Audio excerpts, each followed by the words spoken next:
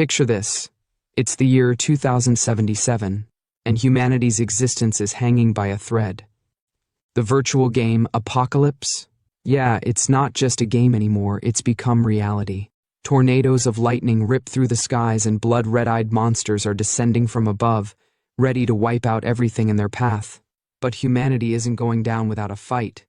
People are awakening supernatural abilities, stepping up with courage to protect what's left of the world. In the middle of all this madness stands our protagonist, Xiao, the richest guy around, and someone who's got both power and devotion. Scene 1. Xiao's love for Qin Yanran knows no bounds. Monsters are everywhere, but he's focused on keeping her safe. He looks her in the eyes and promises, "Don't worry, Yanran. I've spent a fortune hiring 10 experts to help you level up, making sure you get the best." But wait, Xiao doesn't stop there. Oh no, my guy is all in. He spends an insane amount of money on a divine artifact just for Qin Yanran, pulling out every stop to ensure her safety and growth. Thanks to his efforts, Qin Yanran becomes a god-tier powerhouse in Dragon Country, wielding her divine artifact like a boss. Fast forward, and now it's time for the big moment, Xiao and Qin Yanran's wedding. Everyone's gathered to witness this so-called match made in heaven. From the crowd, someone gushes, so envious. They're truly perfect for each other. Meanwhile, another girl dreams aloud, a rich and devoted man like Xiao. If only I could meet one. Only to get roasted by her friend. You keep dreaming. And then it happens. The moment that makes this manhwa a masterpiece of betrayal. As Xiao, brimming with love, romantically asks, "Yanran, will you marry me?" She smiles, but it's not the smile of a happy bride. Nope. It's the smile of pure evil. She pulls him in for a hug, whispers in his ear, "I won't." And before Xiao can even process the words, bam! She rips his heart out, literally. Xiao screams in agony as Qin Yanran laughs maniacally, "Ha ha ha! Ha ha ha!" But wait, it gets worse.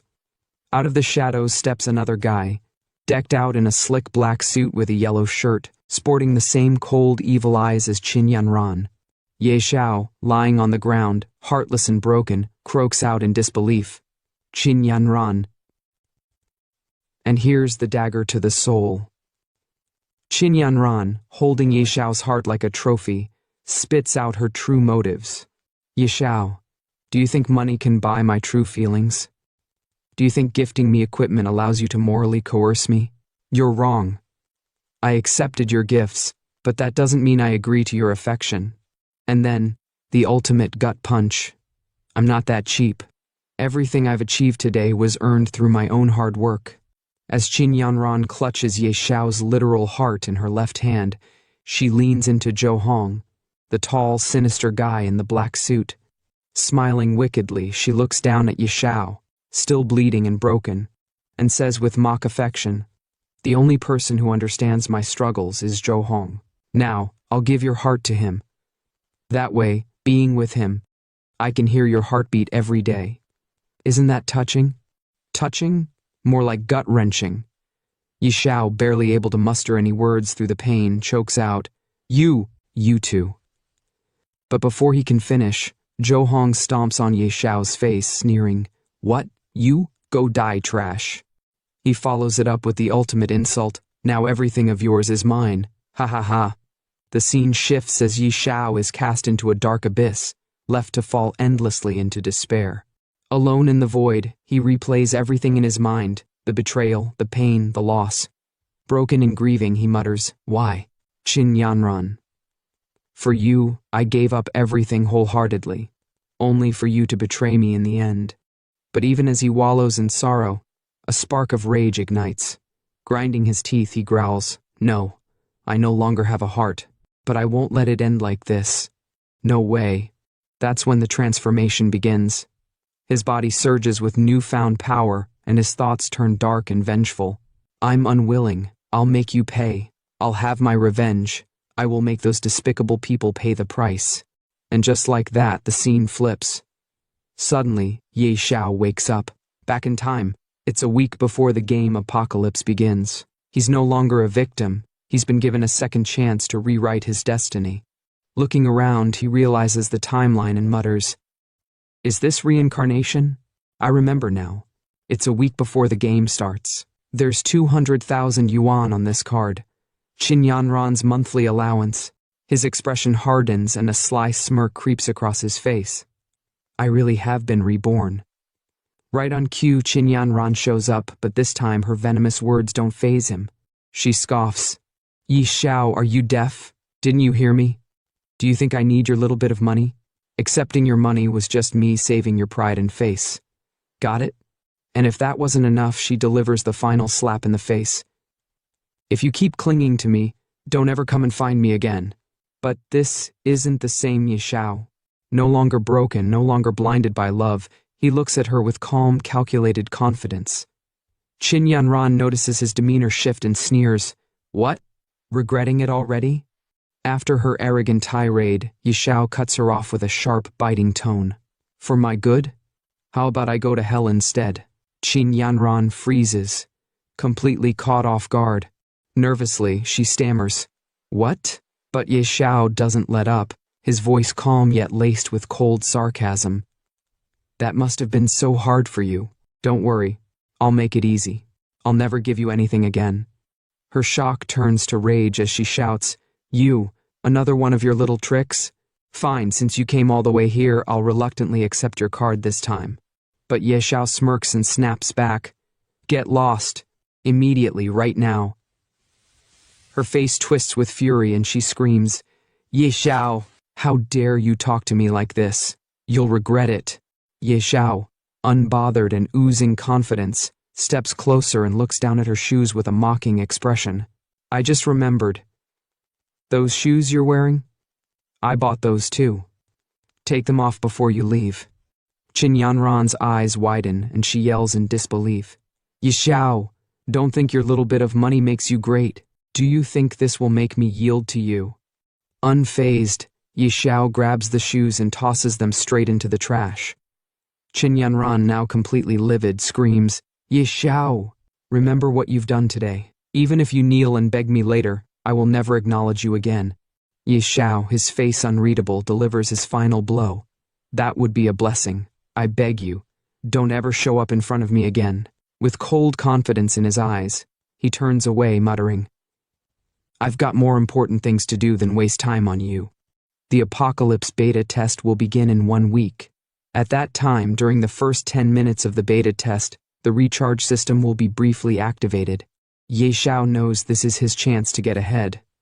Picking up his phone, he dials someone important. "I need to gather enough funds before the test begins." On the other end of the line, a sharp and professional voice answers, "Hey, isn't this the legendary romantic? Why the sudden call?" It's Yilin, a businesswoman known for her ambition. Ye Xiao doesn't waste time. "Hey Yilin, you've always wanted my shares, right? 20 billion all at once. Do you want them?" Yilin, stunned by the offer, nearly drops the phone. "What? Did I hear that right? You're selling your shares?" Without missing a beat, Yi Xiao replies with absolute certainty, 20 billion, not a cent less. Complete all the paperwork within 5 days and transfer the money to my account.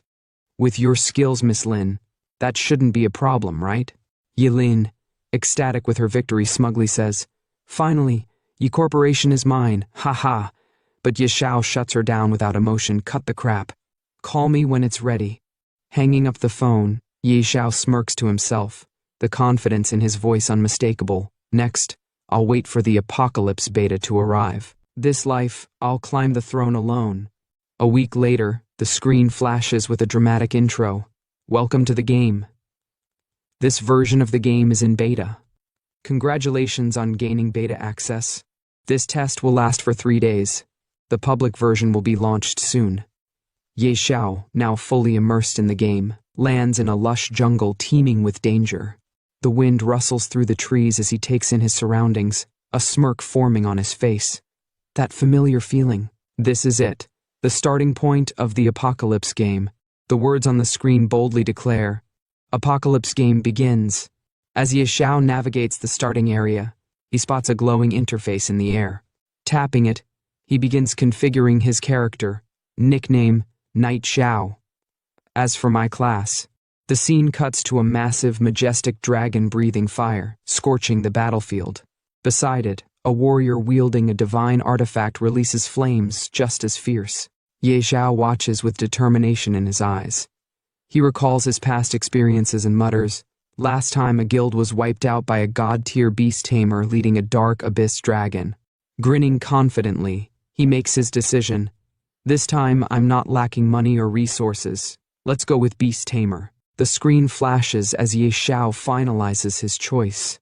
His expression shifts to one of absolute determination, and he clenches his fist with newfound resolve. "Ha ha!" he laughs, the fire in his eyes unmistakable. Now comes the most important moment. With a swift tap, Ye Xiao pulls up the recharge menu. The screen lights up with top-up options, and without hesitation, he selects the highest tier. Let's see who dares to stand in my way this time. The stage is set, and Ye Xiao's rise to domination in the Apocalypse game has officially begun. The screen flashes a congratulatory message. "Congratulations, your recharge was successful. 20 billion gold coins have been credited." As the coins and cash rain down around him, Ye Xiao's face lights up with excitement. "Haha, amazing. 20 billion in, and within 3 days. The value of these coins will multiply tenfold." But just as he's soaking in the glory of his newfound wealth, another message appears on the screen. "Congratulations, you're the first player to recharge over 1 billion. The system has unlocked a unique hidden profession reward." A new message pops up. "Hidden profession identified, automatically merging." Ye Xiao's excitement turns to confusion as he watches the screen. Huh? A dark figure with glowing red eyes appears before him.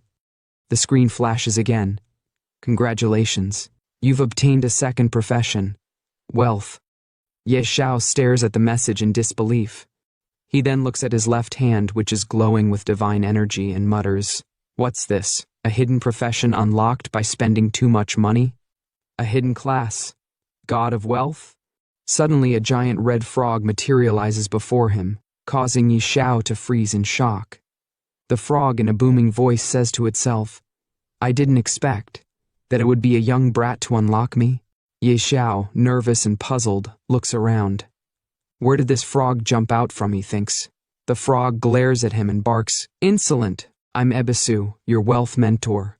You're the 709th god of wealth under my training." Ye Xiao's mind races as he tries to process the absurdity of the situation.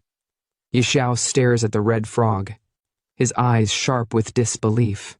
He mutters under his breath, "A toad as a wealth mentor? Do you think you're selling financial products?" The frog responds with a booming voice, "Beat, I'll show you what real wealth is." As the frog speaks, a series of messages pop up on the screen, each detailing Ye Xiao's new abilities. Innate talent. Wealth. Rolling in LV1. The most basic ability of the wealth god is to generate wealth.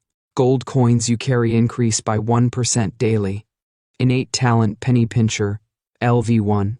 As a wealth god, you reject all losses. Upon death, your gold coins and items will not drop. Innate talent. Extraordinary luck. LV1. They say money brings good fortune. You possess immense wealth and excellent luck. Innate talent, unmatched charm. LV1. Even the ugliest person becomes handsome with generosity. You are incredibly charming. Charm plus. Innate talent power of the wealth god. LV1. As a god you possess divine power. For every 1,000,000 gold coins spent on a random attribute point, up to 100 points daily. Ye Xiao is completely stunned by the overwhelming abilities. His eyes widen, and he exclaims, "What the heck?" After taking in the immense power he now holds, Ye Xiao begins to process everything. No wonder it's a hidden class, so many innate talents, but none of them seem offensive. The frog responds, "You just don't get it. Any one of these wealth god talents can bring immense riches." Ye Xiao ponders this as he looks at one of his abilities. Innate talent, wealth rolling in LV1. The most basic ability of the wealth god is to generate wealth. Gold coins you carry increase by 1% daily. Wealth rolling in? Gold coins. That means with my current wealth of 2.2 billion, I'd earn an extra 22 million daily. The frog adds, And with the power of the wealth god, you could earn 22 free attribute points daily. Do you realize what that means? The screen pops up again with another message. Innate talent, power of the wealth god. You possess divine power. For every 1,000,000 gold coins spent, plus own random attribute point, up to 100 points daily. Xiao, now fully grasping the magnitude of his new abilities, picks up the red frog with a confident smile and declares, "Damn, this wealth god class is too overpowered. In my last life, I spent all my money on Qinyanran. In this life, as a wealth god, I'll show the world the true meaning of money power." The frog, visibly angry, yells, "Beat! Put me down now." Xiao laughs and clicks the enter button on the screen. They both enter into the game area, and Xiao exclaims with excitement, "With this golden finger, why wait to grow stronger? Straight to the newbie village." As Xiao and the red frog land on the ground of newbie village flower plains, the frog lets out a loud "ouch" after hitting the ground. Xiao, still trying to get his bearings, looks around and says, "Looks like the server just opened. Not many people here. Perfect time to grow quickly."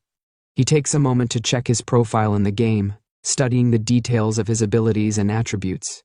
Turning to the red frog, he says, "Starting as a beast tamer is dozens of times harder than other classes. Early on, you can't tame powerful beasts. To grow quickly, I need to think of a strategy." The red frog, now perched on Xiao's shoulder, looks down at the screen and responds, "Choosing beast tamer was reckless. You don't even start with a weapon. You don't understand. Beast tamer has the highest potential and the most growth."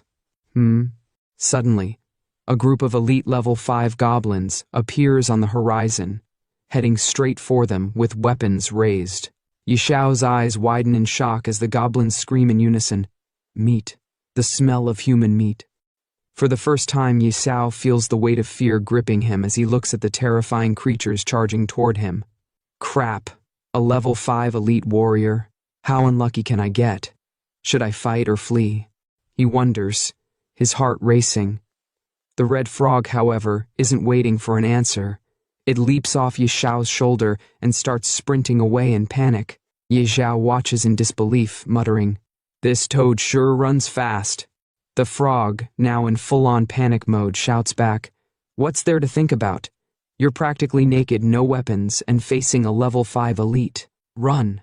With no choice but to follow suit, Xiao starts running, his legs pumping as fast as they can carry him. The goblins, relentless in their pursuit, yell after him, "Food, stop running!" In a moment of desperation, Xiao looks around, hoping for some help. "Crap, someone save me!" He cries out, but all he hears is the sound of the goblins' laughter echoing behind him. After narrowly escaping the elite goblins, Xiao and the red frog finally make it to the main city, both exhausted and gasping for breath. Xiao looks around, relieved to have made it this far, and mutters, "Finally made it to the main city. That was close. Almost died at the start.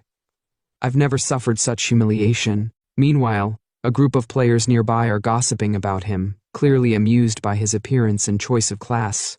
One of them remarks, "Huh? Someone actually picked Beast Tamer?" Another one snickers and says, "Yeah, unbelievable." "And their beast is... Your beast is a toad?" Xiao, already on edge, snaps back, "You are the toad. Your whole family are toads." He storms off to the side, but the insults keep coming. "Ha ha! This beast tamer is hilarious. Right?" And he tamed a toad. Trying his best to ignore them, Xiao marches forward, but the red frog on his shoulder, ever the troublemaker, says, "There are beast eggs for sale in the city. Go buy one, brat." Xiao, not interested in settling for anything ordinary, replies confidently, "I'm not settling for any ordinary beasts." The red frog, a little confused, asks, "What do you want then?" They continue walking toward their destination, the Supreme Hall. The red frog warns him, "Are you crazy? At level 1, why come here? Only level 100 plus players can hire guards here." But Xiao remains determined, brushing off the frog's concerns. "Stop talking. I know what I'm doing. Let's go." They reach the entrance to the Supreme Hall, but just as Xiao starts to ascend the stairs, someone suddenly stops him. A deep voice calls out, "Wait!" Xiao turns to see a grand archmage standing in front of him, blocking his path. The archmage, holding a divine artifact, looks down at Xiao and says, "Young man, this is not a place for you. Return when you've trained more. Only with the City Lord's recommendation letter can the doors to the Supreme Hall open for you."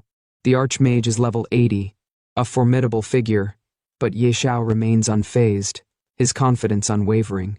No wonder this place is so grand. Even the guard is a level 80 archmage. With a grin, Xiao looks up at the archmage and says, "Honorable archmage, I don't have a recommendation letter." The archmage responds curtly, "Then leave. The Supreme Hall is the Empire's pride, not for someone like you." Unbothered, Xiao smirks and responds, "I don't have a letter, but I heard the archmage recently lost something. I've come to return it." The archmage, now suspicious, narrows his eyes and asks, "Something? What thing? Don't try to fool me." As the conversation between Xiao and the archmage continues, Xiao decides to demonstrate the power of his wealth. He casually points and says, "Archmage, look over there." The archmage turns around, confused, but his expression changes when he sees gold coins scattered near his feet. Xiao continues, "Archmage, over there too. Behind you, more coins. Archmage, do you like them?" The archmage, his eyes wide with surprise and joy, bends down and scoops up the gold coins.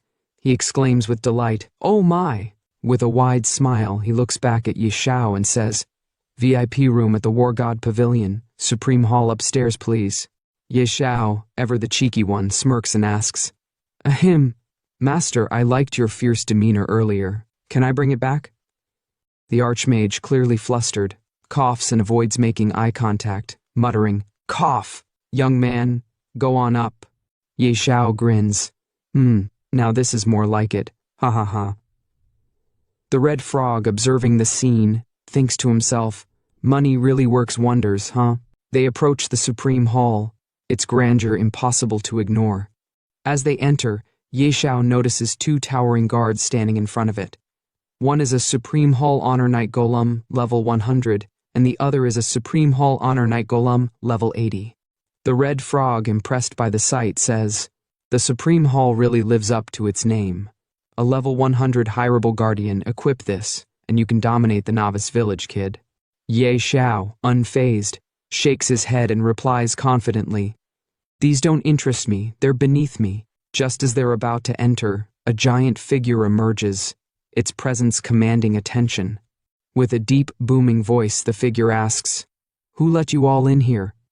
The screen flashes with the words, "Berserk Blood Warrior." Xiao, unbothered by the intimidating figure, responds calmly, "I need to hire a divine-level golem guardian."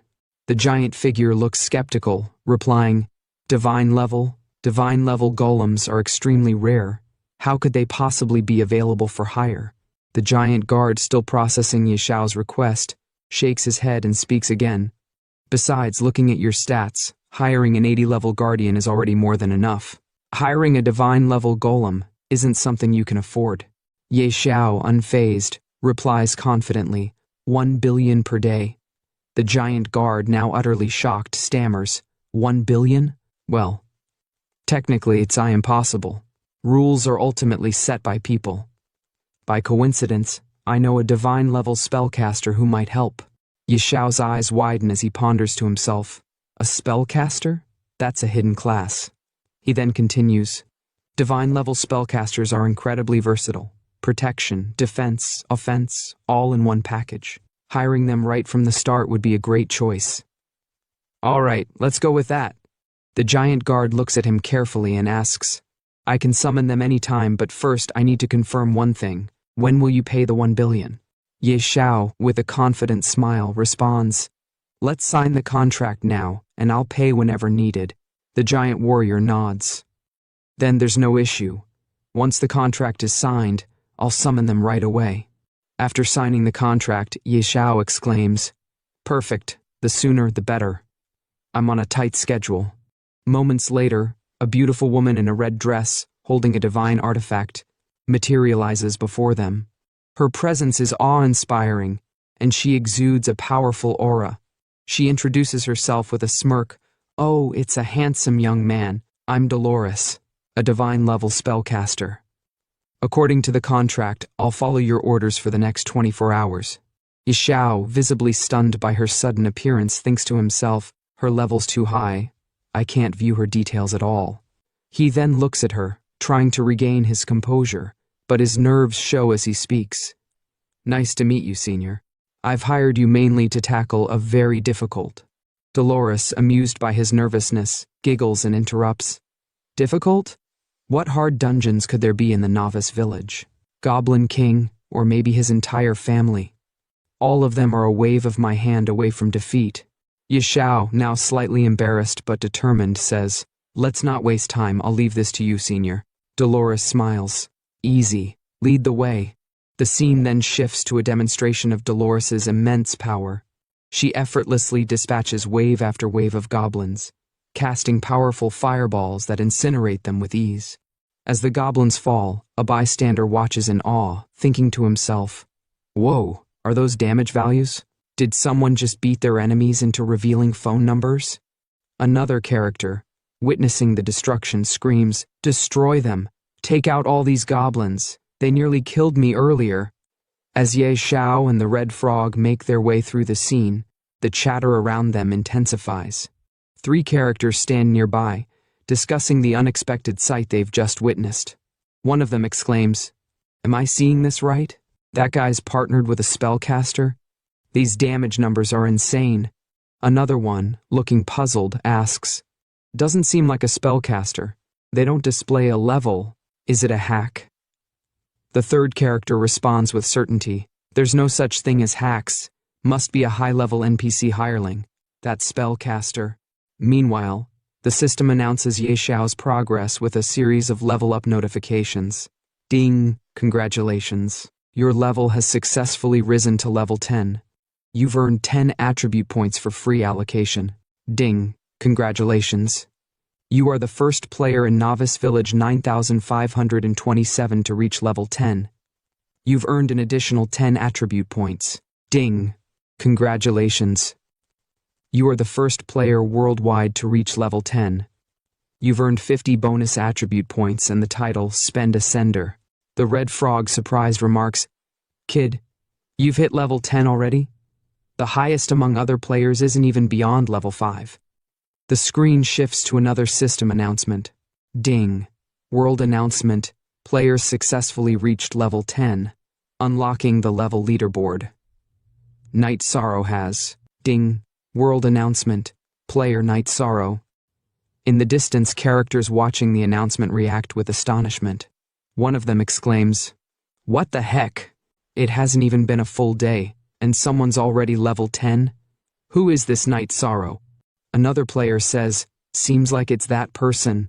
They're absolutely overpowered.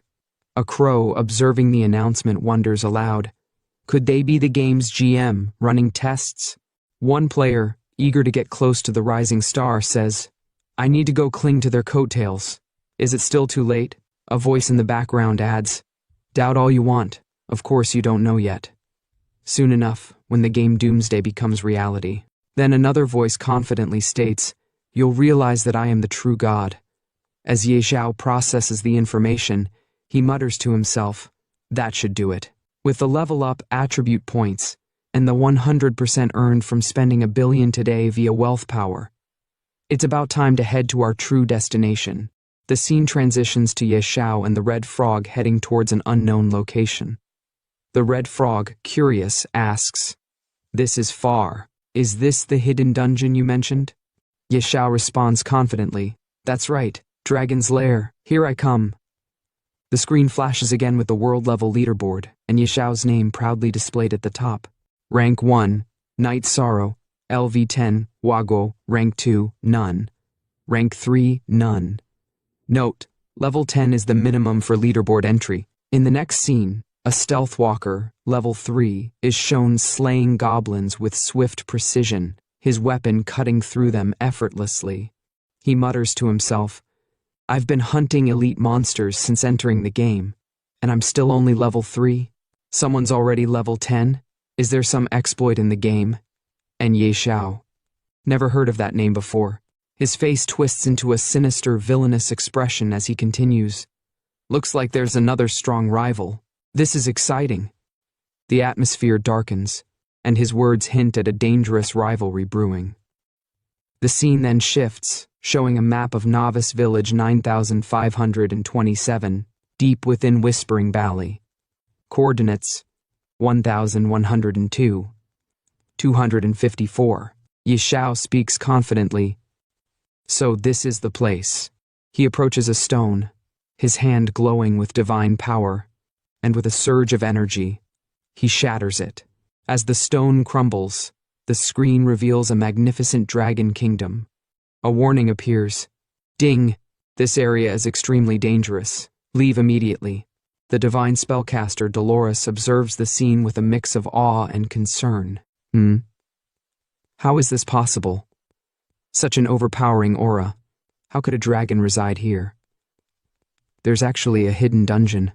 Kid, how did you even find it? She pauses, clearly uneasy. If it's a dragon, I'm not confident I can handle it alone. Xiao reassures her, his confidence unwavering. I'm not dumb enough to fight a dragon. Let's go in and take a look first. As they enter the dungeon, Xiao begins explaining the history of a past adventurer. Years ago, a level 100 berserker accidentally triggered a hidden quest to explore the dragon's lair. He discovered the dungeon entrance was actually hidden in Novice Village. At the time, no one believed him. Everyone thought it was impossible for a high-level dungeon to exist in Novice Village, so he had to venture in alone. He never returned. The Red Frog, intrigued, asks, "So how did you know?" Xiao grins. "I bought his battle footage at a high price, and discovered there's a rare dragon egg inside this dungeon." The spellcaster grows nervous, her eyes widening in disbelief. Stealing a dragon egg? That's harder than slaying a dragon. Kid, are you messing with me? The frog echoes her concern. What? A dragon egg? Don't tell me you're actually planning to steal it. Despite their doubts, Xiao remains as confident as ever. Sister Tao, you're a god-tier sorceress. Don't be so modest. He gives his explanation. Look, it's just a dragon. Sister Tao, the great god-tier sorceress, could take it down in seconds. The screen flashes with a new skill. Skill, Holy Judgment Radiant Dragon Tier.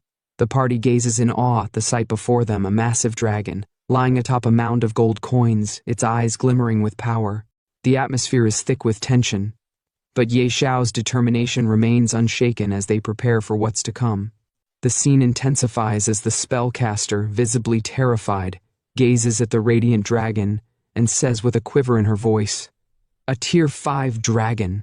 Good thing I brought a teleport scroll." The Red Frog, equally anxious, quickly chimes in, "You go in first. I'll wait outside the cave." Xiao, ever the confident hero, looks to the spellcaster and asks, "Sister Tao, do you think we can manage?" She looks back at him with concern, shaking her head. A tier 3 dragon alone could destroy an entire guild. This radiant dragon is one of the top tier dragons. We have less than a 1% chance. But Xiao, unfazed by her words, maintains his focus on the dragon's egg. That sounds terrifying. This dragon egg must be even more valuable than I thought. I have to get it. The spellcaster, now clearly terrified, exclaims, "Not a chance, I'm out of here." Xiao, not backing down, tries to persuade her with an offer. "Sister Tao, I'll pay you double the commission." Her resolve doesn't waver, though, as she responds, "Even doubling the pay won't help. It's not that I don't want the commission, but we just can't beat it." Xiao, ever the strategist, insists, "We're not actually fighting it. Just buy some time."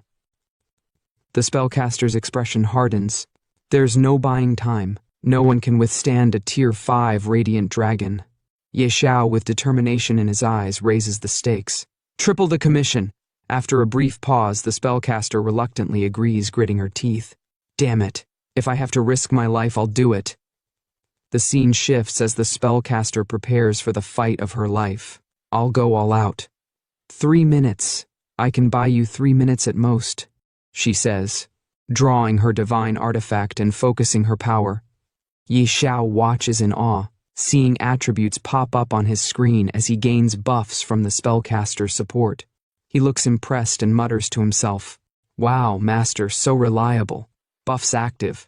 A little preparation is key to surviving in this world." The spellcaster shouts at him. "Buff duration is 3 minutes. The rest is up to you." Ye Xiao responds with admiration. "Incredible. As expected of a god-tier sorceress. Truly terrifying." The battle begins as the spellcaster faces the radiant dragon head-on. "Wretched beast. Normally I'd fear you, but for these 3 minutes even you will bow before me," she declares, her voice filled with defiance. With a swift motion, she unleashes a powerful skill, Ice Arrow, sending a chilling blast toward the dragon. The ice arrow strikes the dragon, momentarily freezing it, buying Ye Xiao precious seconds to carry out his plan. The fight intensifies, and the clock is ticking as Ye Xiao prepares to steal the dragon's egg, with the spellcaster doing everything she can to hold the beast at bay. The tension builds as Ye Xiao, holding his breath, creeps closer to the radiant dragon's egg. "Shh, don't let it notice us, or we're dead meat," he whispers, glancing at the spellcaster who is still holding off the dragon with all her might. The spellcaster, panting, warns him, 1.5 minutes left, I'm running out of steam." Ye Xiao struggles with the egg, trying to lift it, but it's far heavier than he anticipated. Frustrated, he calls out to the frog, "This dragon egg is heavier than I thought. Toad, give me a hand." The red frog hesitates, muttering, "I've never done something this shady before." But before they can make another move, a loud thud shakes the ground, and the radiant dragon's piercing eyes snap open, catching them in the act. "Ouch!" the frog exclaims in panic. The dragon lets out a terrifying roar, sending shockwaves through the air. Ye Xiao and the frog freeze in fear as the dragon's fury ignites. "You useless toad!" Ye Xiao shouts. But the frog, equally terrified, retorts, "How dare you insult me like that, you brat? Run! Stop talking and move." With the dragon bearing down on them, Ye Xiao screams for help. "Sister Tao, help us!" The spellcaster, already exerting herself, responds with urgency. "Ice wall." She casts, trying to block the dragon's assault, but the ice quickly begins to crack under the dragon's power. It's not holding up. Then, with a flash of divine energy, she casts a more powerful spell. Skill. Dragon King's Breath. Her eyes widen as she sees the immense firepower about to unleash from the dragon. "Dragon King's Breath, run!" she yells, taking off. Ye Xiao, in disbelief, calls out, "Sister, why are you running too?" She glances back at him with exasperation. "Of course I'm running. What do you think I am, invincible? I said 3 minutes, didn't I?" The trio scrambles, dodging fireballs and the dragon's wrath, managing to escape just in time. They burst out of the dungeon, gasping for breath. "Gah!" Ye Xiao exclaims, still in shock. "That was close, but we managed to get it." The spellcaster, still breathing heavily, looks at the egg with a mix of awe and apprehension. "Kid, if this dragon egg hatches into a tier 5 dragon, it'll all have been worth it." She pauses, narrowing her eyes. "Don't forget my commission." Ye Xiao grins, trying to reassure her. "Don't worry, you'll get paid." Then, with a determined look, he says, "Now it's time to contract the bee-beast." The spellcaster, a bit more skeptical now, adds, "Let's hope it doesn't hatch into something strange. Otherwise, that 300 million will go to waste." Ye Xiao, annoyed by her negativity, retorts, "Shut your mouth, you jinx." He carefully places his hand on the egg, his eyes focused. Success or failure, it all comes down to this. Don't disappoint me. The egg begins to crack, and with a soft pop, a tiny dragon emerges. It lets out a small, confused sound. "Ah, ah." Ye Xiao stares at the baby dragon, his eyes wide with disbelief. "Huh?" The spellcaster leans in, scrutinizing the hatchling. "This doesn't look like a radiant dragon hatchling." Ye Xiao frowns. "Why does the color seem off?" The baby dragon, now fully out of its shell, blinks up at them. It scales a strange mix of colors that don't quite match the radiant dragon they expected. Ye Xiao and the spellcaster exchange uncertain glances. unsure of what they've just unleashed. Here's part 2 of the manhwa breakdown you've been waiting for. And seriously, a big shout out for all the love and positive vibes on the last video. Y'all are amazing. Keep smashing that like button and showing your support so I can keep bringing this fire content for you. Oh, and yeah, don't forget to obliterate that subscribe button and turn on the notifications. You gotta stay hyped and updated for what's next. And for those who haven't watched the previous video of this series, you can find the link in the description below or click on the eye icon at the top of the video. Now, let's dive into the juicy details of the latest chapter. No nickname yet. Type, Azure Sky Dragon, Mythical Tier. Level, 1 Zeroth, 000%. Base stats, Strength, 500. Constitution, 500. Agility, 500. Spirit, 500. Hold up, did you see that? 500 across the board. This dragon's a beast. Now check out the talents this thing's packing. Absolute suppression. As a mythical tier beast, the Azure Sky Dragon naturally suppresses lower tier creatures, deals plus 30% damage, and takes minus 30% damage from creatures below the mythical tier. Dragon King. As the supreme being of the dragon race, the Azure Sky Dragon suppresses all other dragon-type creatures, deals plus 50% damage to dragons, and takes minus 50% damage from them. Mythical Bloodline. This dragon has an insane bloodline, giving it a robust physique and stat bonuses with every level up. HP regen, 200 sec, mana regen, 200 sec. HP plus 100%, mana plus 100%. Okay, now it's getting real. This dragon's stats are already insane, but we're not done yet. We've got skills that are straight up game-breaking. Earth-shaking Dragon Roar. A group stun skill where the Azure Sky Dragon lets out a thunderous roar that literally shakes the earth. Creatures within a 20-meter radius are stunned for 1.5 seconds, no matter their tier or type. Cooldown, 30 seconds. Mana cost, 2,000. This skill alone could turn the tide of any battle. But wait, there's more. Dragon King's Breath. A single target skill, where the Azure Sky Dragon breathes scorching flames that deal 500% strength as true damage to a locked target. This skill cannot be dodged. Cooldown, 5 seconds. What? This dragon's not messing around. And the final skill? Dragon King's Wrath. Unique talent skill, where the Azure Sky Dragon enters an uncontrollable rage and starts destroying everything. Deals strength plus constitution true damage to all creatures within 50 meters. Cooldown, 30 days. After activation, all stats decrease by 5% permanently, and the dragon falls into a 5-day slumber. Are you seeing this? This dragon's stats are absolutely broken. Xiao's reaction? You know he's flipping out. He's standing there, eyes wide, mouth hanging open, and he just shouts, "Holy crap! These stats are absolutely broken." After witnessing the power of the Azure Sky Dragon, all three of them are left absolutely shocked. He's staring at the stats on the screen, and you can feel his excitement building up like a storm. With 500 strength at level 1, and it's equipped with basic gear, that means its breath attack deals over 2,500 damage. Who can withstand that? Xiao practically yells, still trying to process what he's seeing. This is insane. Then, the frog, who's been quietly observing all this, finally speaks up, and it's like he can't contain his excitement either. "Kid, you've really struck gold this time," he says, shaking his head in disbelief. This frog knows they're onto something huge. And then there's the spellcaster. She's completely mind-blown. You can see the shock on her face as she mutters to herself. That hatchling stats are absolutely ridiculous. Plus, it has immeasurable growth potential. If it matures, its destructive power would be unimaginable. But the most epic part? Xiao is petting the little Azure Sky Dragon, and it's like this moment is straight out of a dream.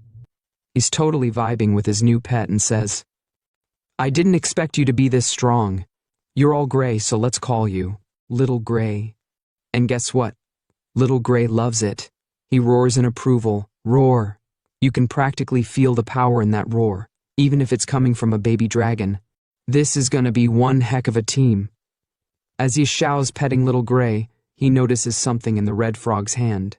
The frog's holding something shiny, something expensive looking, and it catches Xiao's attention instantly. "Huh, Toad, what's that in your hand?" Xiao asks, a little curious about the object. The frog, now called Weebis, snaps back with some serious attitude. "Brat, my name is Weebis, not Toad. He's not having any of that." Xiao, still puzzled, eyes the badge Weebis is holding, and you can see him squinting, thinking, looks like a badge? He touches his chin, deep in thought. And before Weebis can react, Xiao snatches the badge out of his hand, clearly surprised by what he's holding. "Toad, where'd you get this badge?" Xiao demands, his curiosity now at full throttle. Weebis, now looking even more defensive, shouts back, "Give it back, brat. I just picked it up from the dragon's nest." The frog's got some explaining to do, and it's clear this badge has some significance. The moment Xiao snatches the badge, the spellcaster is hit with a sudden realization, and you can see the gears turning in her head. She's staring at the badge like it's some kind of treasure, and then, bam, she finally connects the dots. Could this be the Calamity Tier mark of ferocity? She says, her voice full of awe and shock. And right after, the screen displays the features of the badge, and let me tell you, this thing is no joke. Mark of ferocity. Grade, calamity. Base stats plus 10%. All stats plus 10%. Ferocity's might unique passive. Bearer of the mark of ferocity gains unparalleled strength. All skills trigger critical hits. Base crit rate plus 20%. Crit damage plus 100%. Are you kidding me? This thing's insane. But wait, it gets even better. Ferocity Massacre activates the power of the Mark of Ferocity, instantly dealing 1000% spirit as true damage to a target. This has double critical hit chance, and if that exceeds 100%, the overflow converts to crit damage. 5% chance to trigger instant death. If target HP is below 20%, it guarantees instant death. Cooldown 10 days. Hold up, this badge is straight up broken. Xiao, still holding the badge, can't believe what he's reading. What? Calamity Tier? He mutters to himself, his mind absolutely blown by what he's holding. The spellcaster, who's equally amazed, confirms. Judging by these insane stats, it's definitely Calamity Tier. Yeah, no kidding. This badge is on a whole other level. But of course, the red frog, now known as Weebis, isn't having any of it. He wants that badge back and starts demanding, "Brat, give it back. I risked my life for this." And Xiao? He's not having it either. He's standing there shaking his head in disbelief, and then he drops the bomb. "You risked your life? We almost lost ours because of you. As compensation, I'll borrow this for now." Oh, Xiao's not playing games here. He's getting the badge for himself. But Weebis isn't backing down, and he's not going down without a fight. "Why should I let you borrow it?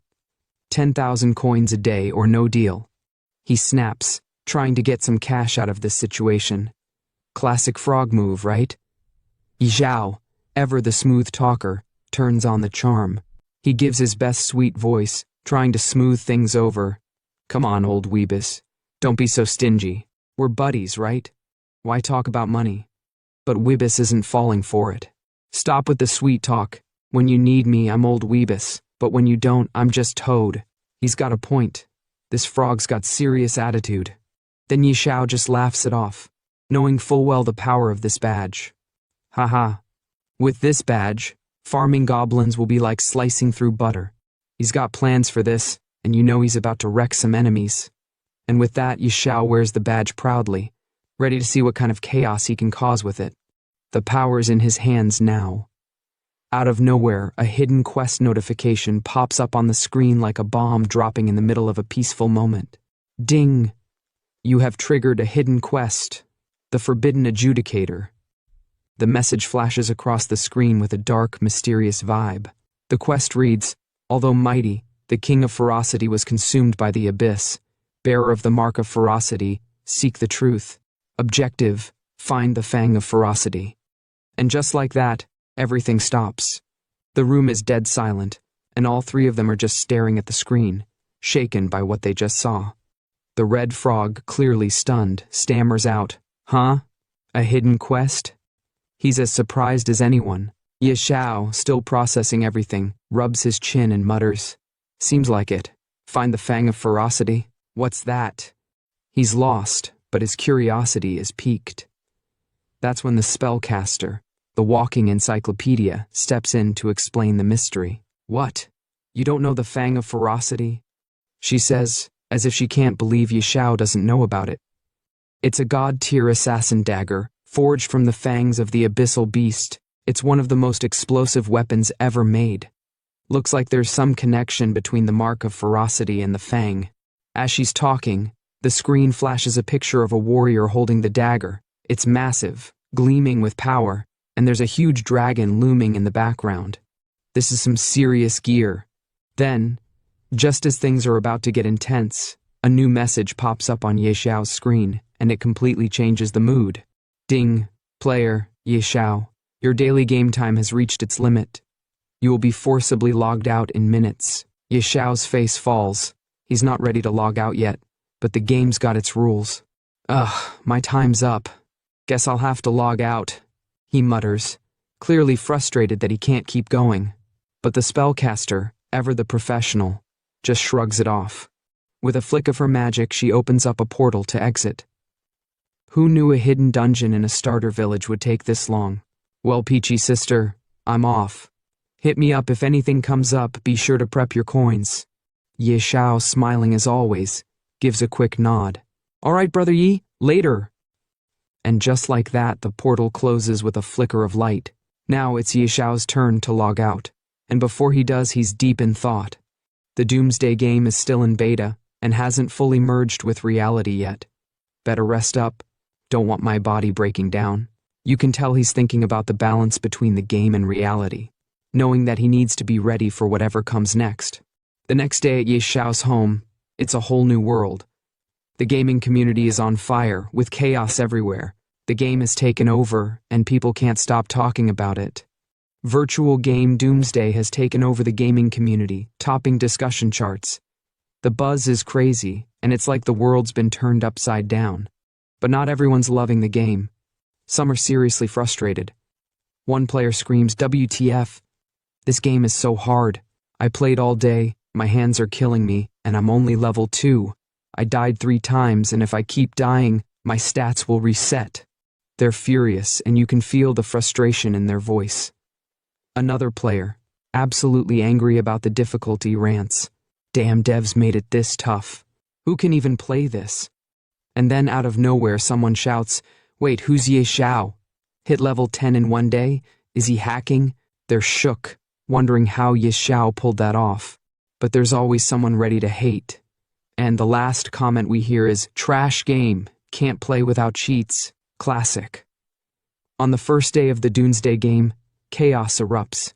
Players are dying after logging out, and hospitals are overwhelmed with victims suffering from organ failure.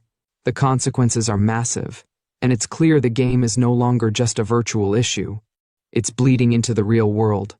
A notification appears. On its first day, Doomsday causes mass player deaths. Many experienced physical symptoms after logging out, leading to hospitalization. Later, organ failure cases emerged among survivors. Governments issued warnings against entering the game. Governments scramble, issuing bans and warnings, but Xiao? He's completely unbothered. He looks at the chaos and thinks to himself, "Huh? Multiple nations banning Doomsday? Pfft, weaklings.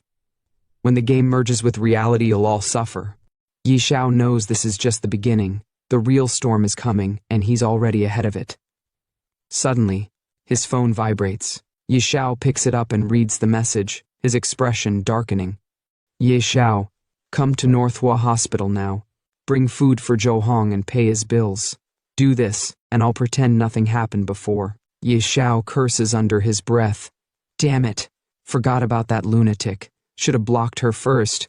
He's clearly annoyed, but there's no escaping it now, he has to deal with it. Cut to the hospital. And Zhou Hong lying in a bed, grinning, while Qin Yanran sits beside him looking smug. Zhou Hong says, "What? You're saying Xiao hasn't contacted you all this time? Now that you suddenly called him, do you think he'll come?" Qin Yanran responds with a sinister smile. Do you think he would dare not come? She knows Ye Xiao's feelings for her, and she's sure he'll show up. Zhou Hong, grinning like a fool, adds, True, he loves you so much that it's in his bones. Once you call, he'll definitely come running. But before they can celebrate, a doctor walks in, delivering a shocker. Patient in room 17, you can be discharged early. Please settle the bill first. Qin Yanran and Zhou Hong are shocked. Why the early discharge, they ask. The doctor answers, Our hospital is now overwhelmed with patients suffering from organ failure, just like you, caused by playing a game called Doomsday. We're currently short on beds. Qin Yanran's face twists with aggression, her voice sharp as she glares at the doctor. What do you mean? Short on beds? Does that mean poor people's lives are worthless? The doctor, clearly feeling the pressure, responds calmly. This is a special situation. We ask for your understanding. Please settle your bill and vacate the bed by the end of the day. But before the situation can escalate further, Zhou Hong suddenly stands up from the bed, brushing off the tension. He looks at Qin Yanran, speaking in a calm but determined tone. All right, Yanran, stop arguing. This game really isn't simple. I plan to get discharged and continue playing. Do you have any money? Help me pay for this hospital bill first. Qin Yanran's expression shifts to something sad, but her voice is calm as she responds. I don't have money.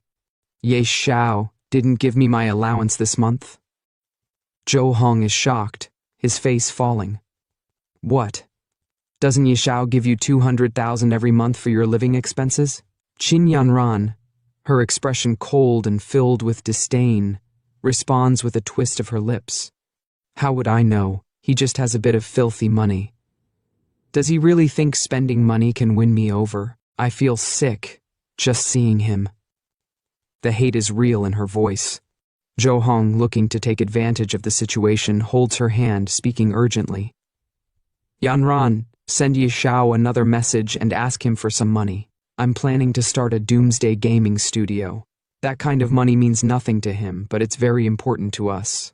Qin Yanran's face twists into something more sinister as she responds with confidence.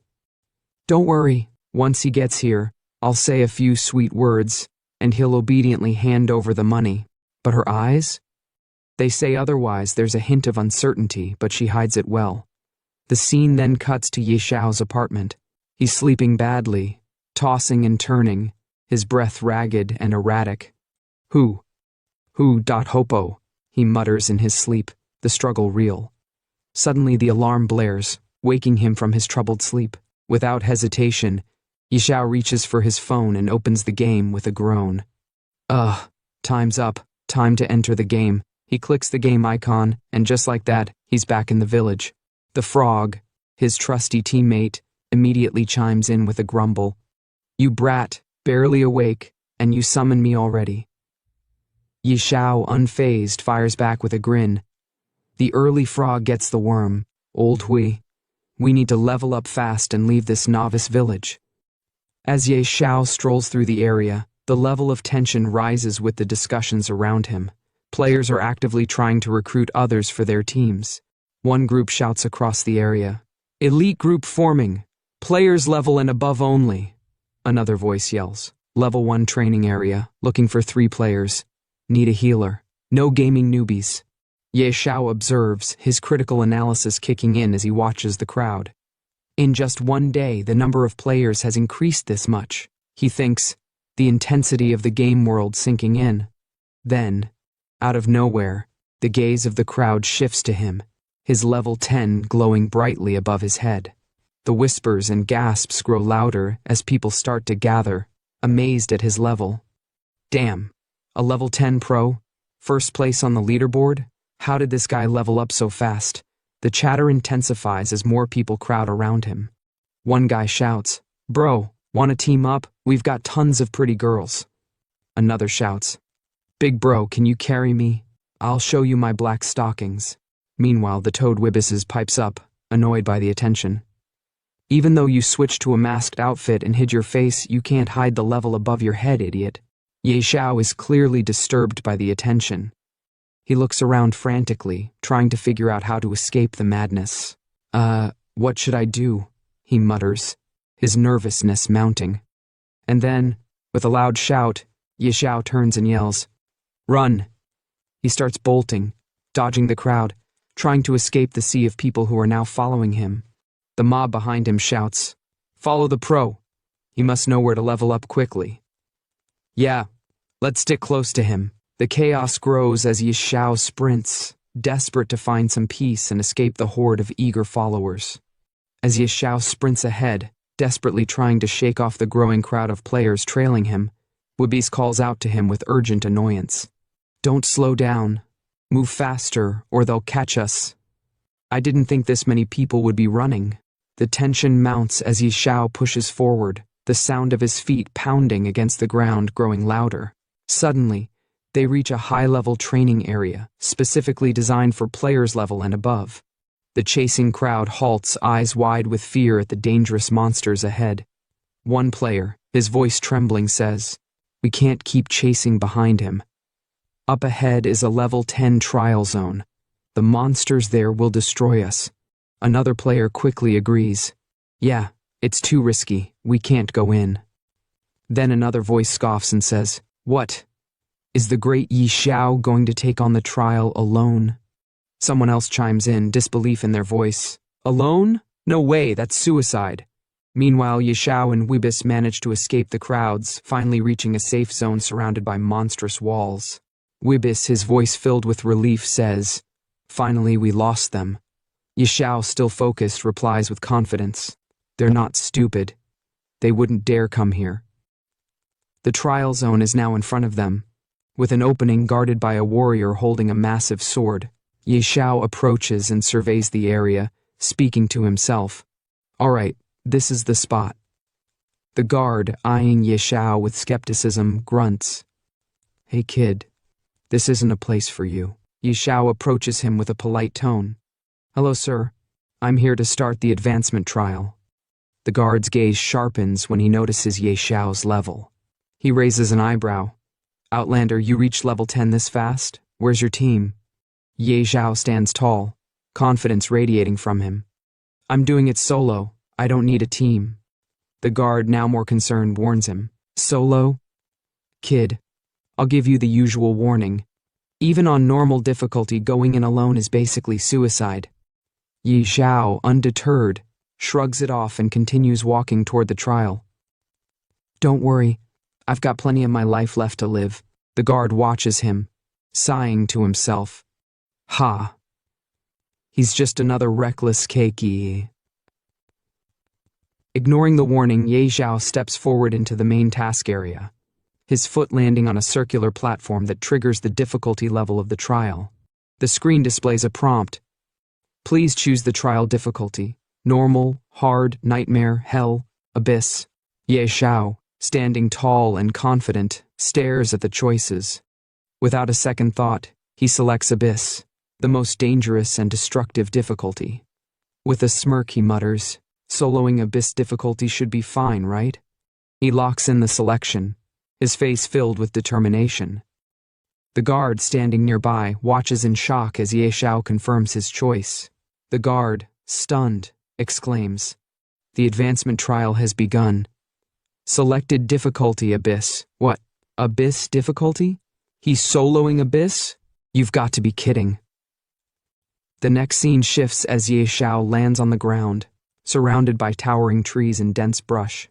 It's clear he's deep in the heart of the abyss trial zone, ready for battle against the strongest monsters in the area. Wibis, ever cautious, calls out to him, "You're only level 10, and you're trying abyss solo? Are you serious?" Xiao, with a smirk, responds, his voice filled with confidence. "You think I can't handle it? Last time I had full bronze gear and an elite team, but we almost got wiped out because I had to carry Qin Yanran." He pauses, his eyes hardening with determination. "This time, I'm here for revenge." Without missing a beat, Xiao summons his mythical beast, the Azure Dragon. He calls out, "Little Gray, come out." A small gray dragon emerges, its eyes gleaming with power. It responds with a playful bark. Woof! The trio, Xiao, Weebus, and Little Gray, head deeper into the dense jungle. Xiao, walking with purpose, speaks to himself. With Little Gray, what's there to fear? He's a mythical grade beast. But suddenly, the atmosphere shifts. From the tall brush, a pair of terrifying eyes watches them closely. Xiao's instincts kick in as he notices the movement in the underbrush. He whispers, "Something's moving. Stay alert." The tension rises as the scene prepares for the inevitable clash with the abyssal monsters lurking in the shadows. As a massive, terrifying figure emerges from the shadows, a mutated snow wolf, its eyes filled with ferocity, the creature steps forward, its presence radiating danger and aggression. The screen then displays the snow wolf's stats. Savage snow wolf mutated, level 10, HP 5000, MP 5000, Strength 300, Constitution 500, Agility 300, Spirit 500, Passive unknown, Description: a mutated abyss creature capable of total destruction. Once it locks onto you, it's as if death itself is coming.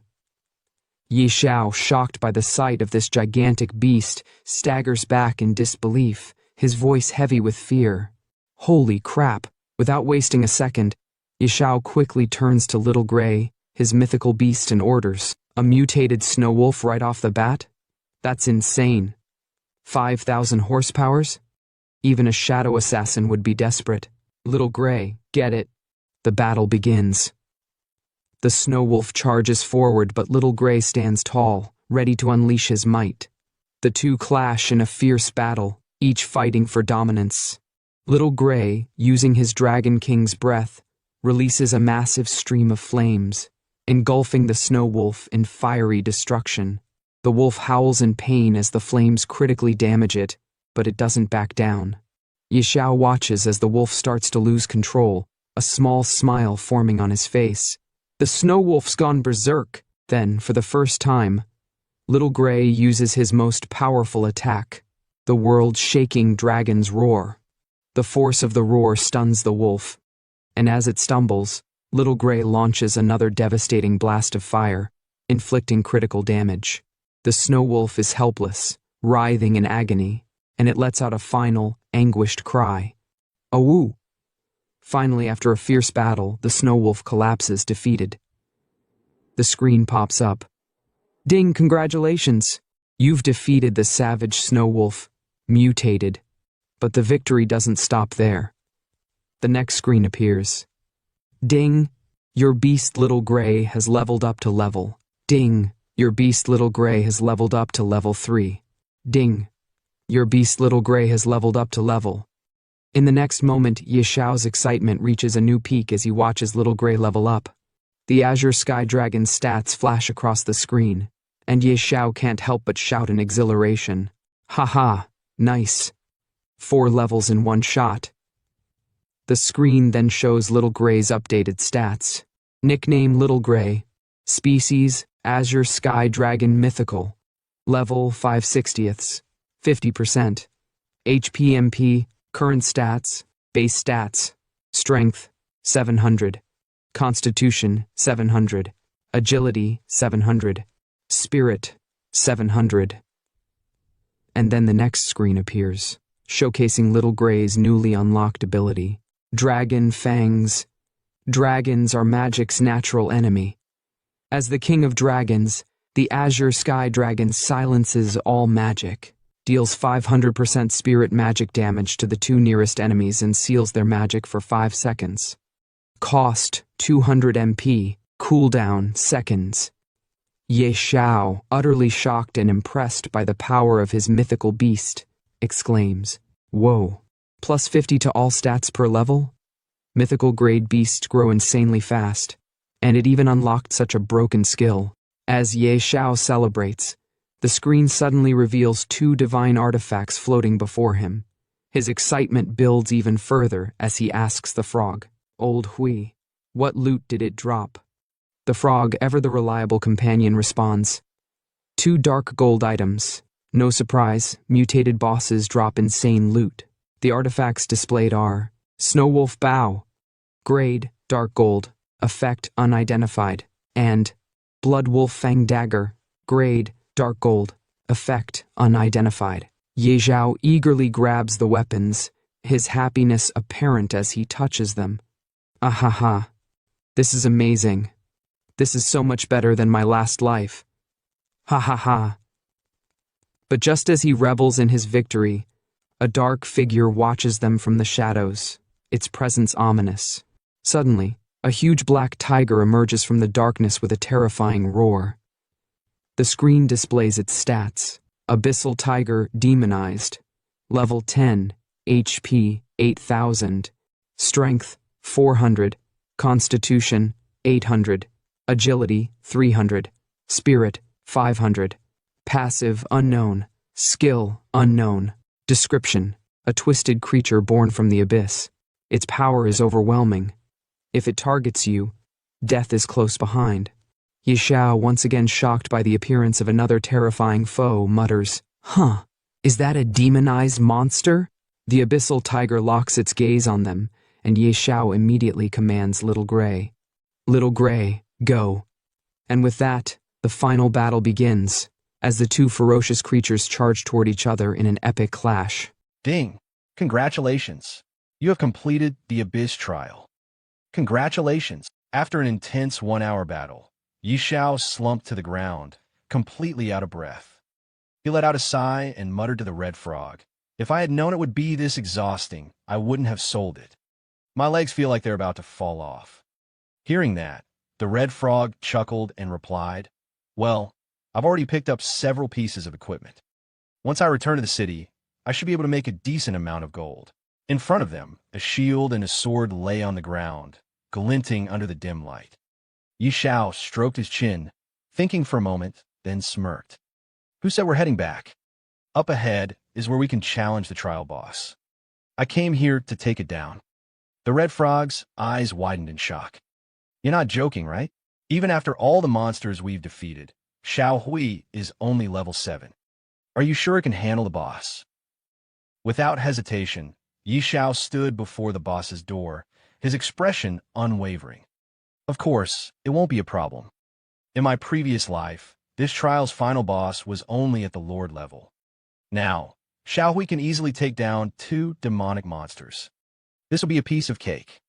Yi Xiao stood in front of the massive door, extending his hand toward it while his pet dragon, Xiao Hui, circled above his head.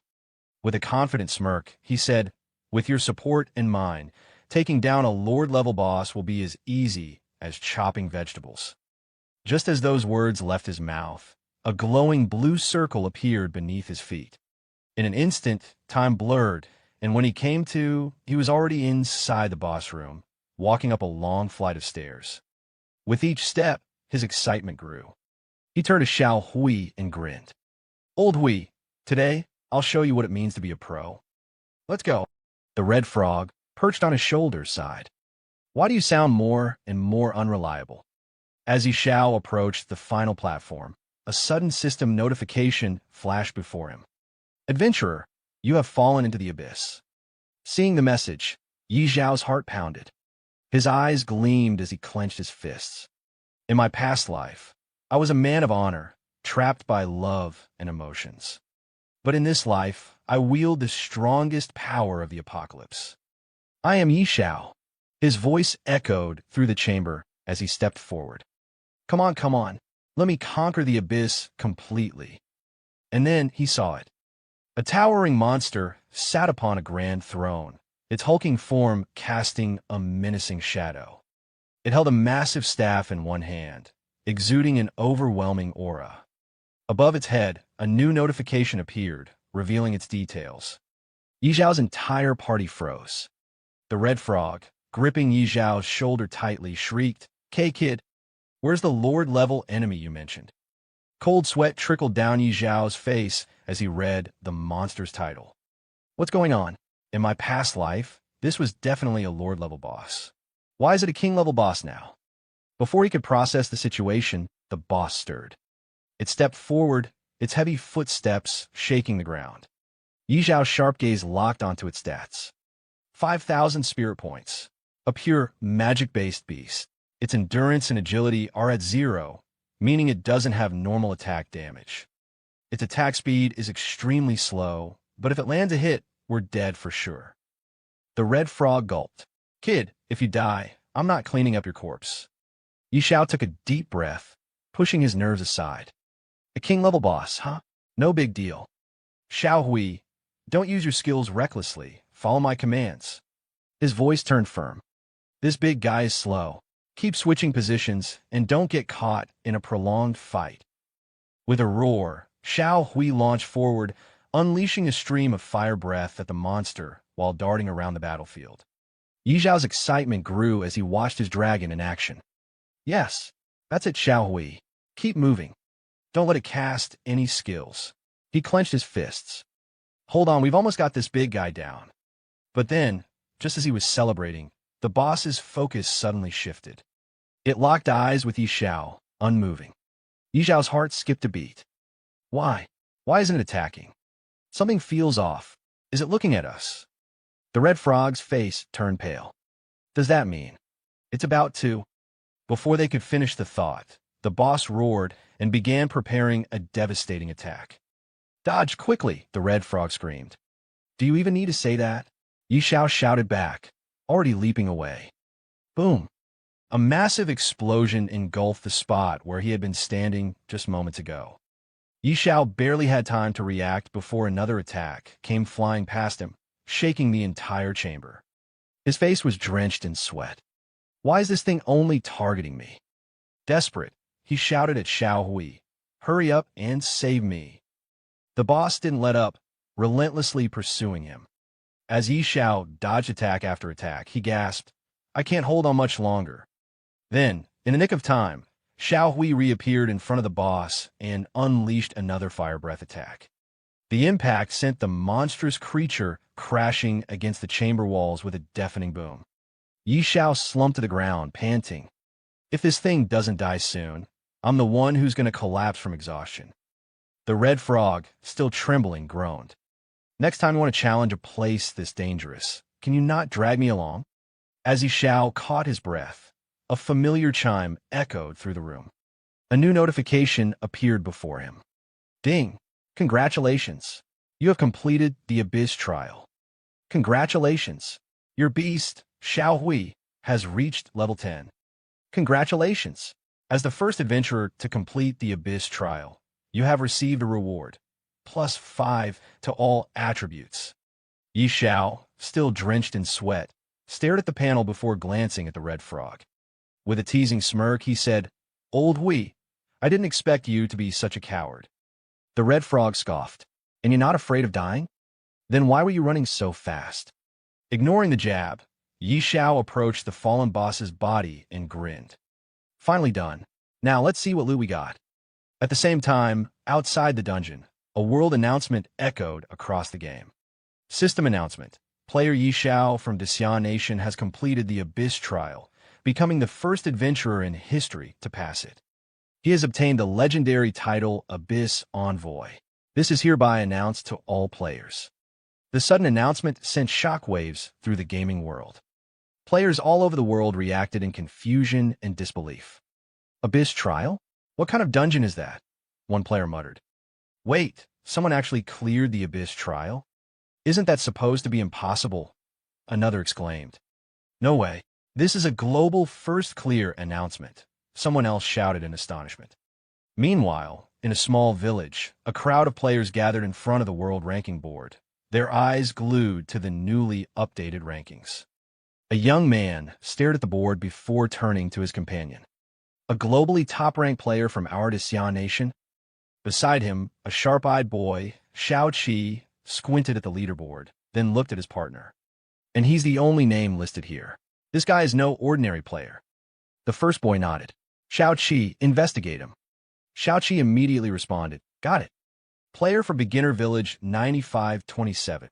Based on analysis, he's likely from Jiang City. Hearing that, the boy's expression turned serious. Jiang City? Send someone immediately to investigate. A blonde-haired man standing behind them saluted. On it. At the same time, in front of another ranking board, a young couple stared at the leaderboard in shock. Someone's already level 10. And it's only the second day, the girl murmured. Her boyfriend scoffed. Not just that, he's from the same beginner village as us. That couple was none other than Yin Ran, Yi Zhao's ex-girlfriend, and her new boyfriend. The boy's eyes gleamed with ambition as he turned to Yin Ran. Yin Ran, if we can connect with this pro player and form a team, we'll definitely rise to fame. By then, even rich second-generation kids like Yi Xiao will only be able to look up to us. Yin Ran folded her arms, unimpressed. Do you really think being good at a game will help you reach the pinnacle of life? Of course, the boy insisted. You have to trust my judgment. His expression turned slightly panicked as he inched closer to her. By the way, didn't I ask you to invite Yi Xiao to join the game and help us level up? He's rich and a gaming expert. We'd skyrocket in no time.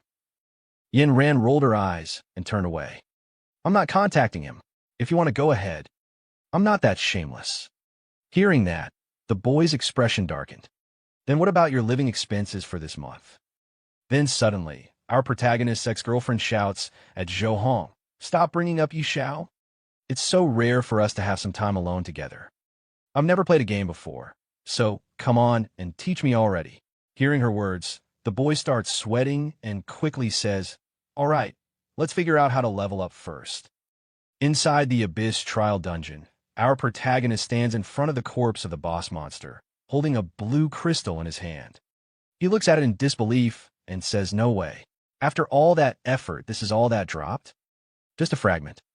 A system notification appears. Abyss stone fragment. Grade unknown, unidentifiable. Seeing the notification, he frowns. A fragment? I've never seen this thing in my previous life. Shaking his head, he turns toward the exit. Forget it. I'll find someone to appraise it later. The important thing now is that I've passed the trial. Leaving the beginner's village and heading to the main city is my priority. Let's go. Suddenly, he appears in front of the Abyss trial guard. The moment the guard sees him stepping out of the portal, his eyes widen in shock. Impossible. Absolutely impossible. Someone actually cleared the trial? And it was Abyss difficulty. Not wanting to waste time, our protagonist looks at the guard and commands, connect me to the main city now. I need to leave this beginner's village. The guard, still in disbelief, quickly summons a door in front of him and says, got it. Then, looking at him with admiration, he continues, respected warrior, congratulations on passing the trial. You are now granted a guide token, allowing you to freely enter and leave the main city. Hearing the guard's words, our protagonist responds respectfully, thank you. Much appreciated. The guard then hands him a box and adds, additionally, since you clear the Abyss level advancement trial, you are entitled to an epic item, Badge of Valor. Looking at the box, our protagonist's eyes gleam with excitement. Not bad, a commemorative item. He picks up the badge inside the box and examines it. All attributes enhanced. Not bad at all. A notification pops up. Badge of Valor. Description: proof of a hero. Only those who clear the Infernal level trial are qualified to receive it. This is the highest honor. Base stats, plus 20. Charisma, plus 3. Satisfied, our protagonist walks toward the summoned door. Before stepping through, he looks at the guard and says, Little Gray, Old Hui, keep up. Main city, here we come. In an instant, he is teleported to Wild Leaf Main City, appearing in the middle of a quiet town. Looking around, he comments, wow, it's so empty.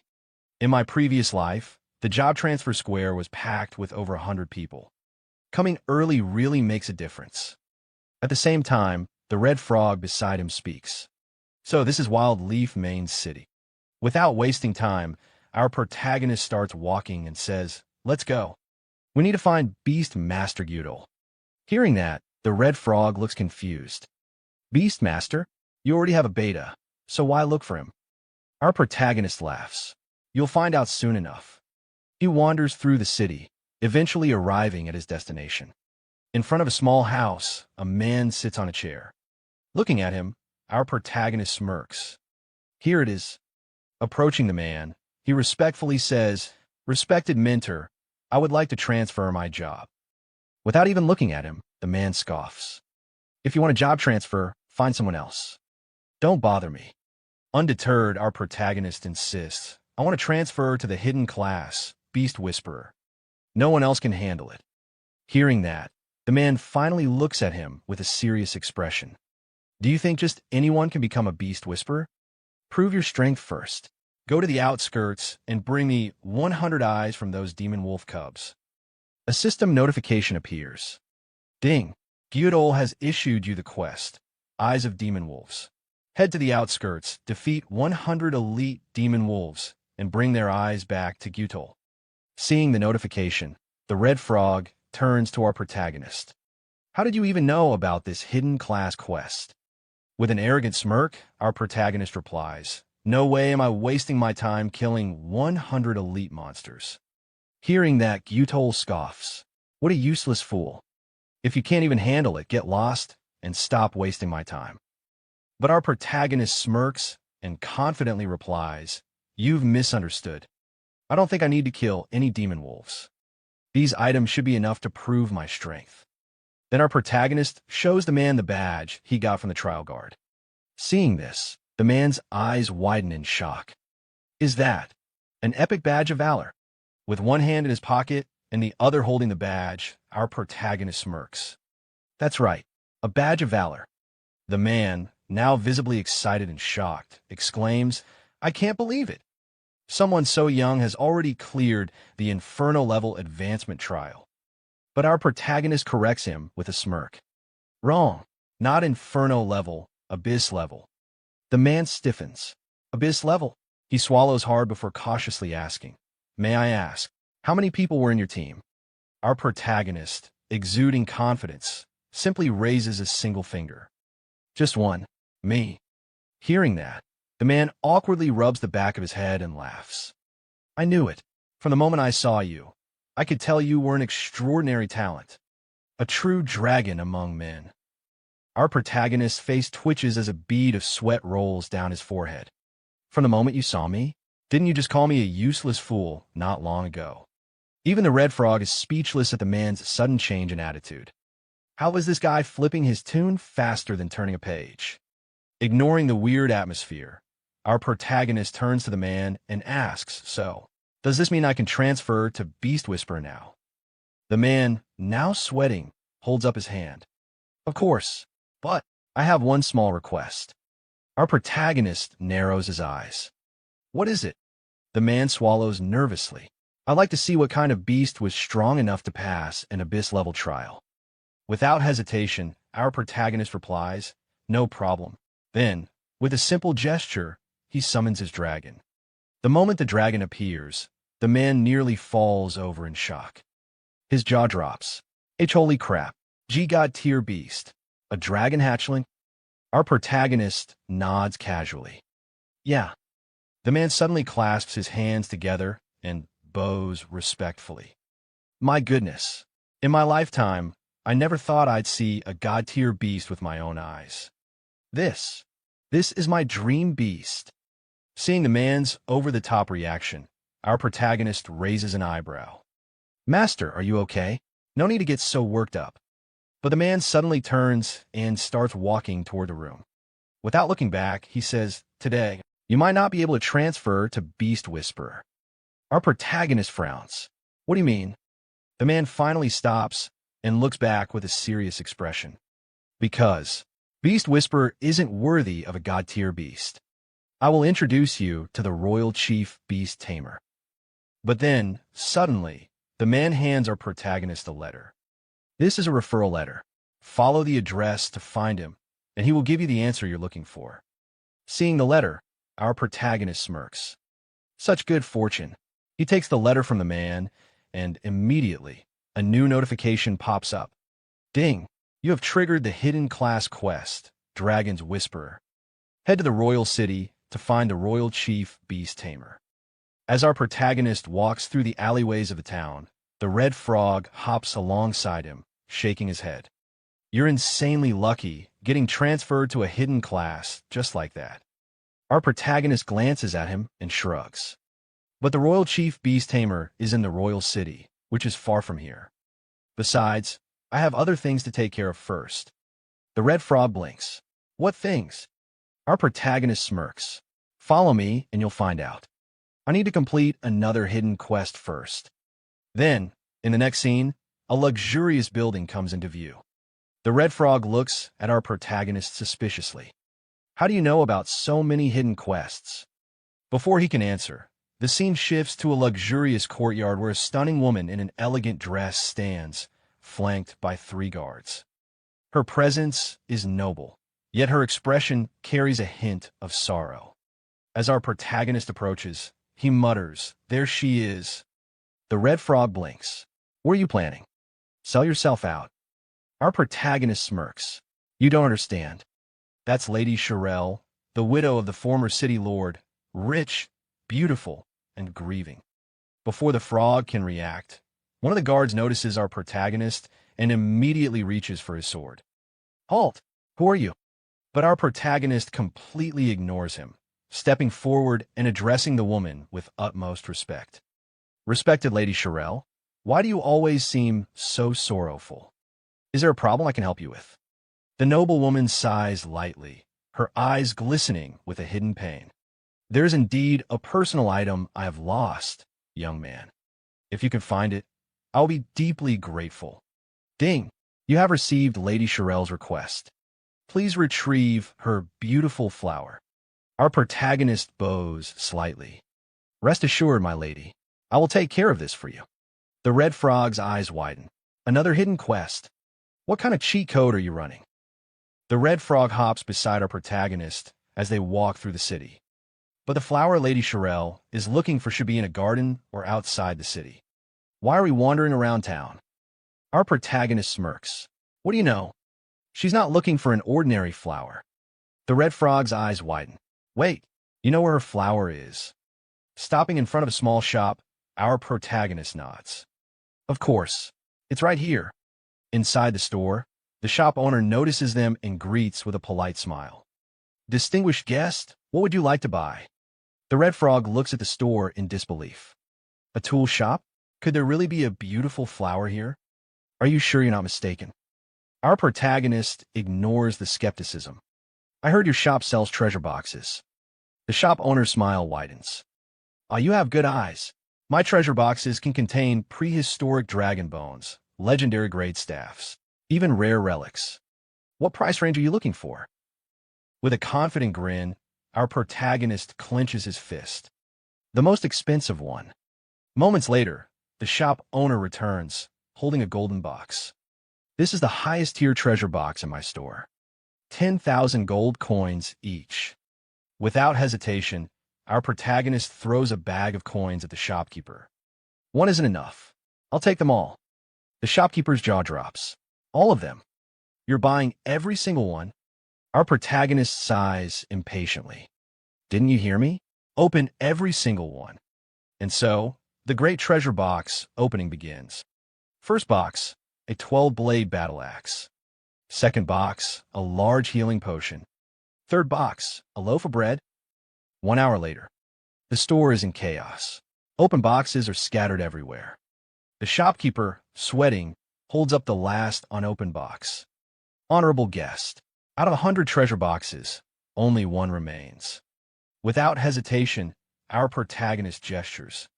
"Open it." The box lid creaks open, revealing a crystal rose. Ding! You have obtained beautiful flower. Our protagonist wipes the sweat off his forehead. Finally, it really is a beautiful flower. Grabbing the rose, he turns to his companion. "Laowi, let's go." Scene transition, a majestic bathroom.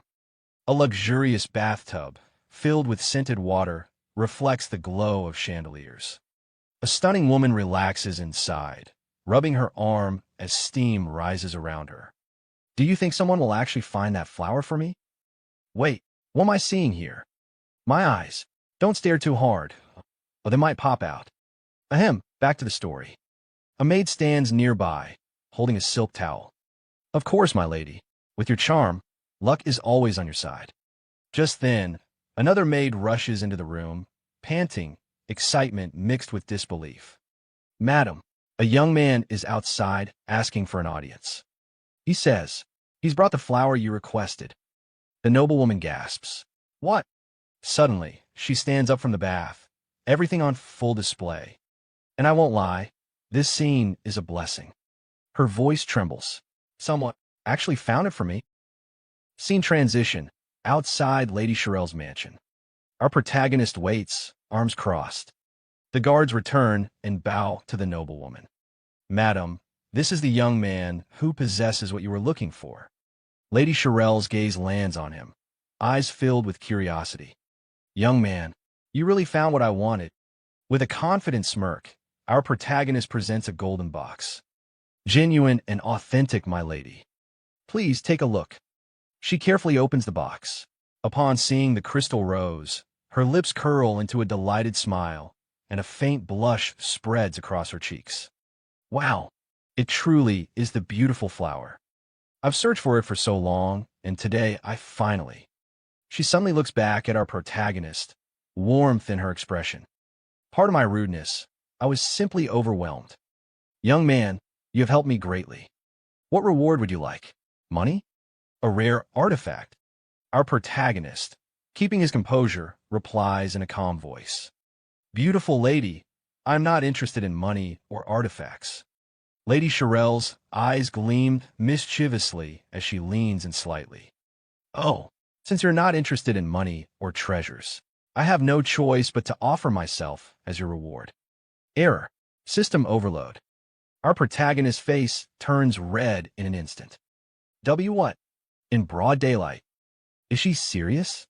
This is too much. Who could handle this?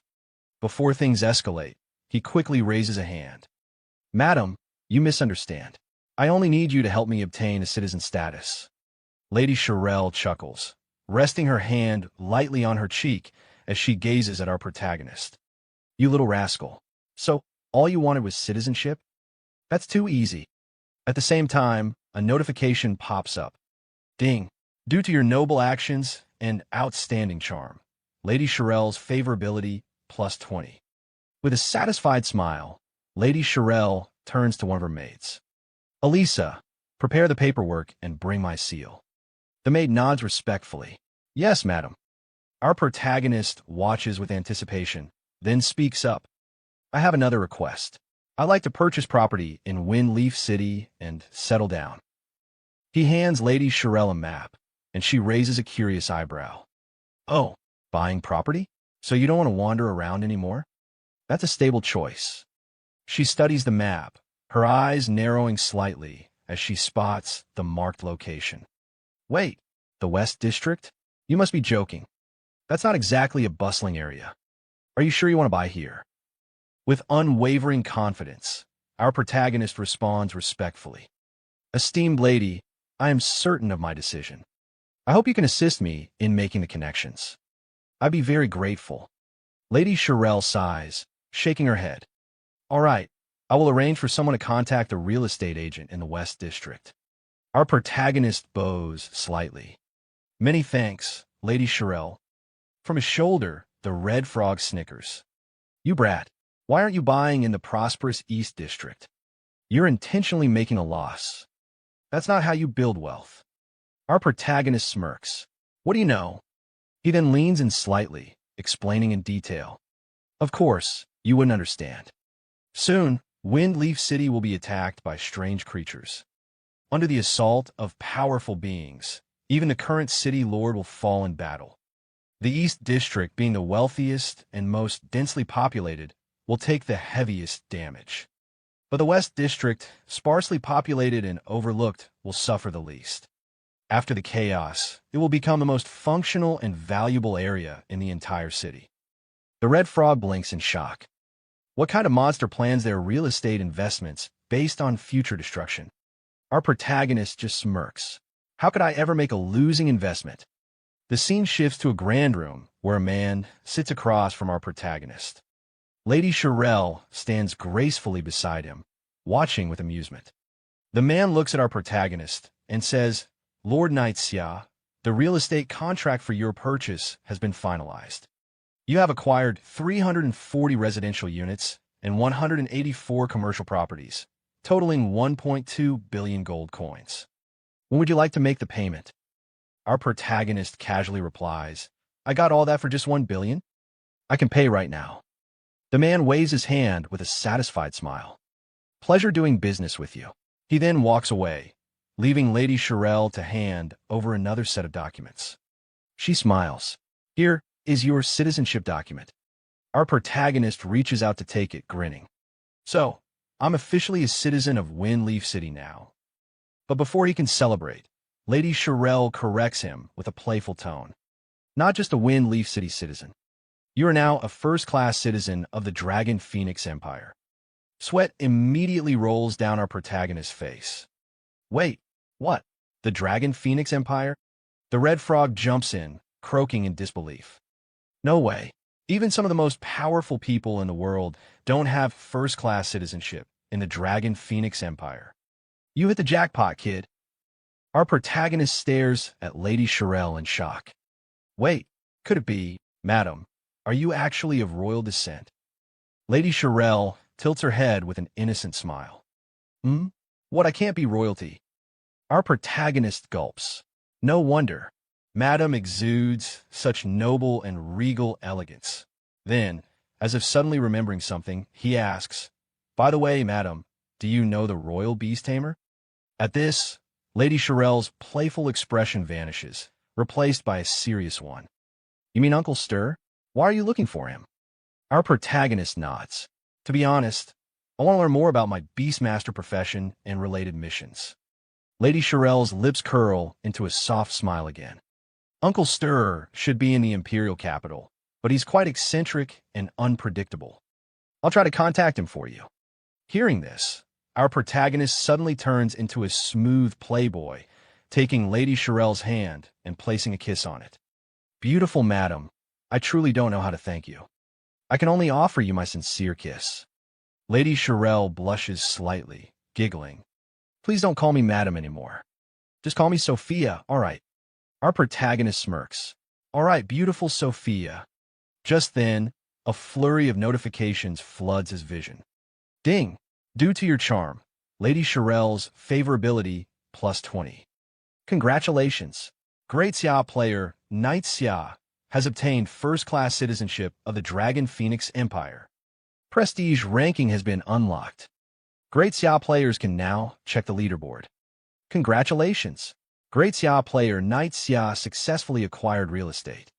The regional housing system is now open. All Great Xiao players' daily game time limit has increased by 1 hour. The red frog scoffs. Look at you, fawning over her. Did you just sell your looks or something? Our protagonist grins. Old Hui, I just love seeing you irritated but completely powerless against me. Before the red frog can fire back, another notification pops up. Ding! Congratulations! You have leveled up to level 11. Ding! Your companion, Little Gray, has reached level 11. At the same time, just like before, a world announcement appears again. Ding! Congratulations! Great Xiao player, Knight Xiao, has obtained first-class citizenship of the Dragon Phoenix Empire. Prestige leaderboard has been unlocked. Great Xiao players can now check the rankings. Congratulations! Great Xiao player, Knight Xiao successfully purchased real estate. The Great Xiao regional housing system is now active. All Great Xiao players' daily game time limit has increased by 1 hour. As always, players explode with excitement. What the hell? First-class citizenship? A housing system? Is this game even real? Another player jumps in. Wait, all Great Xiao players just got an extra hour of game time? That's insane. From another group, someone shouts, Damn, what is this first-class citizen thing? What rank are we then? Third class. A frustrated teammate groans. Being a nobody in real life is bad enough, and now I'm a nobody in the game too. What were the devs even thinking? Someone else snaps back. Stop complaining. Does anyone even know who the developers are? Meanwhile, the scene shifts to our protagonist's ex-girlfriend's group. A male teammate turns to her in disbelief. Oh my god, Knight Xiao is already level 11 and even a first-class citizen. That's insane. She crosses her arms. Yeah, pretty impressive. But his name is kind of weird. Then suddenly, she sighs and slumps to the ground, muttering, "If we had a top player like him leading us, we'd probably be level 4 or 5 by now." She looks at her struggling team and adds, "Unlike now, where we can't even kill a single slime." But before she can continue, a green-haired girl glares at her and scoffs. "From your tone, are you unhappy with our team?" A white-haired girl joins in, rolling her eyes. "You've done nothing but still gained levels just by tagging along, and you're still not satisfied?" Then a black-haired man snorts, "Yeah, if you don't like it, you can leave." The ex-girlfriend's new boyfriend quickly tries to calm things down. "Everyone, it's a misunderstanding. My friend didn't mean it that way. Sorry about that." But she's already angry. "Fine. I'll leave. Who cares?" She stands up and storms off, dragging her boyfriend with her. "Johan, we're leaving." Her boyfriend stares at her, confused. "Yinran, what are you doing?" As the couple walks away, someone from their ex-team sneers. "You think just because you're a little pretty, you can act like a princess now?" The boyfriend sighs, looking at his girlfriend. "Great, now it's just the two of us. How are we supposed to level up?" But Yinran glares at him. "You said you'd help me level up, but when they all insulted me, you didn't defend me. Do you even care about me?" The boyfriend massages her shoulders, trying to smooth things over. All right, I was wrong. By the way, did you contact Xiao to play Apocalypse with us?" Yinran scoffs. "Why should I contact him first?" But her boyfriend clasps his hands together, pleading. All right, you have your pride. But just this once, do it for me. Reach out to Xiao and ask him to help us level up." She crosses her arms, smirking. "Since you're begging me, I'll consider it." She checks the time. "It's getting late anyway. I'll message him after I log off." Her boyfriend grins, waving at her. "Great. Yinran, I'll be waiting for good news." As Yinran logs out, she turns back with a smug smile. "See you tomorrow. I'm logging off." Inside her real-life bedroom, Yinran stretches and smirks to herself. Even though Xiao's way of throwing money around is a bit crude, I can't completely blame him. She picks up her phone, lying on her bed. "All right, I'll take the initiative one more time." She quickly types out a message to our protagonist. "Xiao, I'm playing a game called Apocalypse. Hurry up and buy the equipment, then help Xiao Tao and me level up. If you can get me onto the ranking board, I might consider being your girlfriend. What do you think? Are you touched?" She sent the message, smiling proudly. "Good thing I'm such a generous girl. I'll forgive you this time." She places her phone down. 5 minutes later, she picks it back up. "Huh, why hasn't Xiao replied yet?" Checking her messages, her eyes widen in shock. User Xiao is no longer in your friend list. She freezes, staring at the screen in disbelief. "He deleted me?" Then, rage fills her eyes. Xiao actually deleted me from his friend list? How dare he? She shouts loudly in her room. "Xiao, from today onwards, we are completely done. If you really have any dignity, don't ever come begging to me like a dog. Even if you kneel, I will never forgive you. Never." Meanwhile, back in Wind Leaf City's Eastern District, our protagonist casually wanders around, admiring the area. Soon, my Eastern District will flourish just like this. He stops in front of a building, nodding. This is the place. As he steps inside, the shopkeeper looks at him with mild disdain. Our shop only appraises silver-grade equipment and above. If you got bronze gear, it's better to go outside the city. Without missing a beat, our protagonist casually pulls out a necklace and dangles it in front of the shopkeeper. "What about dark gold tier? Can you appraise it?" The shopkeeper's eyes widen in shock. "Holy crap, it really is dark gold." He quickly composes himself, clears his throat, and says, "Don't worry, sir, if it's dark gold grade, the shop owner himself will handle it to ensure success." Our protagonist raises an eyebrow. "Cut the nonsense. What's the success rate?" The shopkeeper adjusts his collar, suddenly speaking more politely. "I'm a gold tier appraiser, highly skilled, with over an 80% success rate. However, gold grade appraisals cost 100 gold coins each." Without hesitation, our protagonist tosses a gold coin pouch onto the counter. "No problem. Start appraising. I've got several other gold pieces too. Appraise them all." The shopkeeper's jaw drops as he stares at the pile of high-tier equipment. Damn, this guy is loaded. Our protagonist smirks confidently. Hurry up, I'm in a rush. The shopkeeper snaps to attention. Got it. Sometime later. The shopkeeper appraises the pendant, and a notification pops up. Spirit plus 40. Strength plus 40. Dark attribute damage minus 20%. The shopkeeper wipes sweat off his forehead, staring at the stats in awe. These stats are absolutely insane. Our protagonist grins, inspecting the pendant. Not bad. Continue. That's it for today's video. Yeah, I know it's short, but hey, this manhwa is fresh off the press, and I need your thoughts. What do you think about it? Want to see the next part? Drop your opinions in the comments. And if you're new here, smash that subscribe button right now. I'll keep bringing you the most exciting manhwa out there. Hey, my little manhwa population family. We're picking up right where we left off in the last video, so without wasting any time, let's jump straight into it. In the last chapter, we saw the store owner completely shocked by Yi Xiao's insane loot. Unable to hold back, he muttered, "Damn, this guy is loaded." Just then, a calm voice called out, "Hurry up, I'm in a rush." Hearing that, the store owner quickly got to work, appraising each staff one by one.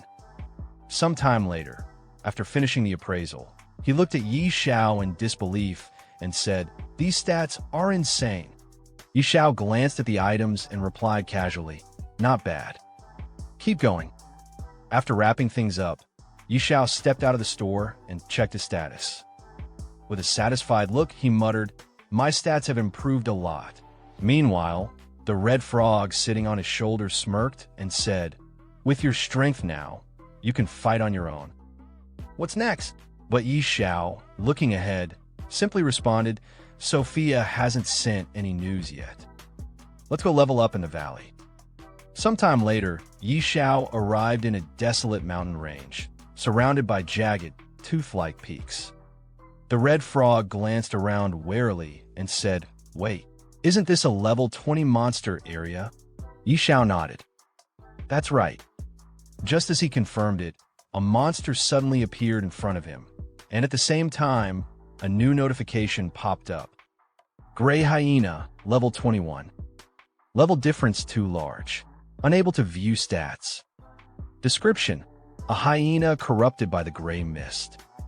Already violated by nature, it has become even more bloodthirsty, attacking anything and everything in sight. It loves to target weak spots. Reminder: protect your weak spots. Seeing the group of hyenas appear, Yi Xiao's face twisted in disgust. Why are there so many of them at once? That's disgusting. Without hesitation, he summoned his pet dragon. Xiao Hui attack. The dragon wasted no time, launching a devastating dragon breath attack. In an instant, the hyenas were obliterated. As Yi Xiao collected the experience points, he casually sat on a crate, picked up a cup from who knows where, and took a sip, completely unbothered by the dangerous surroundings. The monsters here are high level and rush at us automatically. We can stay here and farm. The red frog, watching this ridiculous scene, couldn't hold back. "You little brat, you really know how to enjoy yourself, huh?" Meanwhile, Xiao Hui continued wiping out monsters as Yi Xiao sipped in peace, leaning back with a smirk. "Of course, thinking back on my old days of struggling. My life is finally good." Just then, 2 notifications popped up. Ding! Congratulations! You have leveled up to level 12. Ding! Your beast pet, Xiao Hui, has leveled up to level 12. Seeing the notification, Yi Xiao clenched his fist. Finally leveled up, he walked over the corpses of the fallen monsters and muttered, "At this rate, reaching level 20 will only take a few days." But suddenly, something on a rock caught his attention. "Huh, what's that?" Picking it up, he examined it closely, and a new notification appeared. Beginner scroll, Fireball. His eyes lit up with excitement. A fireball spell?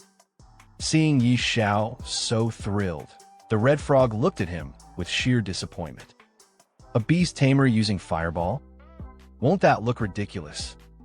Yi Xiao activated the scroll in his hand, his confidence unwavering. What do you know? More skills never hurt. I'll learn it fast. A new notification appeared in front of him. Ding! You have successfully learned Fireball. Fireball proficiency, 0. Effect: condenses a fireball using mana. Deals 150% spirit-based magic damage to the target. Cast time, 1 second. Mana cost, 50. Cooldown, 5 seconds. Just as luck would have it, another hyena monster appeared right in front of him, perfect for testing his new spell. Excited, Yi Xiao launched his fireball attack. Let me show you my fireball. But to his surprise, the attack barely did 31 damage to the monster. His excitement immediately turned to disappointment. No way, this damage is humiliatingly low. The red frog, unable to hold back, burst into laughter and pointed at the monster. Ha ha, your fireball does less damage than Xiao Hui's fart. Even Yi Xiao had to admit, the frog had a point. Glancing at his system panel, Yi Xiao checked the time and muttered, "It's getting late. Time to log off. In 2 more hours, it'll be the 3rd day since Apocalypse launched, which means..." Clenching his fist, he declared with confidence, "The open beta begins."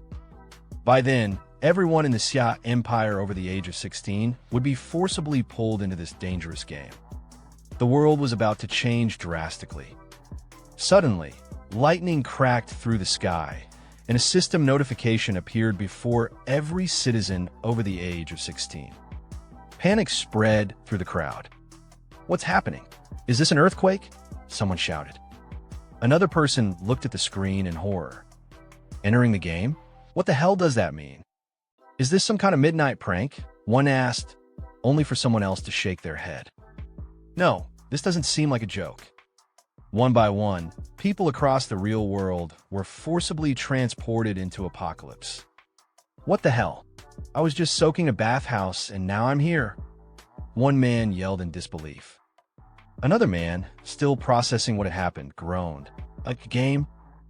Damn it, I was eating skewers. Where are my skewers?" Someone else clutched their head. "Holy crap, did I just get transported to another world? I knew it. I'm a chosen one." Amidst the chaos, a man suddenly recognized someone familiar. "Old Li, you're here too." Old Li turned around, equally shocked. "Old Wong, weren't you out dancing in the square?" Meanwhile, in another part of the game world, Yi Xiao's ex-girlfriend, Yin Ran, arrived in the game. Shocked, she looked around and exclaimed, "What's going on? Why did I enter the game automatically?" Her boyfriend, equally surprised, glanced at her. "Me too. This is weird. I was just out having late-night snacks with Wong and the others, and suddenly I got pulled into the game." Looking at each other, he sighed. "It looks like we're not the only ones forced into the game. Apocalypse really is changing the world." Then, turning to Yin Ran, he asked, "By the way, did you contact Yi Xiao? Ask him to help us level up?" The moment she heard Yi Xiao's name, Yin Ran's expression darkened. "Yi Xiao? He could go to hell. Even if he begged me, I wouldn't care about him anymore." Smirking, she added, "I'm planning to contact the legendary Yi Xiao in the game to power level me instead." Her boyfriend's eyes widened in shock. "Wait, you know Yi Xiao, the top player on the rankings?" With a confident look, Yin Ran flipped her hair and smirked. "Not yet, but with my beauty, no man has ever been able to resist me."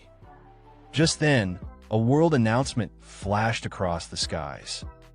Everyone in the Xia Empire over the age of 16, regardless of gender or background, has been forcibly logged into Apocalypse.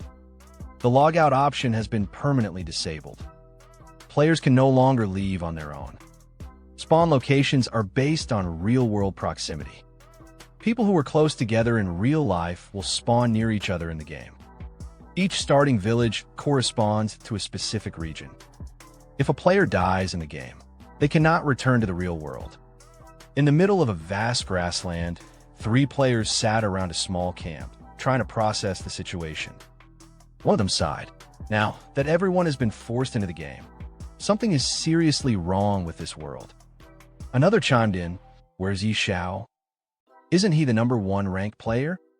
Maybe he knows how to log out." The third player nodded. "Yeah, he leveled up ridiculously fast during the beta test. Does he know something we don't? This guy levels up like he's cheating. Could he be a GM? We need to find him." Meanwhile, the scene shifted to Beginner Village 001. A man knelt on the ground in front of Budong Russian, someone who seemed to hold great importance in the real world. The kneeling man's voice was filled with unease. "So far, we still haven't found a way to log out. We might be permanently trapped in this game." Budong Russian stood still for a moment, then slightly turned his head. "The situation has gotten this serious. Where is Xiao? Any news on him?" The kneeling man hesitated before replying, "No contact. He's already level 12 and has left the beginner village. No one else has managed to leave yet." Budong Russian's eyes narrowed. "What about Chen Kuang? Can he do anything?" Lumen sighed. "Chen Kuang? He's only level 4. Budong Russian's expression darkened. "Wasn't he a beta tester? Why is he only level 4?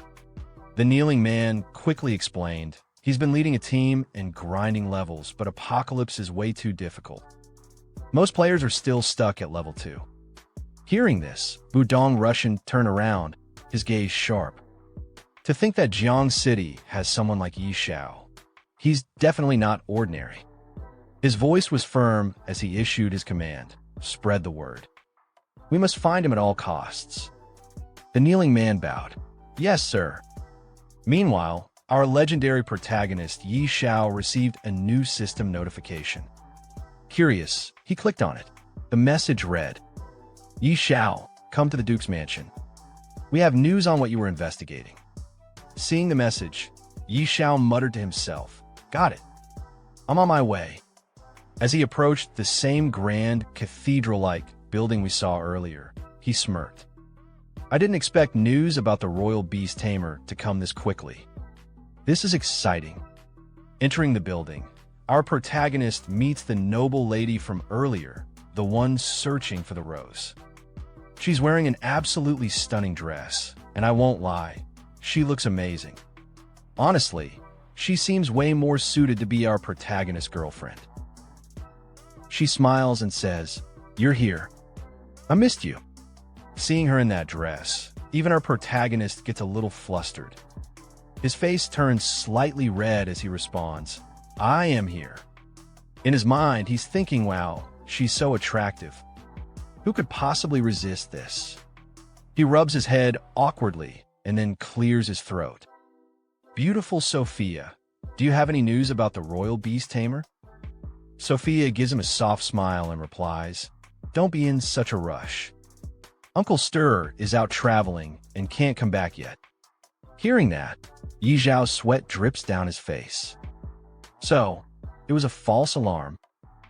But Sophia just chuckles before adding, "However, he did ask me to tell you how to unlock a hidden class. It's actually not hard. It's inside Fengyi City." Yixiao's eyes widen. "What? It's inside Fengyi City?" In his mind, he's screaming, "Whoa. I thought we'd have to travel to the ends of the world, but the treasure was right at home." He immediately turns to Sophia. "My dear Sophia, where exactly is it?" Sophia smirks, turns slightly, and rests her hand on her cheek. "Well, it might be a bit difficult. According to Uncle Stir, in the mountains outside the city, there's a powerful dragon. Beneath its lair, there's something hidden deep inside." Yixiao's excitement spikes. "Are you talking about the cave maze?" Sophia raises an eyebrow. "You know the name of that dungeon?" Yixiao rubs the back of his head awkwardly. I just happened to hear about it." But in his mind, he's thinking, of course I know it. In my past life, I farmed that dungeon so many times. He frowned slightly, but I remember the only boss there being a creepy level 80 demonized boss. Since when was there a dragon? Sophia looks at him seriously. Uncle Stir is certain that a dragon guards that place. Yi Xiao's mind starts racing. In my past life, it was a demonized boss. Did they change it to a dragon this time? But then he shrugs it off. Doesn't matter. I'll go check it out myself. Sophia immediately stops him. You're going alone? That's a level 80 area. Even elite players from the city never come back alive. And you're just... Yi Xiao simply gives her a confident smile. Don't worry, dear Sophia. I have my ways. At that moment, a new notification pops up. Ding. Uncle Stir has provided new information. Go to the unknown dungeon and retrieve the item inside. Even the red frog sitting on Yi Xiao's shoulder snickers. That's true. You even stole a dragon egg before. A dungeon is nothing for you. Yi Xiao glares at the frog. Shut up, you annoying frog. He then pulls out a special badge, holding it in his hand. As long as the payment is right, even a dragon can be taken down. When it comes to fighting dragons, my sister Tao is the best. Suddenly, he points the badge forward, and a portal appears out of nowhere. This job needs my sister Tao. Sophia gasps in shock. Wait, is that a Supreme Hall token? How does Yi Xiao have that at just level 12? Then, from the portal, a familiar figure steps out, the magician from earlier, the one who helped Yi Xiao obtain the dragon egg. The so-called Sister Tao. She stretches lazily and smirks. Who's the cute one calling for me this time? As she adjusts the staff in her hand, she sees Yi Xiao standing before her and grins. Oh, it's little brother Yi Xiao. Did you miss your big sister? Yi Xiao looks at her seriously. Sister Tao, I have a big job for you. Immediately, she waves her hands in panic. Don't tell me. It's another dragon? Yi Xiao smirks. Sister Tao, you really are sharp. Yes, it's a dragon. She freezes for a moment, then yells, What? Another dragon? Do you have a grudge against them or something? Last time, I stole a dragon egg and hurt my back. I'm still recovering. No way. Find someone else. Yi Xiao, still grinning, raises 2 fingers. Same deal as before, 2 billion gold as a reward. Sister Tao stops dead in her tracks. 2 billion. She hesitates, dances slightly, then sighs. No way. It's not that I don't want to, but I'm really injured. I need time to heal. If you're not in a hurry, I can go with you in a month. Yi Xiao rubs his chin with a sly expression. What if I can provide the location of the Holy Spirit Spring? Will that change your mind? Sister Tao's eyes light up with excitement. Wait, you actually know the location of the Holy Spirit Spring? No joke if you really know. Would you risk your life to go with me? Yi Xiao smirks. Okay, deal. We leave now. Sister Tao blinks. Right now. As our protagonist and Sister Tao leave the mansion, Sister Tao immediately asks, All right, little brother, where exactly is the Holy Spirit Spring? Without looking back, Yi Xiao casually replies, In the Lost Land. Sister Tao's eyes narrow. Lost Land? Do you have the exact coordinates? Behind them, Sophia overhears their conversation, shaking her head in amazement. Yi Xiao, he's really something else. At that moment, Yi Xiao's system panel pops up with a notification. Ding.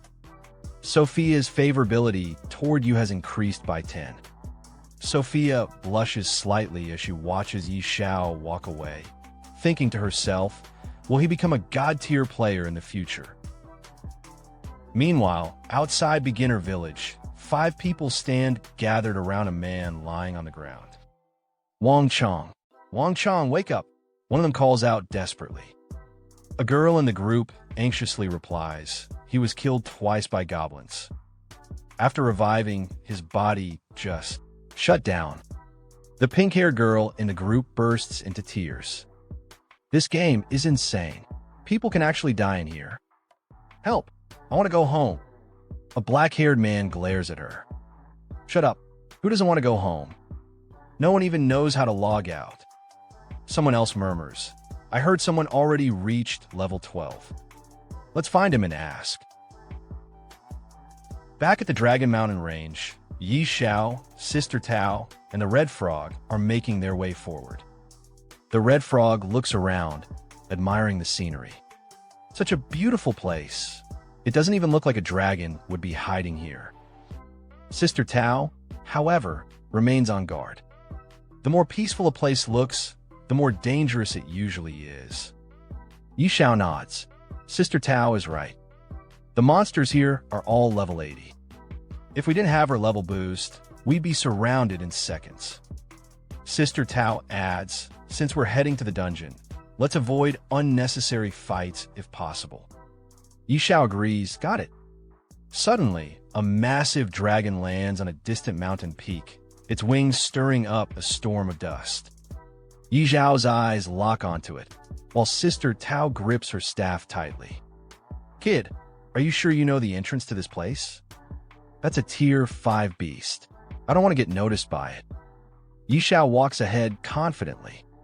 Don't worry, we won't be detected. The dungeon entrance is beneath that steep slope on a mountain. Sister Tao sighs in exasperation. You better not be wrong. If you are, you'll be dealing with the consequences. A few moments later, Xiao stops in front of an ancient stone door embedded in the mountainside. Smirking, he gestures towards it. Look, I was right. The three of them stand in front of the entrance, examining it. Xiao places a hand on the stone and nods. This is the place. Sister Tao steps forward, pressing her palm against the entrance. Now we have a problem. This teleportation formation is incredibly well crafted, but there's no trace of mana. I don't think I can activate it. Xiao steps up confidently. Let me handle it. Taking out a knife, he slices his palm slightly and presses his bloodied hand against the stone. Immediately, a crimson circle appears, glowing with power. Sister Tao's eyes widen in shock. Little brother, how do you know how to open this? Before he can respond, the massive stone doors creak open, revealing a dark passageway. Sister Tao watches Xiao step forward, glancing back at her with a smirk. I have my ways. Hurry up and follow me. As he walks ahead, Sister Tao mutters to herself, so mysterious. Just how many secrets does this kid have? As soon as they step inside, Xiao's system panel lights up with multiple notifications. Ding! This maze has only one exit. Find it within the time limit or you'll be trapped forever. Hint! This maze is occupied by eerie creatures. Proceed with caution. The red frog on Xiao's shoulder immediately panics. Kid, can't you take me somewhere safe for once? Behind them, Sister Tao frowns. An eerie zone, and only 3 hours. Xiao thinks to himself, last time, the time limit was 3 days. Something's definitely off. Sister Tao crosses her arms. As expected, something's different this time. Xiao, I have to warn you, this mission is even more dangerous than facing a tier 5 dragon. Are you sure you still want to go after this item? Xiao smirks. Sister Tao, you're a god-tier sorcerer. Are you scared? A bead of sweat forms on Sister Tao's forehead. She hesitates for a moment, thinking, this brat actually thinks I'd be scared? Then, she straightens up and scoffs. Me? Scared? Don't be ridiculous. I'm a god-tier powerhouse, a Supreme Hall Elder, and a top sorcerer. Why would I be afraid of some eerie maze? Xiao grins. Exactly. Now, let's move quickly. As they step deeper into the cave, Xiao turns to her and asks, all right, Sister Tao, do you know concealment magic? Sister Tao gives Xiao an annoyed look. What kind of question is that? Concealment magic is a low-level spell. I didn't even bother learning it when I was an apprentice. Xiao grins confidently, waving his hand in front of his face. Sister Tao, don't be mad. As long as it hides our presence and aura, it's enough. With a snap of her fingers, a dark mist surrounds them. Child's play. Yi Xiao watches in awe as a notification appears before him. Ding! You have received the Shadow Phantom buff.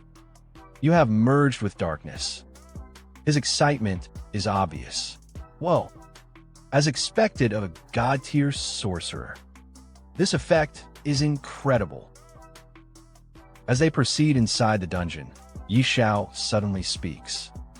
Sister Tao, there are 5 eerie monsters in this maze. 3 are level 60 crawlers. 1 is a level 60 elite boss, and the last one is a level 80 regular eerie monster. We need to be careful. Sister Tao stops in her tracks, staring at him. Yi Xiao, how do you know that? Are you some kind of prophet? He smirks. You could say that. I don't know a few things.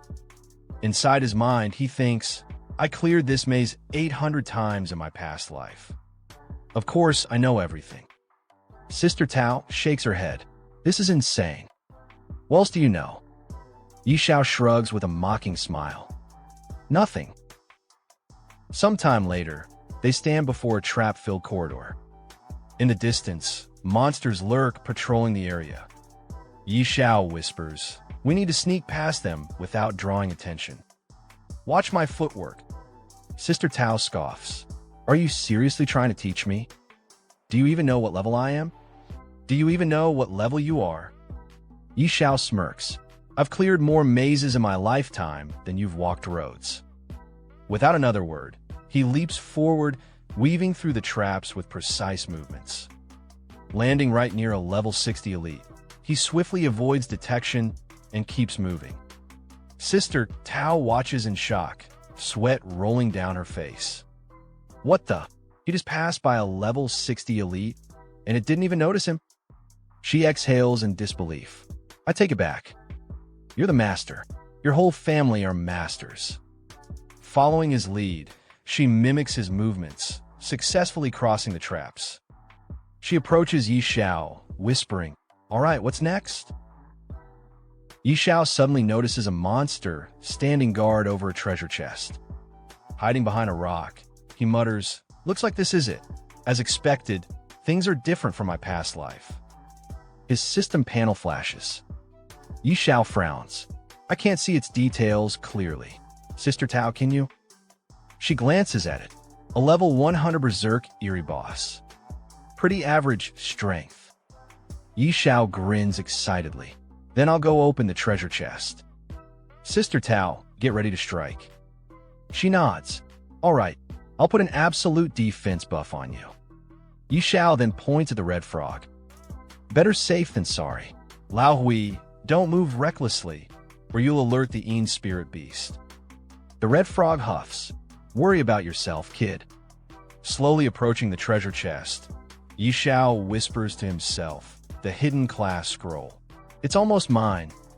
Opening the chest, he sees a blue diamond and an unfamiliar scroll inside. His eyes widen. What the? Even the treasure inside is different. The moment the chest opens, the guardian monster turns, its glowing red eyes locking onto Yi Xiao. With a furious roar, it charges at him. Before it can reach him, Sister Tao raises her staff. Frost shock. A wave of ice surges forward, freezing the monster in place. She yells, "Run, you idiot! What are you doing?" Yi Xiao snaps out his daze and dashes toward her. Sister Tao, help me. As she holds the monster back with powerful attacks, Yi Xiao quickly checks his loot. Effect: resets the cooldown of any item regardless of rank. Cooldown: 3 days. The red frog stares at the screen, stunned. Kid, you are ridiculously lucky. Yi Xiao's eyes light up. What? Another Heaven's Doom rank item? A cooldown reset. That means Brutality Chapter's cooldown will now be only 3 days. Meanwhile, the boss, severely injured by Sister Tao's attacks, staggers but doesn't fall. She glances at Yi Xiao. Yi Xiao, what do we do about the boss? Fight or leave? Yi Xiao sighs. We fight it. Sister Tao, go all out. A wicked grin spreads across her face. All right, I'll unleash my full power then. Raising her staff, she summons a massive lightning strike that crashes onto the boss. The eerie beast lets out an agonized scream. Xiao watches in confusion. Why is it screaming like that? Even the red frog gets nervous. Wait, is it going berserk? A realization hits Xiao like a brick. Could it be? Suddenly, a bright glow erupts from the ceiling. Xiao's eyes widen in horror. Crap, it's summoning a dragon. Before they can react, a massive dragon appears above them, its scales glowing ominously. Without hesitation, it breathes a torrent of fire straight at them. Xiao, Sister Tao, and the red frog all turn on their heels. It's a dragon. Don't just stand there, run. Hey, my little manhwa population family. We're picking up right where we left off in the last video, so without wasting any time, let's jump straight into it. As Xiao and the others sprint for their lives, dodging the dragon's fiery breath, he yells, "Make a run for it." Sister Tao, panting, shouts back, "There's no way we're beating that thing." The red frog, barely clinging onto Xiao's shoulder, groans. Why does it always come down to us running for our lives? Just when things couldn't get any worse, the dungeon boss, the Een spirit beast, bursts through the cavern, still chasing them. Sister Tao's eyes widen in disbelief. How the hell can an Een beast summon a dragon? Xiao, still running, shrugs. Maybe they're just neighbors. The red frog, gasping for breath, snaps, "Shut up. It's catching up. Why don't you ask it yourself?" Sister Tao glances back and her face turns pale. "Move it, kid. It's coming straight for you." The red frog screams. "Damn it. This thing's gone berserk. It's immune to slow effects. Run." Xiao looks at the enraged monster, his expression turning serious. "Run? No way. If it went berserk just to go all out on us, then I'll just take it down first." Sister Tao stares at him like he's insane. "That thing's level 100. You're level 12. Don't be an idiot." Ignoring her, Xiao pulls out the gemstone he looted earlier. At the same time, he takes out the badge from before. His eyes gleam with excitement. "With my cooldown stone and brutal chapter, this is the perfect time to test my firepower." Sister Tao watches in horror. "You're seriously gambling with your life here." Xiao points his badge straight at the monster and roars, "Die, you bastard." Suddenly, a red beam shoots out from Xiao's badge, striking the monster. He watches in shock, sweat dripping down his face. "That's it? That's all the damage I did? Just how unlucky am I?" On his shoulder, the red frog lets out a groan. "If you die, don't expect me to pick up your call." But before Xiao can even react, blood gushes out from the monster's body, and a massive hole suddenly appears in its chest. The beast trembles, then collapses to the ground, completely defeated. A system notification pops up in front of Xiao. Ding! Target SP below 20%, triggering forced instant death effect. Then, a flood of notifications follows. Ding! Congratulations! You have successfully killed the level 100 demonized boss. Ding! Congratulations! Your level has increased to level 13. Ding! Congratulations! Your beast companion, Little Gray, has leveled up to level 13. Ding! Congratulations! Your level has increased to level 20. Ding! Congratulations! Your beast companion, Little Gray, has leveled up to level 20. Ding! Your level has reached the cap. You can no longer level up for now. Xiao's eyes widen in disbelief before he bursts into laughter. Haha, straight to level 20.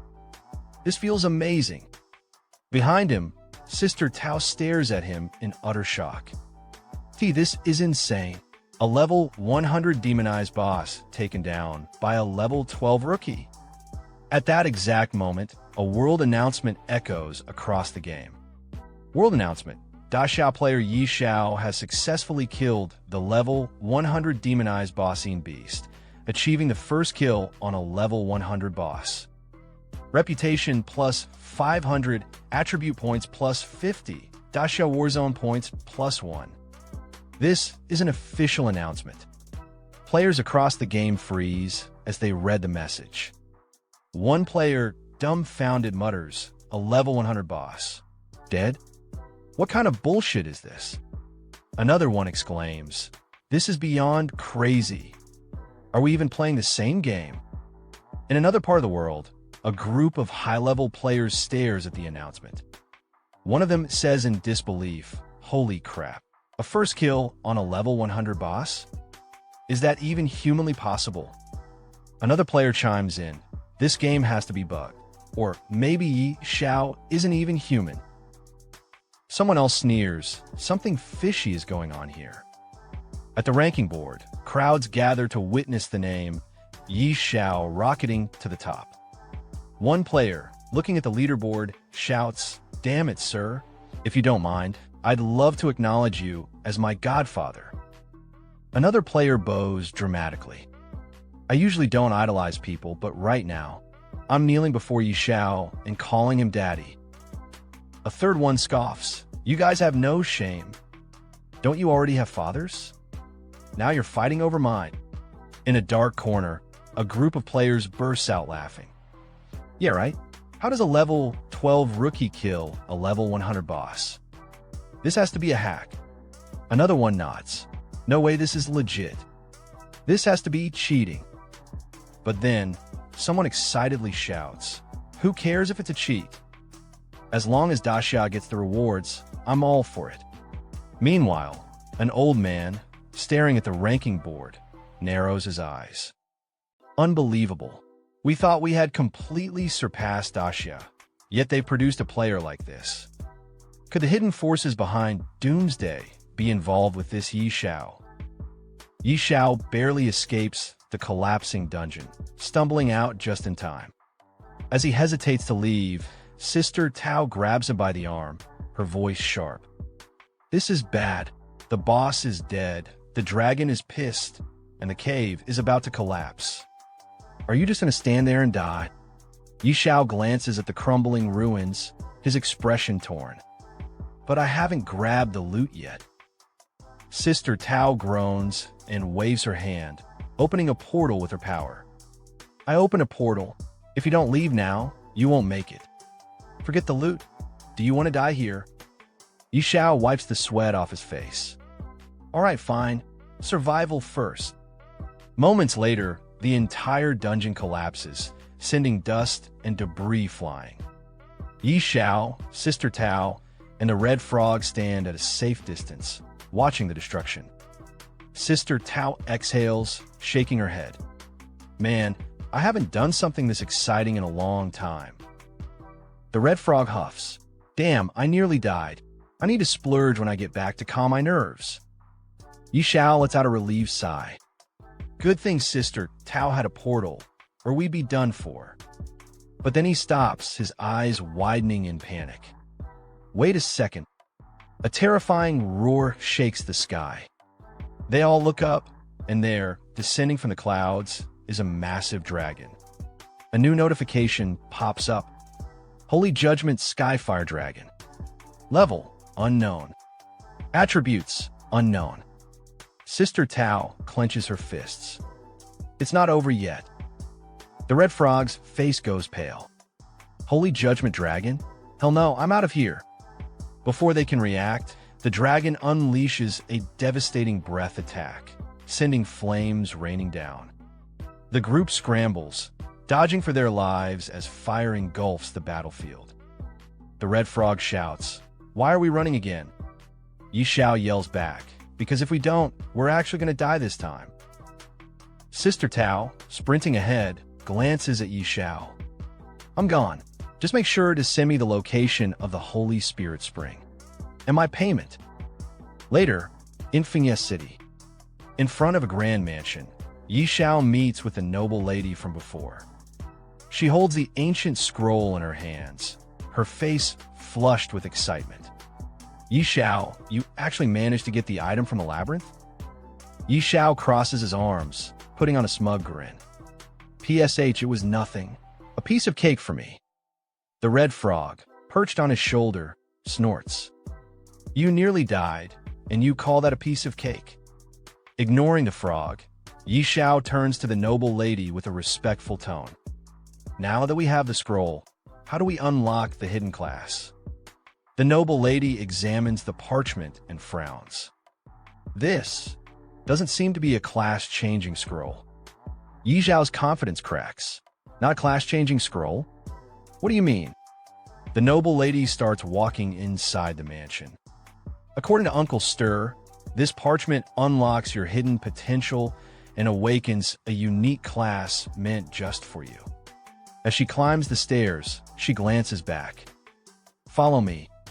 Inside the hidden chamber, Yi Xiao steps into a secret room, his eyes scanning the ancient surroundings. I never knew this estate had a hidden chamber. I didn't discover this in my past life. In the center of the room, a dignified man stands waiting. This is Stir, the royal beast master. His gaze is calm, yet sharp as he looks at Yi Xiao. Welcome, young one. I am Stir, the one you seek. Yi Xiao bows respectfully. Master Stir, hello. I am here to unlock my hidden class. Stir studies him for a moment before nodding. I thought this method of class changing had vanished from the world, but it seems I was wrong. He picks up the scroll, his expression turning serious. Very well. I shall assist you in your transition. Are you ready? Yi Xiao grins, eyes gleaming with anticipation. I'm ready. I can't wait any longer. Stir chuckles, then raises the scroll. Excellent. This parchment will awaken the deepest power within you. Follow your heart's guidance. Yi Xiao hears Stir's words and focuses his mind steady. Suddenly, 5 glowing orbs appear around him, pulsing with energy. Stir watches closely and speaks firmly. Stay calm. Don't panic. Don't resist. Yi Xiao nods. Understood. One by one, the orbs start glowing blue, their light intensifying. Stir's eyes widen in shock as all 5 activate at once. Impossible. All 5 crystal balls have been activated. The noble lady beside him gasps. Uncle Stir, is this what you meant by the supreme class transfer?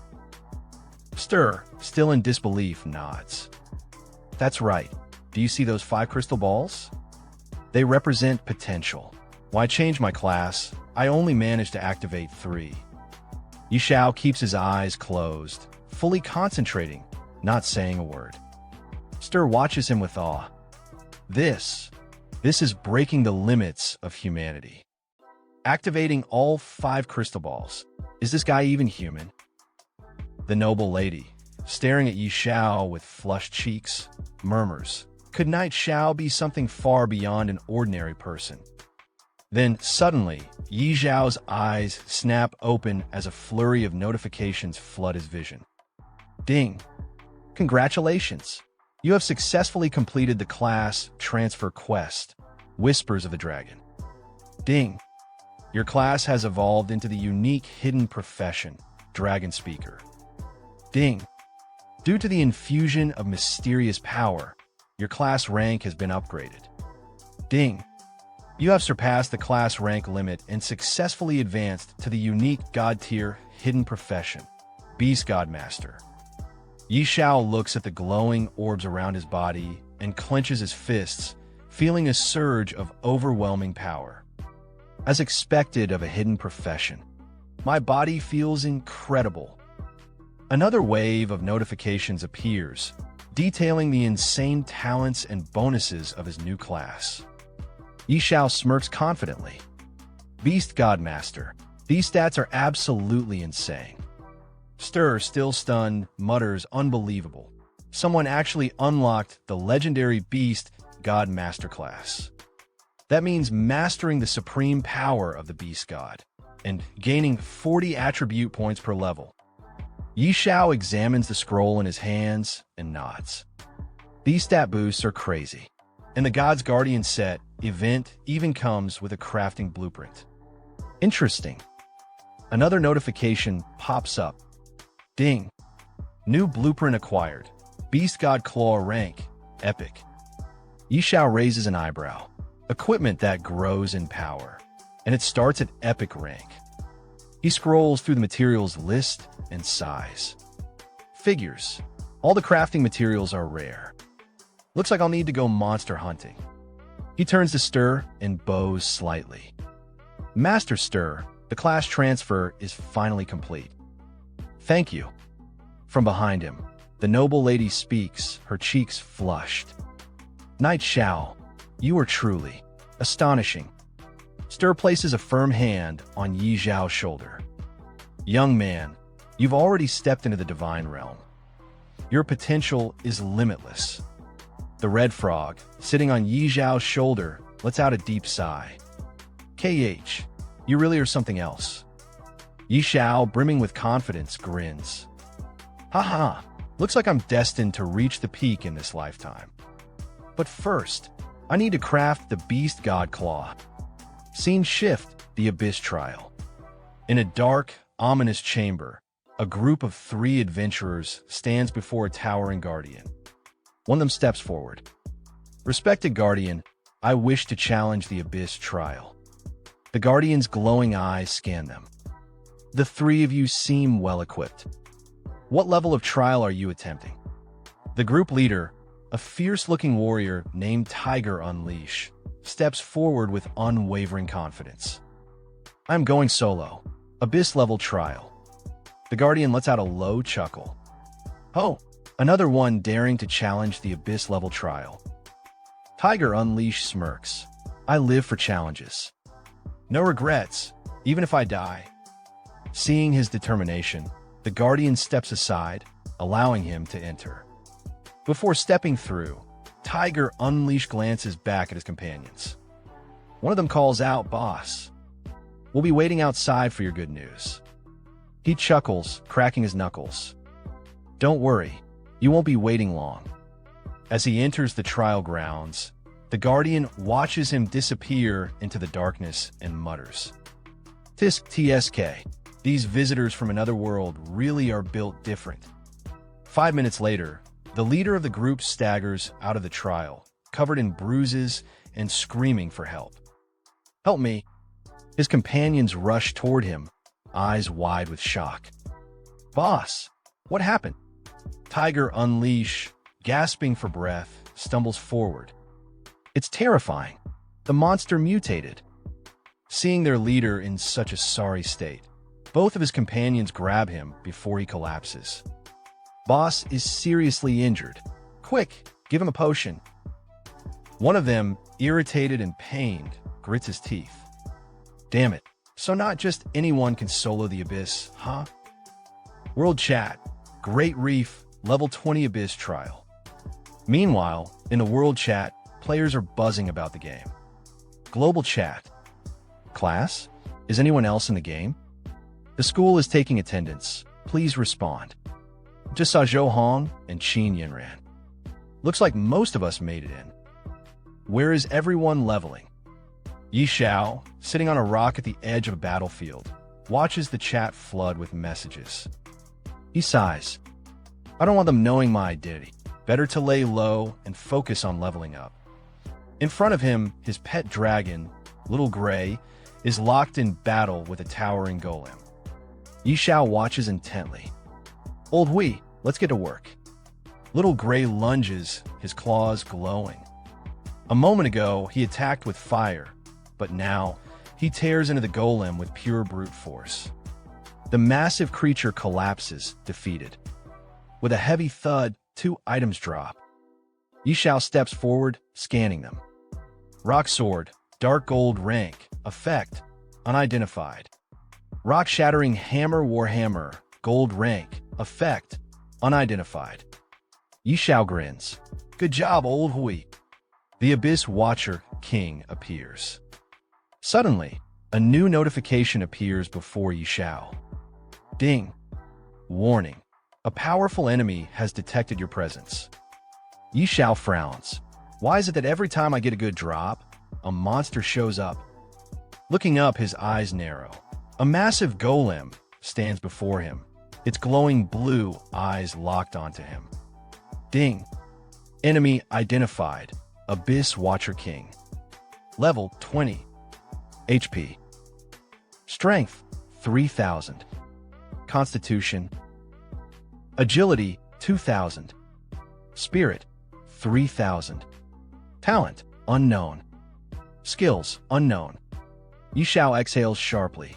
A king tier boss. Good thing it's only level 20. He grips his sword and gives a command. Old Hui, you go first. I'll cover you. The red frog on his shoulder scoffs. As if I need your cover. Meanwhile, the failed Abyss trial group. Back at the entrance of the Abyss trial, Tiger Unleash lies on the ground, still covered in bruises. One of his teammates tends to him, while another stands in disbelief. The boss. The boss actually died in the trial. The other member, still stunned, shakes her head. Impossible. We followed Yi Zhao's exact leveling path.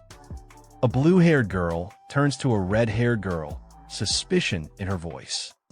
No way. If Yi Zhao cleared the Abyss trial, he must have found an exploit. The red-haired girl crosses her arms. Very likely. Just then, a world announcement pops up, shaking the entire server. Ding. System announcement. Player Yi Zhao from the Grand Xiao Nation has successfully cleared the level 20 Abyss trial, becoming the first in history to do so. Reward. Epic item. Stone of Valor. Grand Xiao Nation prestige points. +1. This is an official announcement. The blue-haired girl freezes. This. Yi Zhao's victory. Back at the battlefield, Yi Zhao stands beside the corpse of the Abyss Watcher King, holding a glowing crystal in his hand. He frowns. No loot, just another Abyss fragment. Taking the fragment in his hand, the protagonist muttered. The Wanderer dropped Fragment 1, and now the Watcher dropped Fragment 2. What exactly are these? Could they be for crafting some god-tier item? Hearing that, the red frog sitting on his shoulder responded with a sarcastic tone. You wish. Then, without wasting any more time, the protagonist turned his gaze toward the portal ahead. Whatever, no point overthinking. I'll figure out later. Time to head back. As he stepped into the portal and arrived at a new destination, a voice suddenly echoed. Congratulations, warrior. Standing before him were 3 guards staring straight at him. One of them spoke firmly. You've cleared the trial. Here's your reward. The protagonist reached out and took the box from them.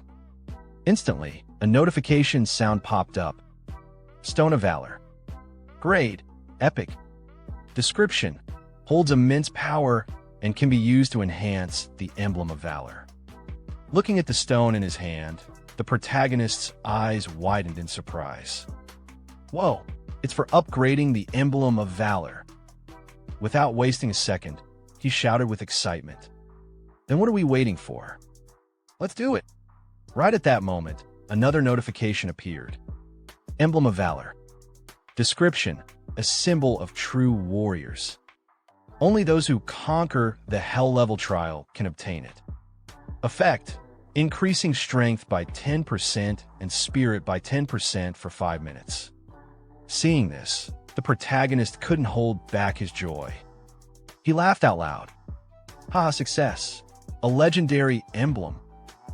Looking over at his dragon companion, he grinned. With this, I will be unstoppable in the level 30 zone. Turning to the red frog, he shouted, Old Hui, let's go. But just as they were about to move, another notification suddenly popped up right in front of him. System maintenance. Logging out of the game soon. Looking at the message in confusion, the protagonist blinked. What's going on? Are we finally logging out and returning to reality? But it wasn't just him. This notification appeared in front of every player across the entire world. Everyone saw it.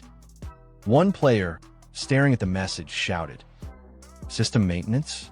Now of all times. Another one exclaimed in shock. So we can finally leave the game? Someone else almost cried out. I want to go home. I miss my mom. And another player cheered in excitement. This is amazing. We're finally getting back to the real world. And just like that, all the players from the old world started logging out, disappearing from the game one after another at the very same time. And our protagonist in his house watching the TV, and the news reporters say after Dacia, the United States has also fallen into doomsday.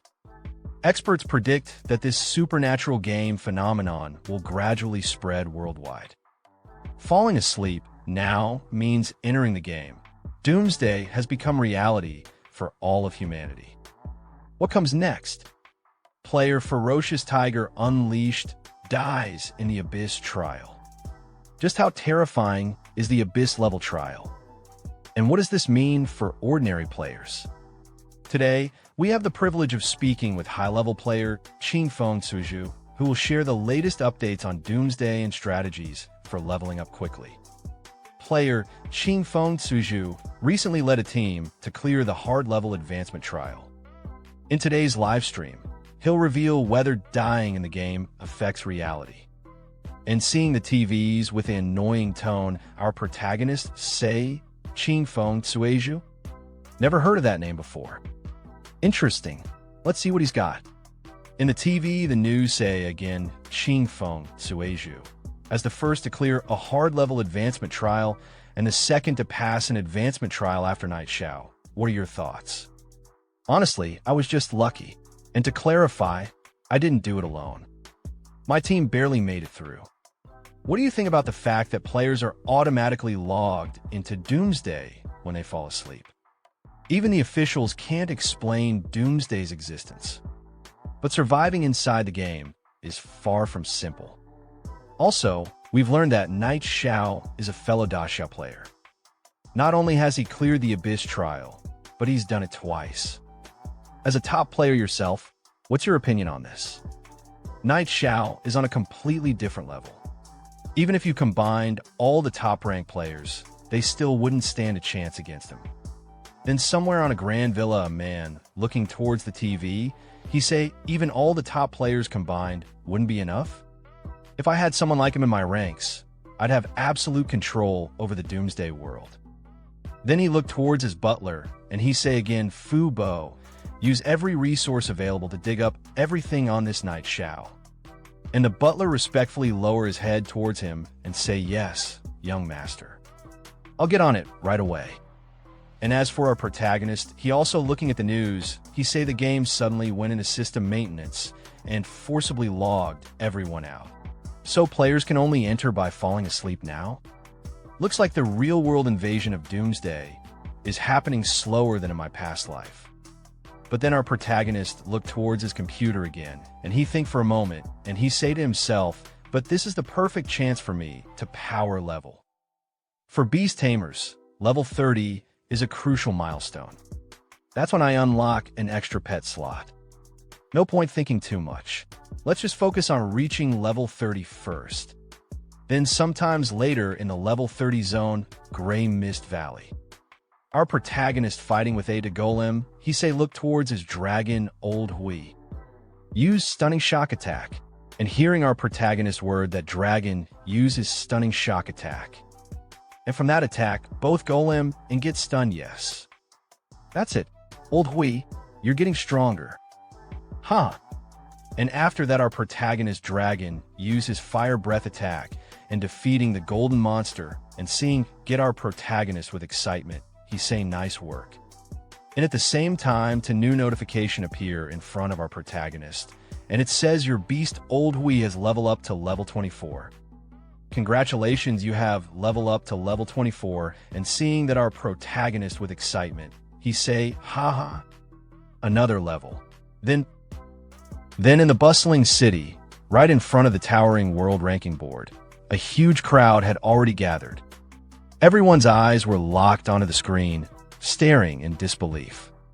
And right at that moment, someone shouted while pointing at the top of the rankings. Damn, he just shot up in levels again. He's now twice as far ahead as the second-ranked player. The world rankings were displayed brightly for everyone to see. World rankings. 1. Xiao. 2. Qingfeng Suizhu Honda. Seeing this ridiculous gap, another player shouted from the crowd, "If he's not hacking, I refuse to believe it." And right there, standing in the middle of the crowd, was the boy from the news earlier. His eyes were glued to the ranking board, his expression stiff as he muttered, "I thought leveling would slow down at higher levels so others could catch up. But instead, the gap just keeps growing." On the top, Xiao's name shined like a king standing above the world, while right below him sat the second-ranked player, Qingfeng Suizhu Honda, at only level 10. From beside the boy watching the ranking board, a blonde-haired guy turned to him and sighed, "We were never even in the same league, AS Night XIO. Boss, you're amazing." Hearing his words, the boy could only force a bitter smile, replying, "There's always someone better. But hey, second place isn't too bad." Then suddenly, another companion behind them jumped into the conversation proudly. "True. And we still control ranks 3, 4, 5, and 6. Meanwhile, far away in Novice Village now, 9527, Dragon's Nest, atop a rugged mountain, two colossal dragons stood facing each other. But these weren't ordinary dragons. They were holy judgment radiant dragons. The red dragon glared at the other and scolded, "That egg's been missing for days, and yet you're still just sleeping in this dark corner?" But the dragon he spoke to wasn't ordinary either. He was the Dragon Prophet.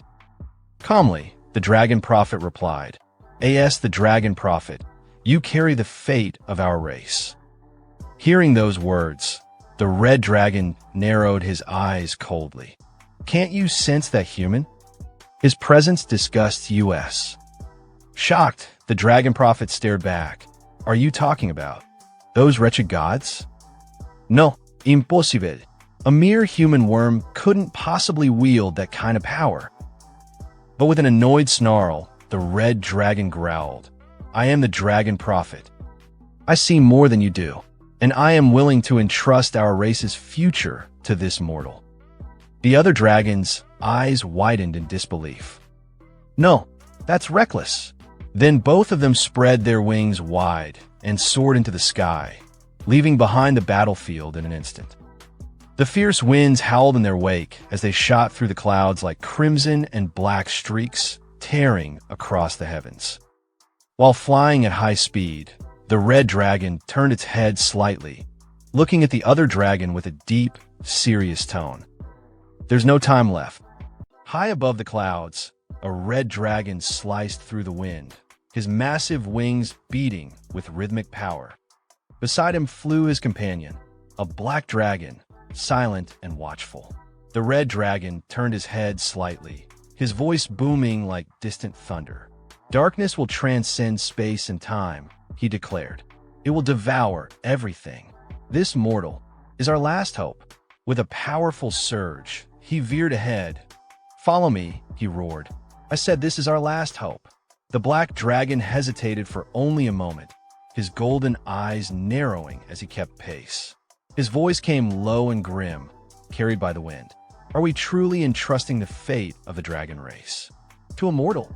Far below, nestled in a vast valley surrounded by ancient trees, the city of Windleaf shimmered beneath the clouds. In the heart of the city, 3 travelers stood at the gates, weary from a long and perilous journey. The leader of the group stepped forward, his voice filled with equal parts relief and pride. "Finally," he said, "it wasn't easy, but we've made it. Windleaf, the heart of the realm." The boy with glasses grinned at his companions, adjusting his frames. "Yeah, besides Night Xiao, we got to be the first players to reach Windleaf main city." His excitement was contagious. One of the others nodded eagerly. "That's right, we actually made it." But before their excitement could settle, the sky above them darkened. A shadow passed over the city. Gasps and screams followed. People began to scatter in panic as the immense form of a dragon descended from the clouds, its wings blocking the sun, but a voice cried out from the crowd, "Help! Someone help. The boy with glasses looked up, mouth agape. Is it a giant dragon? The dragon wasn't alone. Clutched tightly in its massive claw was a figure, flailing, shouting, caught in terror. Someone save me! The captive screamed. The judgment dragon is capturing people. That voice, it was unmistakable. Their eyes widened. It was him. Clutched in the dragon's grasp, the protagonist panicked. His voice cracked as he yelled again, but a second, smaller voice snapped at him. Stop yelling, croaked a red frog perched awkwardly near him. Do you think anyone's strong enough to save you? Despite the brave words, the frog was trembling even more than the boy. Together, the two dragons, one red and one black, swept away from the city, disappearing into the clouds with terrifying speed. Down below, the group stared upward, dumbfounded. I've never seen such a huge dragon before, one whispered. Then the boy with yellow hair squinted, jaw-dropping. Is that Knight Xiao? That's impossible. Their leader stepped forward, voice tense with confusion. And the dragon seems to be carrying someone. He began to walk ahead, eyes still fixed on the sky. Even if you reach level 100, there's no way you'd be involved with a dragon of this caliber. The yellow-haired boy turned, visibly shaken. Boss, what should we do? Do we follow it? The leader didn't miss a beat. Follow what? That's the judgment dragon. One sneeze from it and we're all gone. Later, in the game's global chat, messages exploded across the screen. Breaking news, a dragon boss has appeared outside Windleaf City. An unlucky player was captured. Shocking. Top player Ching Feng Suiju hints the captured player might be Night God. Discussion thread. What does being caught by a dragon mean? Here's what ordinary players, leaderboard veterans, and top-ranked guilds are saying. Back in Windleaf, on a busy street corner, a man nearly dropped his drink. Did you hear? Knight Xiao was caught by two dragons. Another man choked on his food. What? Really? I haven't even seen a dragon yet. A third piped in from the next table over. So, Night God's already dealing with dragons? No wonder his level's so high. The dragons are power leveling him. That's some crazy grinding speed. And from a few steps away, another voice added bitterly, I'm so jealous. If I had that kind of treatment, I'd be level 30 by now too. One more player leaned in, sounding bewildered. How can Knight Xiao already be interacting with such high-level creatures? Elsewhere, far from the city, deep in the mist-shrouded mountains, a solemn wind whispered through an ancient, crumbling dragon cemetery. Towering stones, each etched with runes of old, circled a glowing platform at the center. There, the captured protagonist now stood, placed at the heart of a glowing summoning circle. Before him, the two dragons loomed like gods, silent and unreadable. The mountains held their breath. Something was about to begin. The protagonist looked at the two dragons in front of him, his brows furrowing as unease crept in. Why do these two dragons look so familiar? He asked aloud. From the side, the red frog tilted his head with a smirk. Duh, did you forget the good deeds you've done? He said, clearly enjoying himself. I told you not to mess with dragons. A bead of sweat slid down the protagonist's face. He turned to the dragons again, eyes widening as memories hit him like a brick.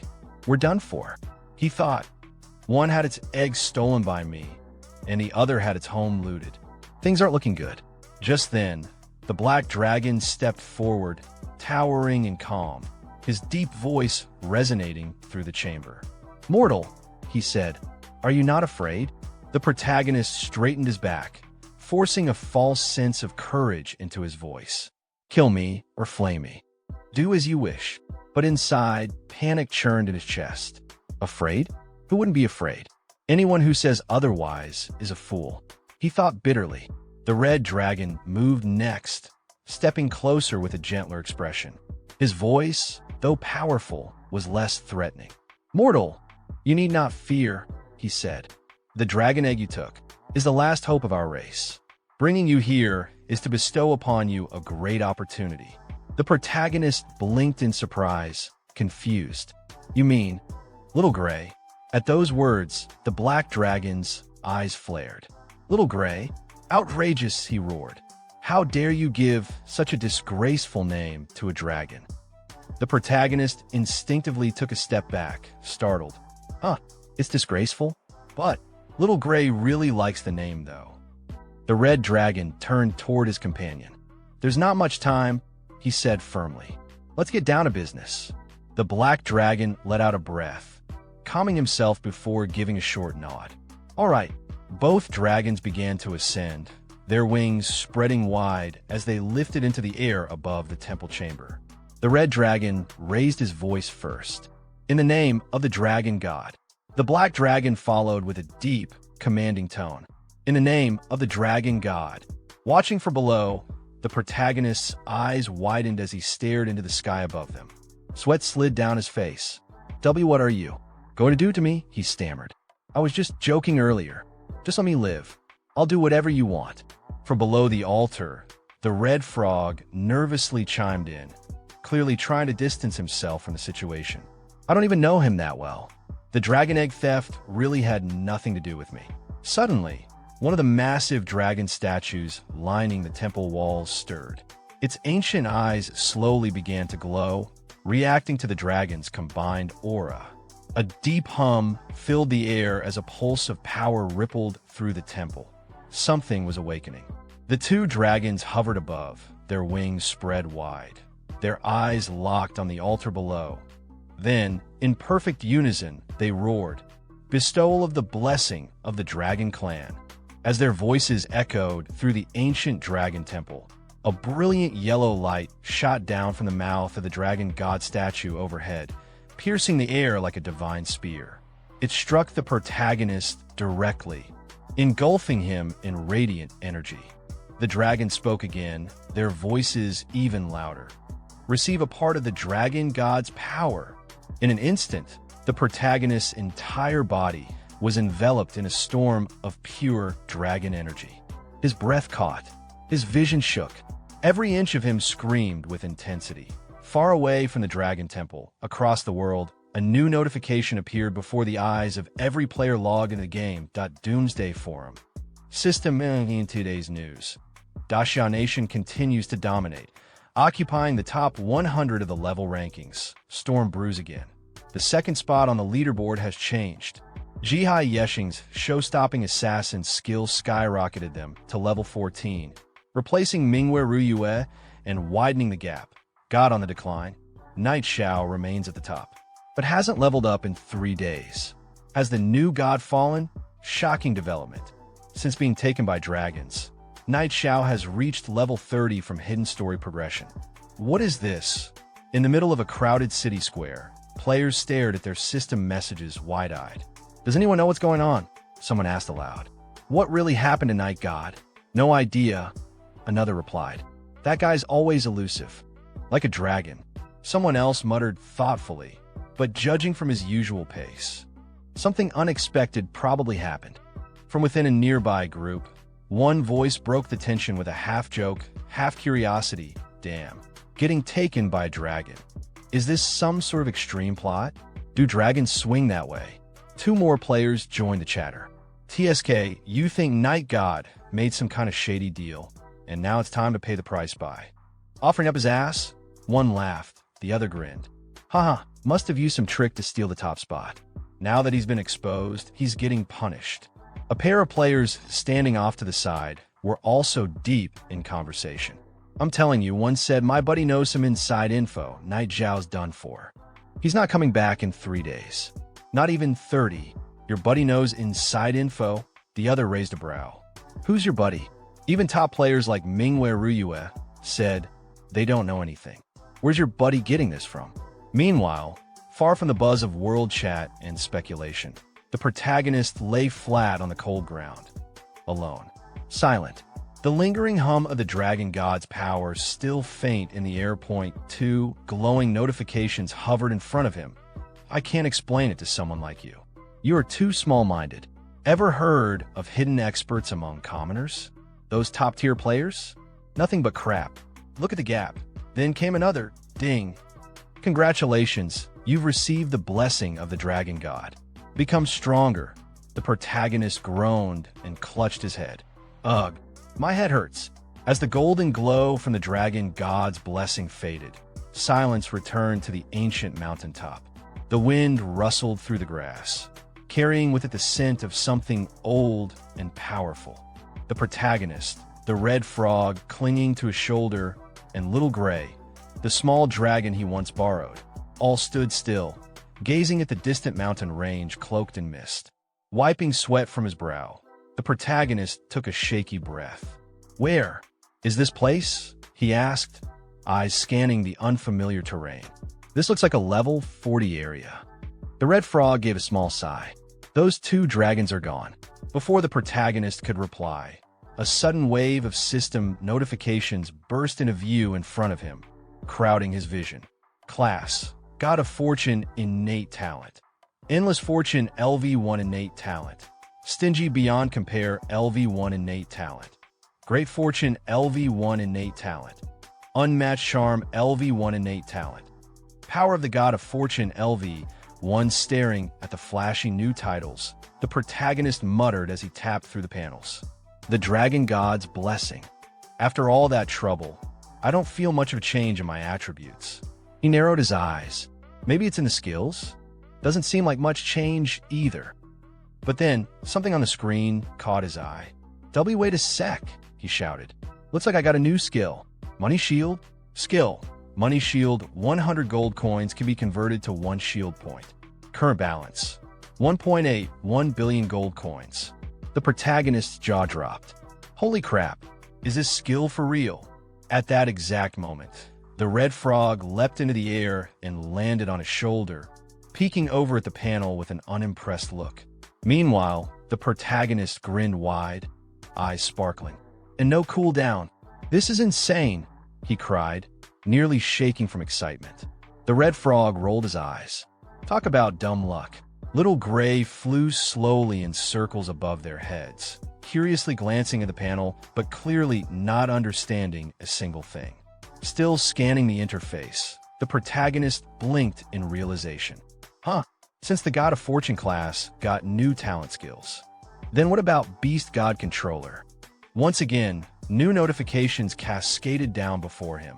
Class: Beast God Controller innate talent. Divine Power LV1 innate talent. Source of Magic LV1 innate talent. Divine Beast Set LV1 innate talent. Beast God Aura LV1 innate talent. Command of the Beast God LV1 innate talent. Infinite Beast Mastery LV1. As the Beast God Controller, you have grasped the true essence of beast taming. There is no limit to your number of beasts. The protagonist's eyes widened in disbelief. Holy, infinite beast taming? No limit on the number of beasts. He slowly lifted a hand, staring at it, feeling the pulse of new power flowing through his veins. A grin crept across his face, full of confidence and awe. "Even royal beastmasters only get 3 core pets," he muttered. "And this punk has no limits." The red frog, still on his shoulder, let out a long, defeated sigh. Damn. The protagonist glanced at him, still smiling like a man who just hit the jackpot. "Is all this real?" he whispered. "Am I dreaming?" Kneeling on the grassy hilltop, the protagonist pressed his palms together, his voice full of reverence and barely restrained excitement. "Almighty dragon gods," he began, bowing deeply. "From now on, this little brother is following your lead. I'll burn incense for you, for the elder dragon gods, and thank your ancestors and sisters for 8 generations." He trembled with joy, grinning from ear to ear. "This is just too awesome." Time passed. Now standing at the massive gates of the level 30 trial hall, the atmosphere shifted to something more serious. A towering stone fortress loomed ahead, glowing with ancient energy. 2 armored guards flanked the entrance, their eyes sharp, until one of them caught sight of who approached. He straightened his posture, surprised. "So it's Lord Knight Xiao," the guard said, giving a respectful nod. "Would you like to take on the abyssal level trial?" The protagonist answered calmly, a confident smile on his face. "Yes." The guard gave a formal bow. "Please wait a moment." A low rumble echoed from within the stone walls. Moments later, the colossal doors began to grind open, revealing a dark corridor beyond. shimmering with a faint, ominous glow. The level 30 trial had begun to awaken. Then when our protagonist untears the door, he is suddenly transported into a cold area where mountains made of ice are towering around. Our protagonist, with his trusty companion, the red frog who always tries to betray him, and his pet dragon, are walking towards the mountain. Freezing from the cold, our protagonist says it's so cold. If I had known it'd be this freezing, I would have worn more layers. But then, our protagonist suddenly notices a big snowball coming from behind him. He quickly avoids the snowball from crashing into him and says, "Ah, that was close." The red frog, sitting casually on the snow, looks at him and says, "Why are you dodging it? Why don't you use your shield?" Our protagonist looks at the red frog and says, "Oh, right, I do have a shield." Suddenly, right in front of our protagonist, the air becomes heavy and a giant snow-white monster starts running towards him, shouting. Seeing the monster, our protagonist gets shocked. Without wasting a second, he orders his pet dragon to attack, shouting, "Old Hui, show them how fierce you are." The dragon, with his fiery breath, attacks the monster and instantly defeats it. Then, a new notification pops up in front of our protagonist, saying, "Ding, congratulations, you have successfully slain white-furred mutant Yeti." Looking at the defeated monster and sweating from his face, our protagonist says to the red frog, "One bite and it's over?" "Lao Hui, did you see that clearly?" Hearing our protagonist, the red frog casually says back, "Nope."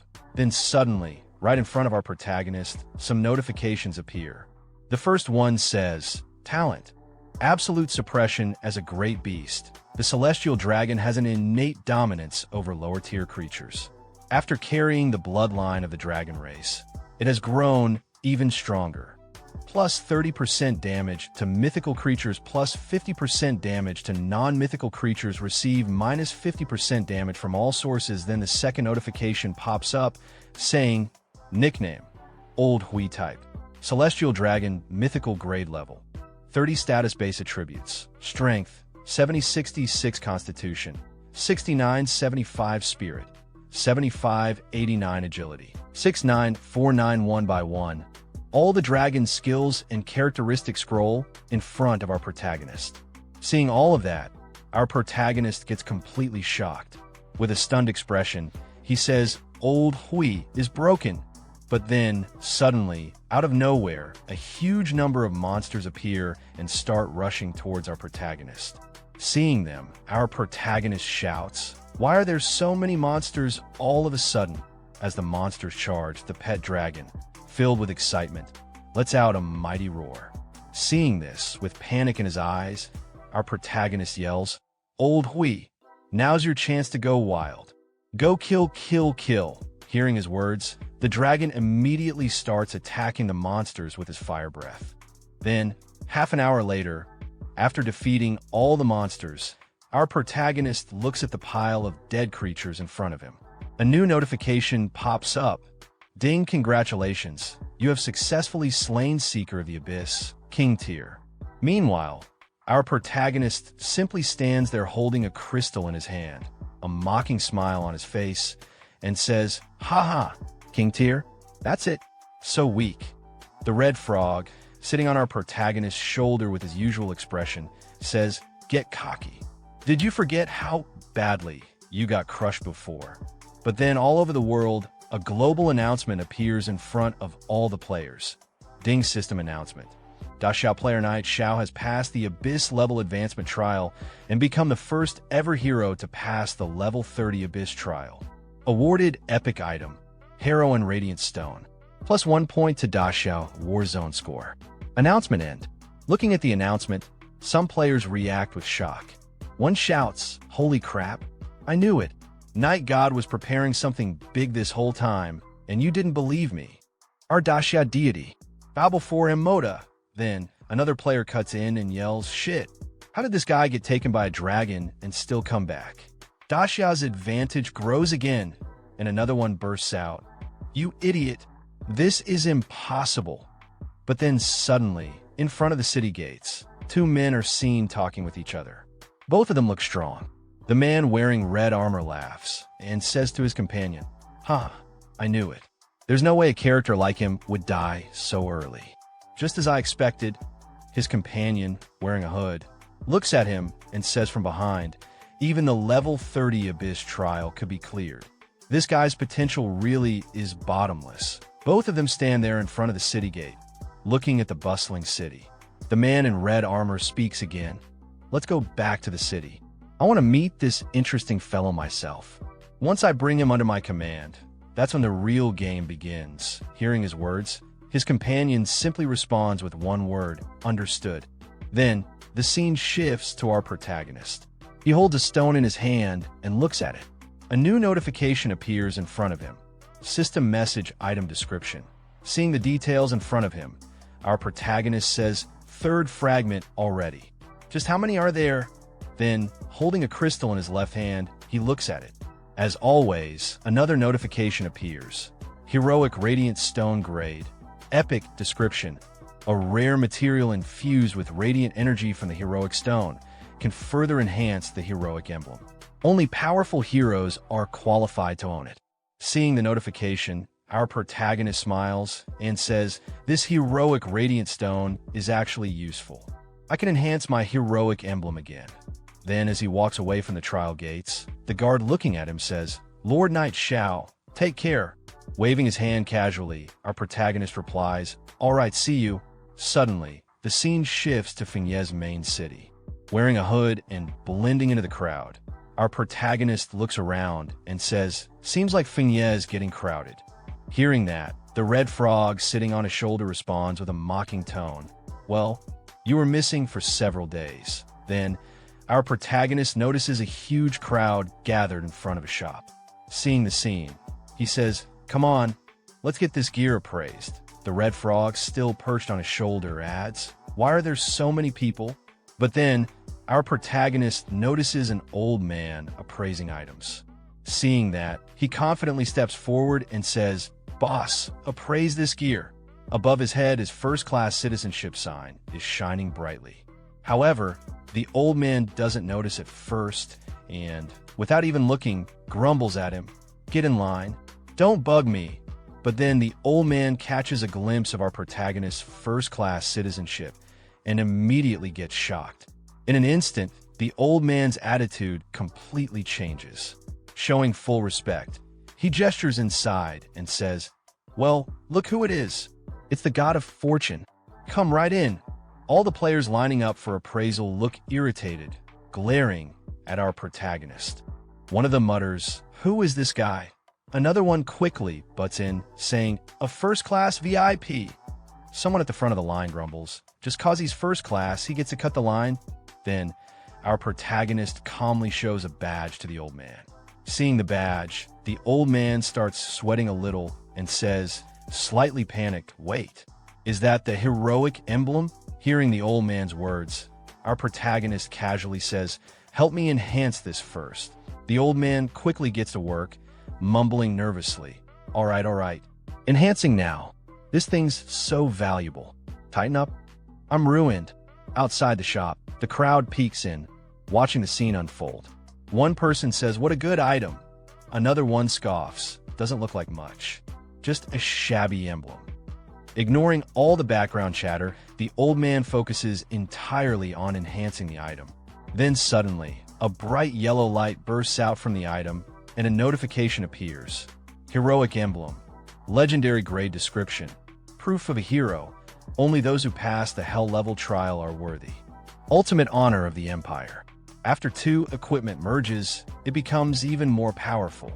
Plus 100 base attributes, plus 5% all attribute resistance, plus 3 charisma, heroine power passive.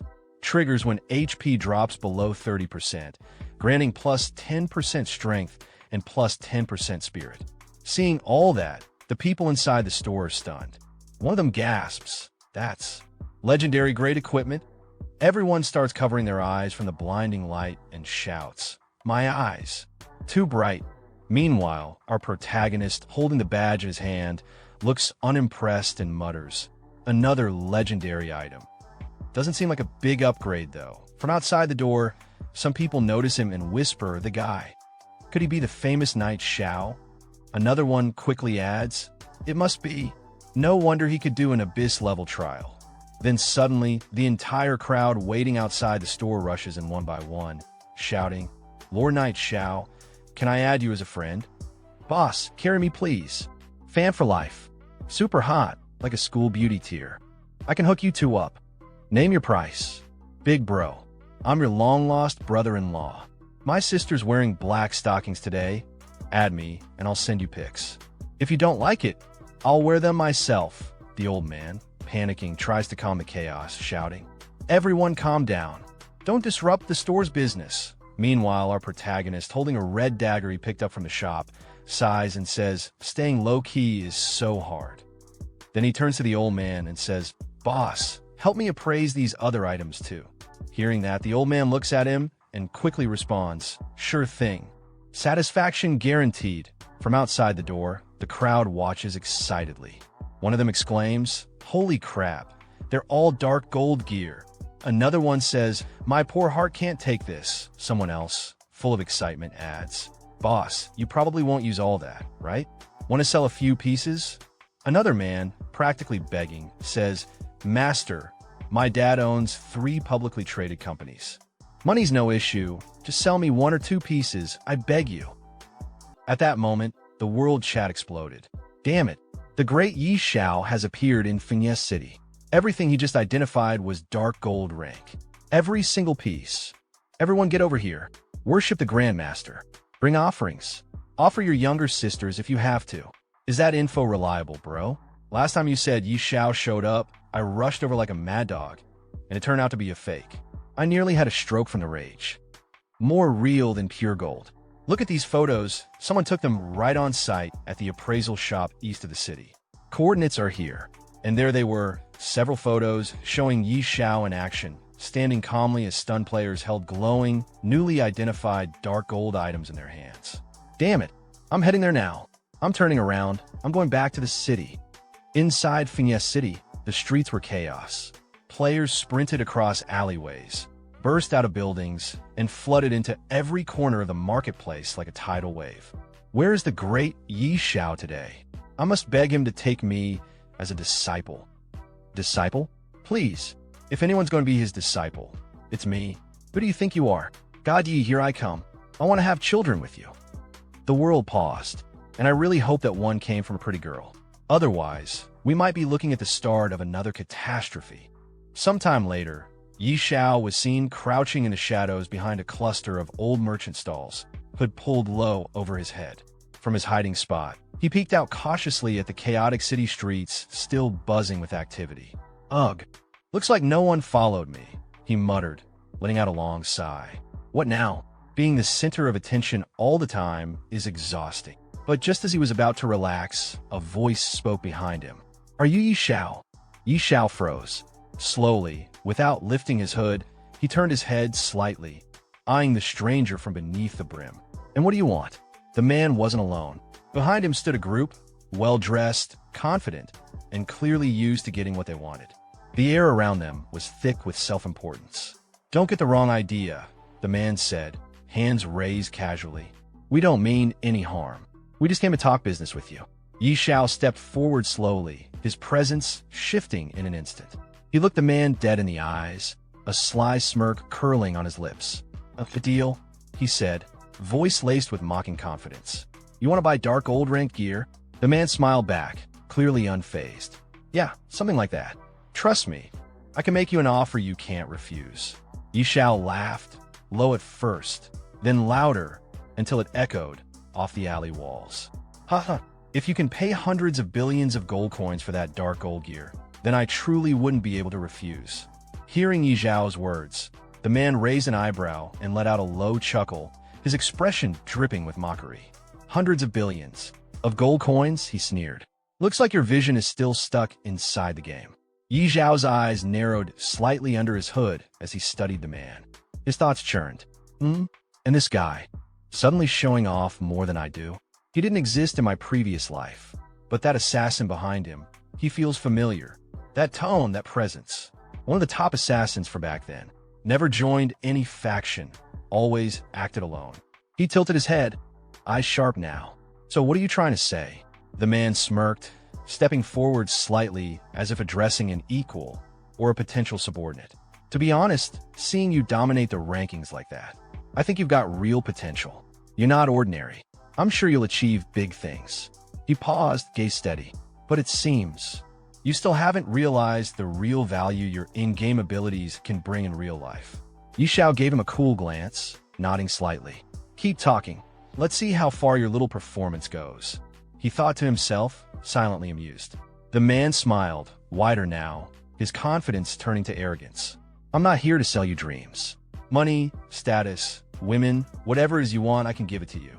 He stepped right in front of Xiao now, his group flanking him like a wall of silent pressure. His tone was smooth but soaked in challenge. So, make your choice. I hope you'll join us. Xiao slowly placed a hand on the man's shoulder, his expression suddenly calm and friendly. Brother, the fact that you came to me for cooperation means you acknowledge my skills. And I appreciate that. The man's smug smile returned, clearly pleased. Glad you understand. But before he could finish, Xiao cut him off. A sudden whoosh echoed through the alleyway as flames burst to life in Xiao's palm. Heat shimmered in the air, distorting the smugness off the man's face. But, Xiao said coldly, for someone so young, that cocky attitude of yours? I don't like it. He leaned in slightly, fire curling up his arm. So I'll give you a manual respawn, just to calm you down a bit. The man's eyes widened. What? You dare attack me? One of his underlings stammered from behind. Careful.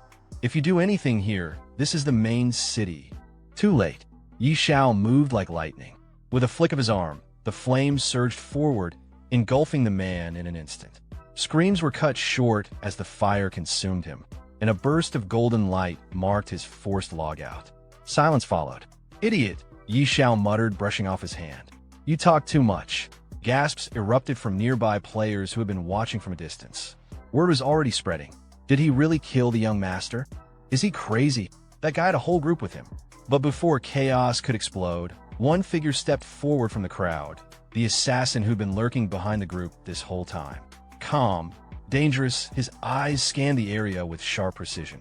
Don't move, the assassin said firmly, raising a hand. This is the main city. Killing is forbidden here. If this escalates, we won't be able to take responsibility for what happens next. The tension in the air grew thick. No one moved. All eyes were on Xiao. And Xiao, he just stood there, half smirking beneath his hood, flames still flickering faintly in his hand, utterly unfazed.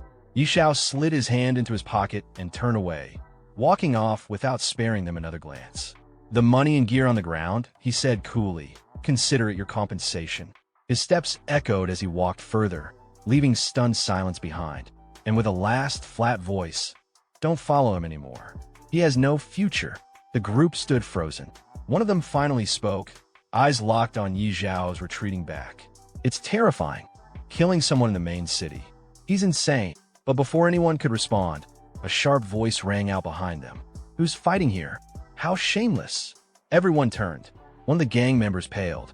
Sirens. It's the main city guard. From every street and rooftop, guards poured in, weapons drawn, armor gleaming. In moments, Xiao and the group were completely surrounded. A burly guard at the front stepped forward, voice booming through the plaza. Who dares to kill in the main city? Are you out of your mind?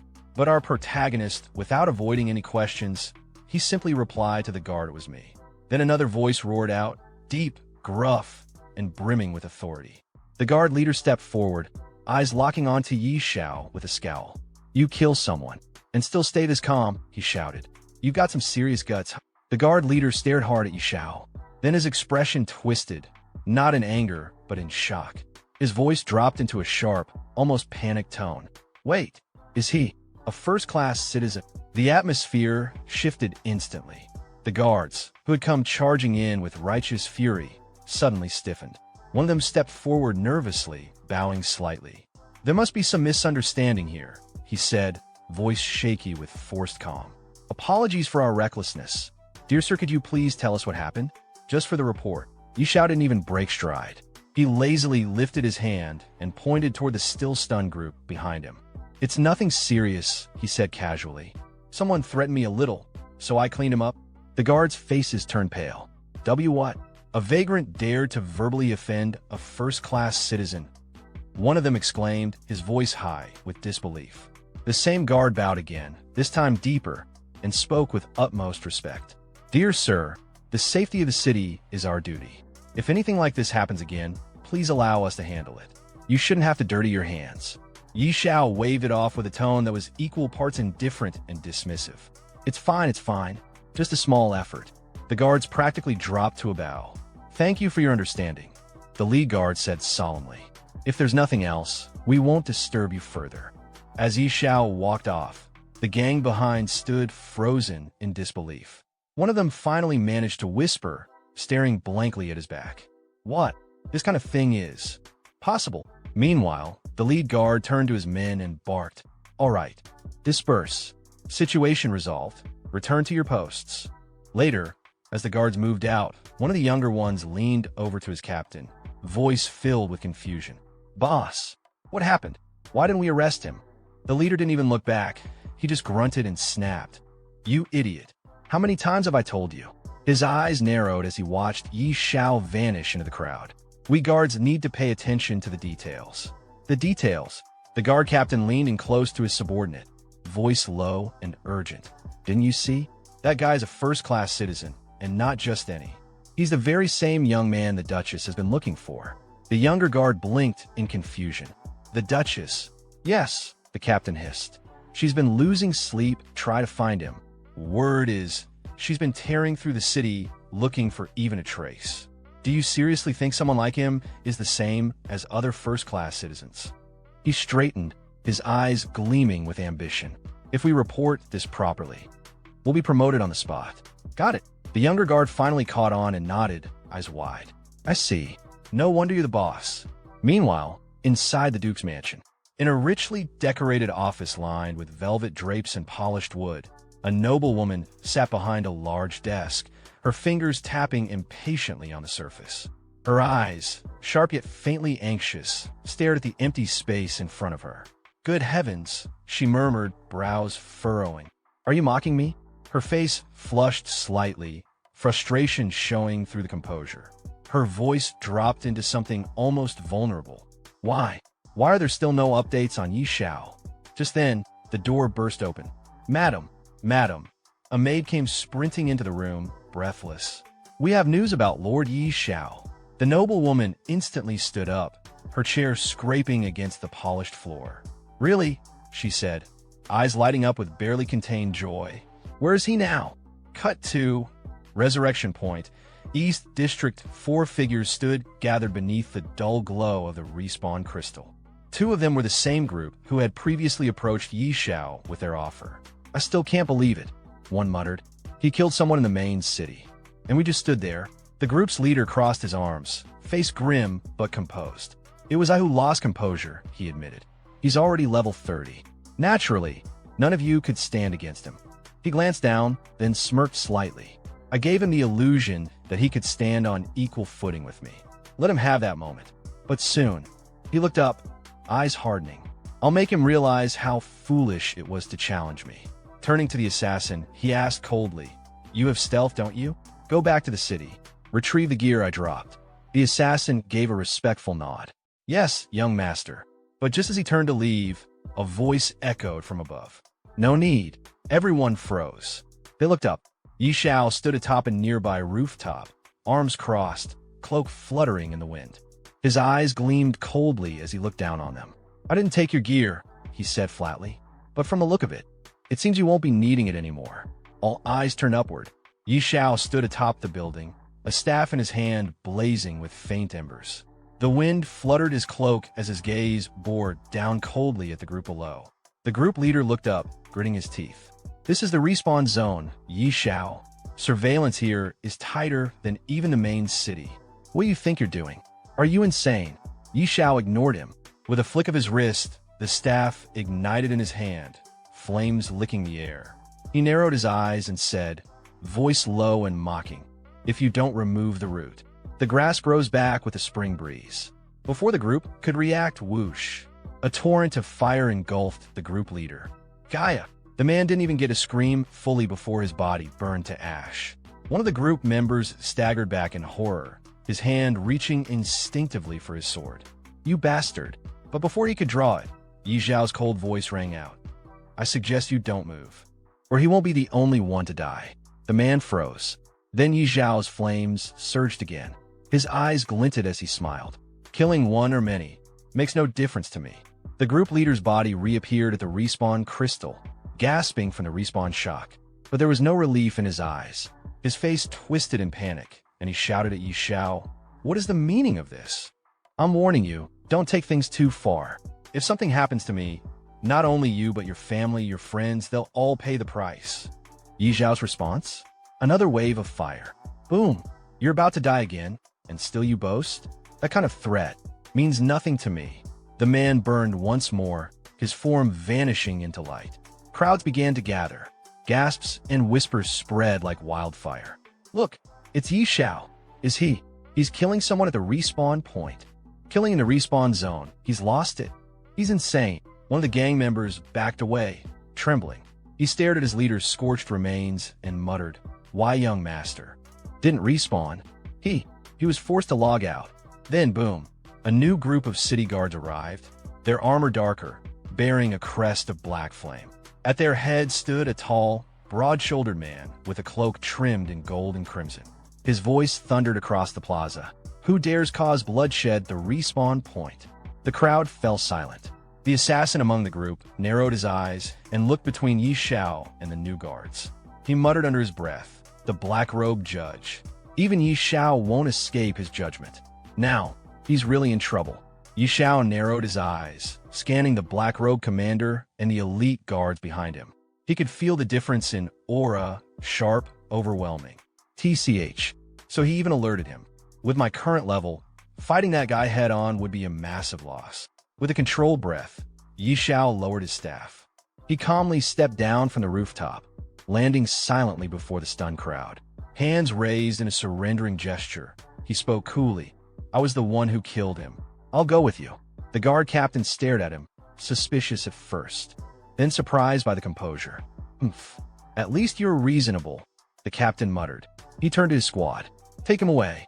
In the real world, within a grand estate, an elderly butler sat beside a young man lying unconscious on a luxurious bed. Young master, wake up," the butler said softly, worry in his eyes.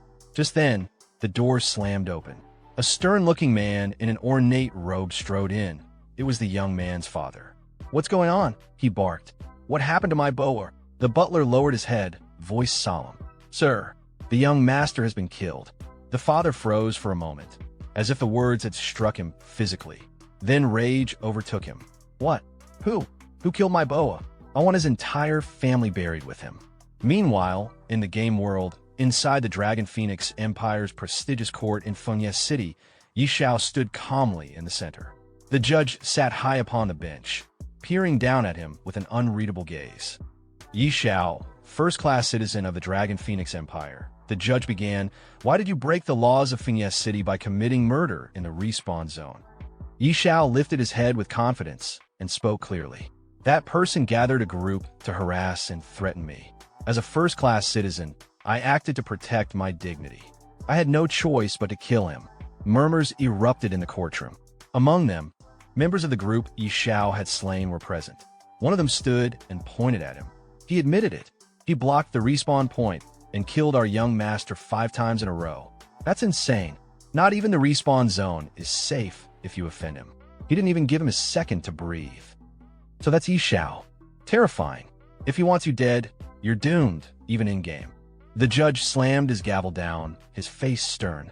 "Silence," he shouted, then turned back to Yi Xiao. "For violating city law and committing mass murder within a restricted zone, and though this is your first offense, I hereby sentence you to lifetime exile from the Eastern District of Funya City."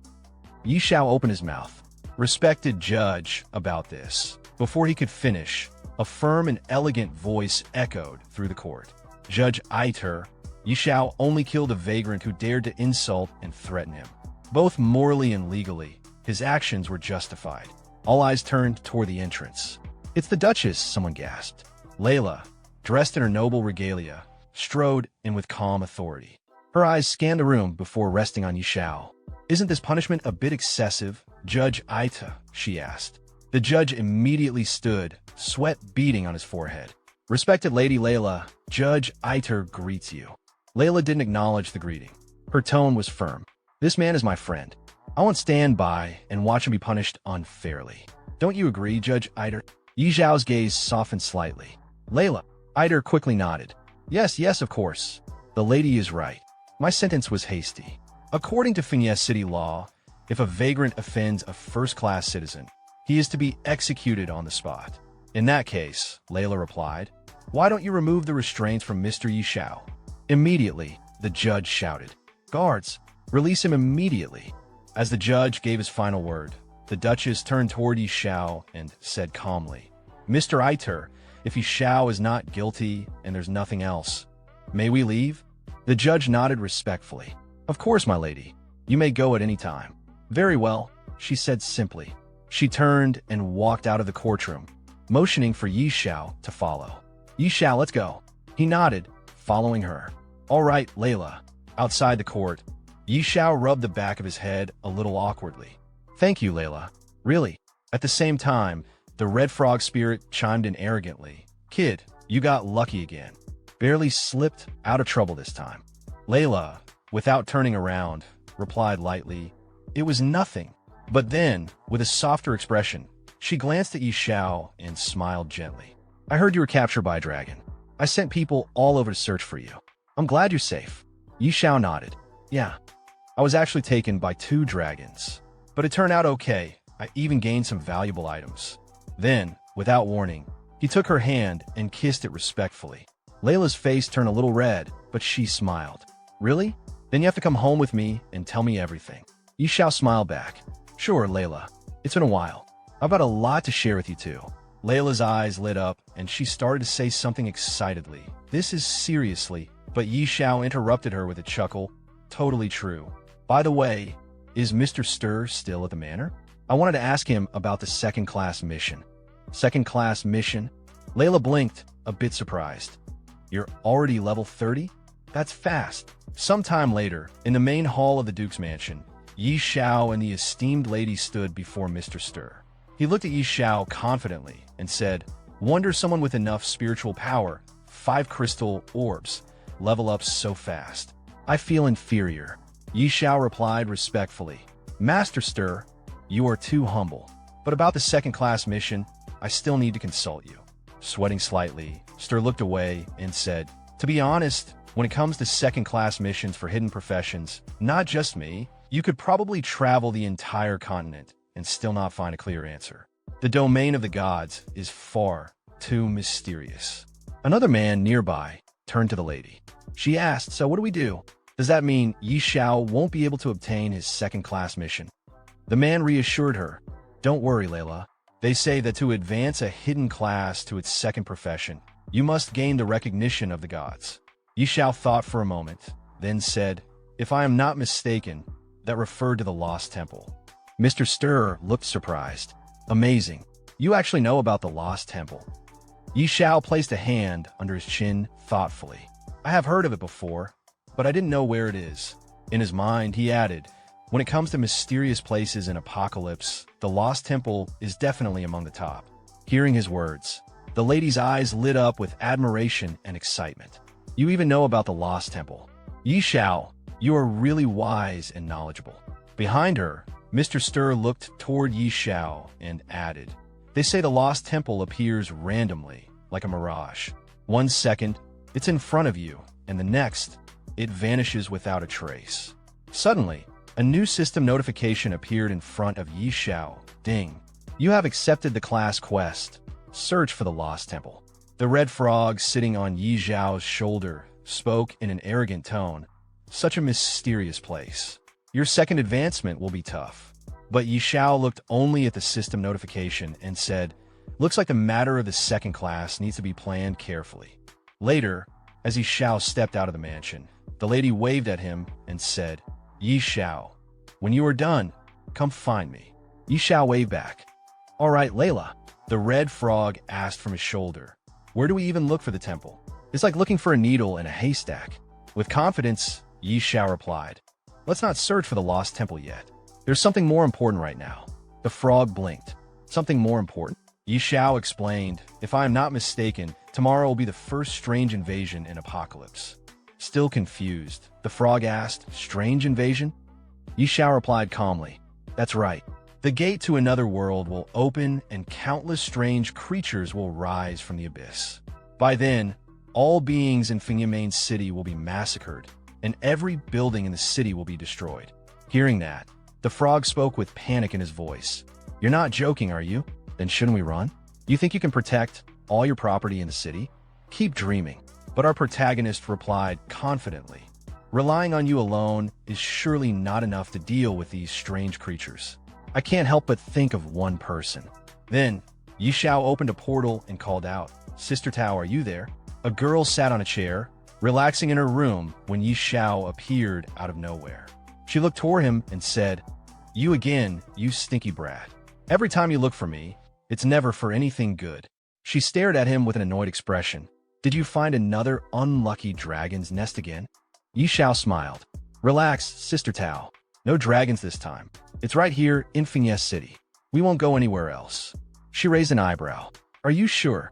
Even after hearing that they weren't going anywhere, she turned away from him and said in irritation, in the main city? What danger could there possibly be? You still need me to step in? Want me to beat up the city lord or something? Xiao calmly explained, it's not that serious. I just want to ask if you could guard my property in the West District for one day, starting from midnight tonight. Same pay as always. She stood up and faced him. That's simple. You're not trying to trick me, are you? Xiao chuckled. Come on, Sister Tao. We've been friends for years. She sighed. Fine. I'll show up on time tonight. As Xiao walked away, he called back. Perfect, Sister Tao. Don't be late. At the same time, the frog spoke in a slightly teasing tone. Congrats, you managed to trick someone again. Later, Xiao and his trusty frog walked through the city.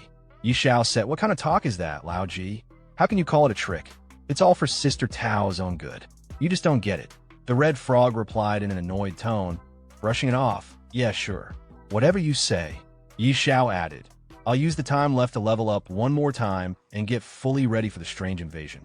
At that time, in the world chat, someone posted, Xiao took action and killed another player 5 times in a row at the respawn point, causing their real-life death. Does this terrifying power mean he can do whatever he wants? Then another message appeared. A powerful unknown blatantly violates the law. This is an open challenge to society, a disgrace and a trampling of human life. Another person wrote, real identity verification is urgent. Apocalypse must not be a place where players do whatever they please. Followed by someone else. As players, shouldn't we support identity verification in the game and fully cooperate? In his room, Xiao sat on the sofa reading the chat. Looking at the messages, he said calmly, are they really making noise just to try to expose my identity? Childish. Then he closed his eyes and went to sleep. Elsewhere in the game world, some players logged in unexpectedly. One of them said, what's going on here? I haven't even fallen asleep, and I'm already in the game. Another replied, another forced entry into the game? Is this like launch day again? A third added, I can't log out. Am I stuck here for 9 hours? What is happening? And someone else muttered, even if I can't log out, as long as the monsters don't enter the starter village, everything should be fine. Better stay inside. Meanwhile, Xiao was sitting outside on a chair, and beside him, Sister Tao stood, yawning. He said to her, Sister Tao, as punctual as ever. She looked around the quiet city and replied, don't tell me you called me just to chat. Or are you just rolling in money? Xiao checked his watch and said without looking at her, don't be impatient, Sister Tao. Soon, all my shops in the West District will be in your hands. She smiled gently and answered, relax. As long as I'm here, not a single stone or tile will be lost. With confidence, Xiao smiled mysteriously. With Sister Tao here, I'm already at ease. Suddenly, lightning struck from the sky. Both of them became alert and looked up. Xiao stayed calm and said, Sister Tao, cast a buff. She didn't answer right away. Instead, she kept staring at the sky. What's this? Above, a crack opened in the sky. From it, a swarm of monsters began pouring into the world. Xiao explained, it's the strange invasion. The creatures looked like demonic beasts. Elsewhere in the city, Panic broke out among the guards. Invasion. There's an invasion. The whole city is under level 1 alert. No one is allowed to leave. Mages to the walls. Evacuate the people. Monsters charged into the city, smashing buildings and attacking civilians.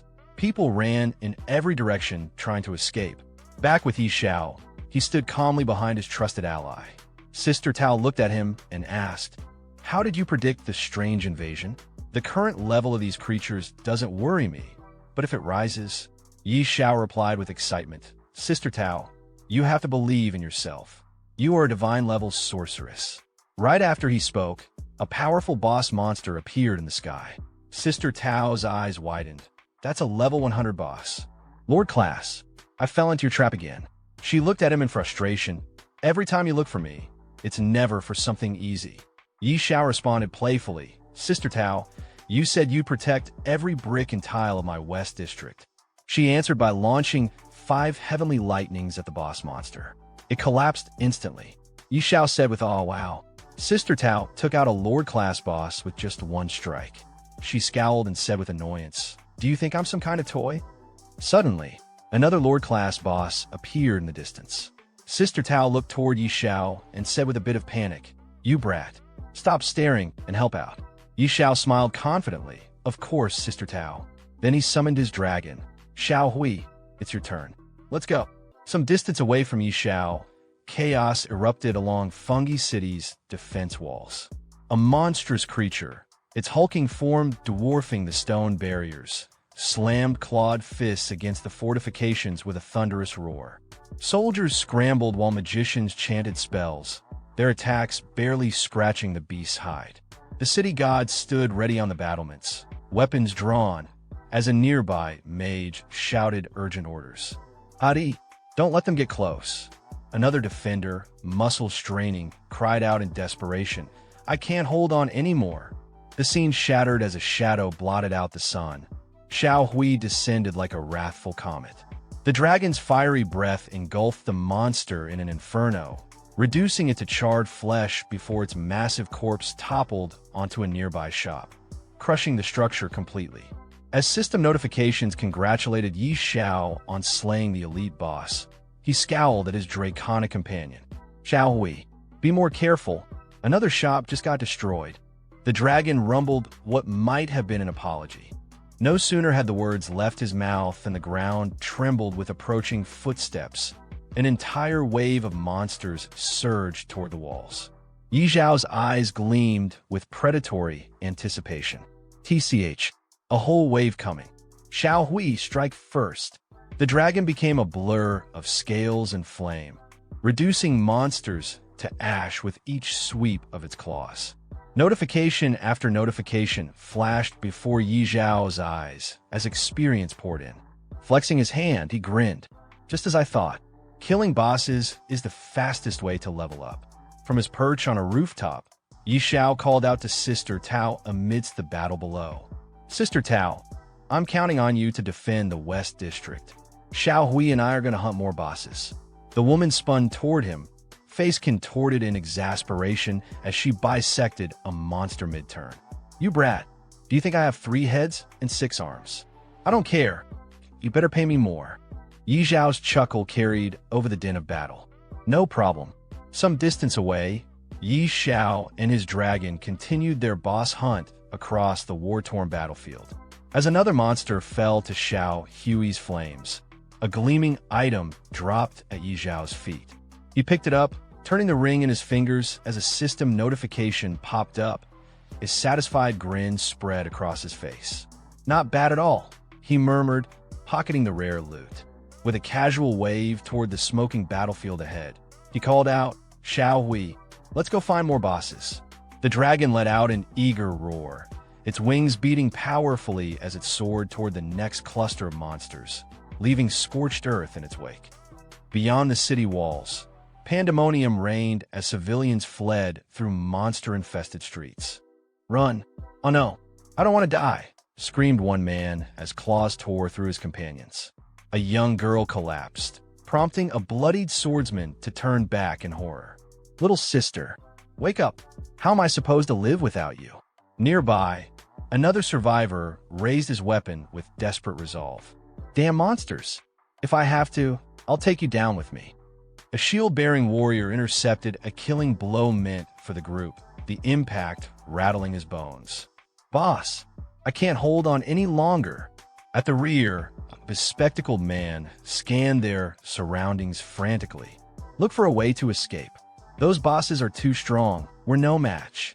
The shield-bearer glanced back at his trembling comrades, voice raw with urgency. Boss, go. Hurry up. Take Xiao and the others. I can only distract it for 5 seconds. The monster's next strike sent him flying, but even as he tumbled across the dirt, his final shout followed his fleeing friends. Boss, go. Don't worry about me. The glass-wearing man and his team stood frozen, watching in horror as their comrade Storm crumpled to the ground. Storm, are you okay? Storm, wake up! They cried out, their voices cracking with panic. The bespectacled leader stared at the advancing monster with widening eyes, his breath coming in short gasps. His remaining friends scrambled to drag their fallen defender to safety, but the creature was already upon them, its maw gaping wide for the killing strike. There's no hope, the leader whispered, his glasses reflecting the monster's glistening fangs. One of his teammates grabbed his arm desperately. Are we all going to die here? Then, like divine intervention, a torrent of flames engulfed the beast, reducing it to smoldering bones before their eyes. The sudden heat made them stagger back as the monster's corpse collapsed at their feet. The bespectacled man stared dumbfounded at the charred remains. Wow! The boss was defeated in a single strike. His gaze shot upward, where a gleaming green dragon circled overhead, its wings casting ominous shadows across the battlefield. Sweat trickled down the leader's face as he muttered, "Looks like a baby dragon." But his assumption shattered when a majestic creature unleashed a psychic pulse across the battlefield. Every monster in the vicinity turned as one, compelled by some unseen force to charge recklessly at the dragon. What followed wasn't a battle, it was a slaughter.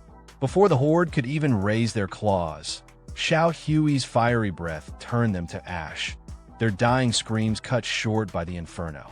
The group watched the carnage with awestruck expressions.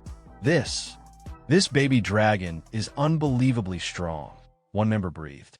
The shield-bearing warrior who'd nearly sacrificed himself earlier managed a weak smile, gazing at their draconic savior through bloodied vision.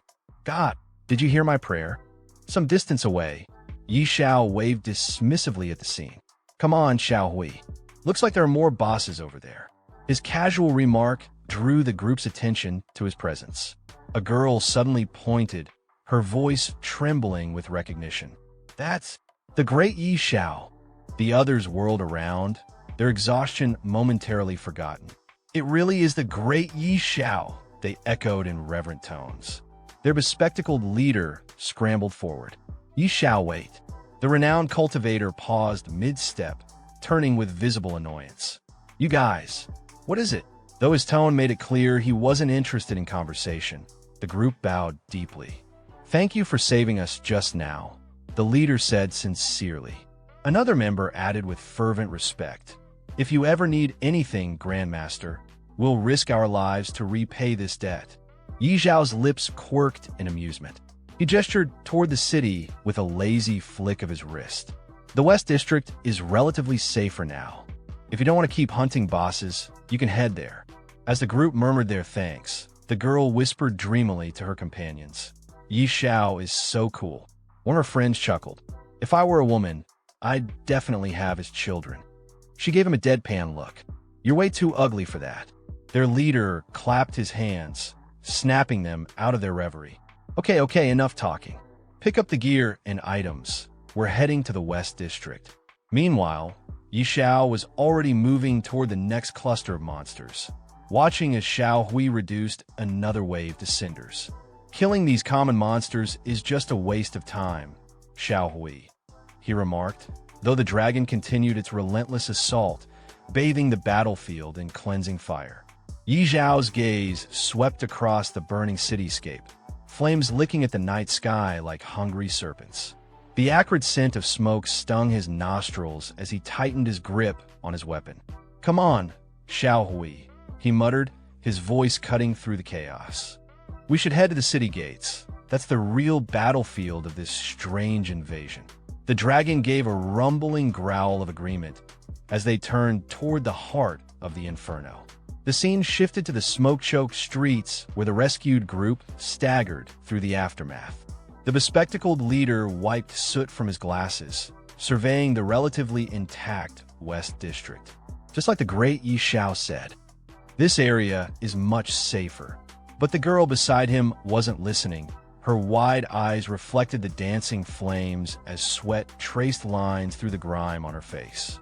"If it's safe here," she whispered, "then why is the great Xiao still fighting outside the city? Could he really be hunting bosses to level up?"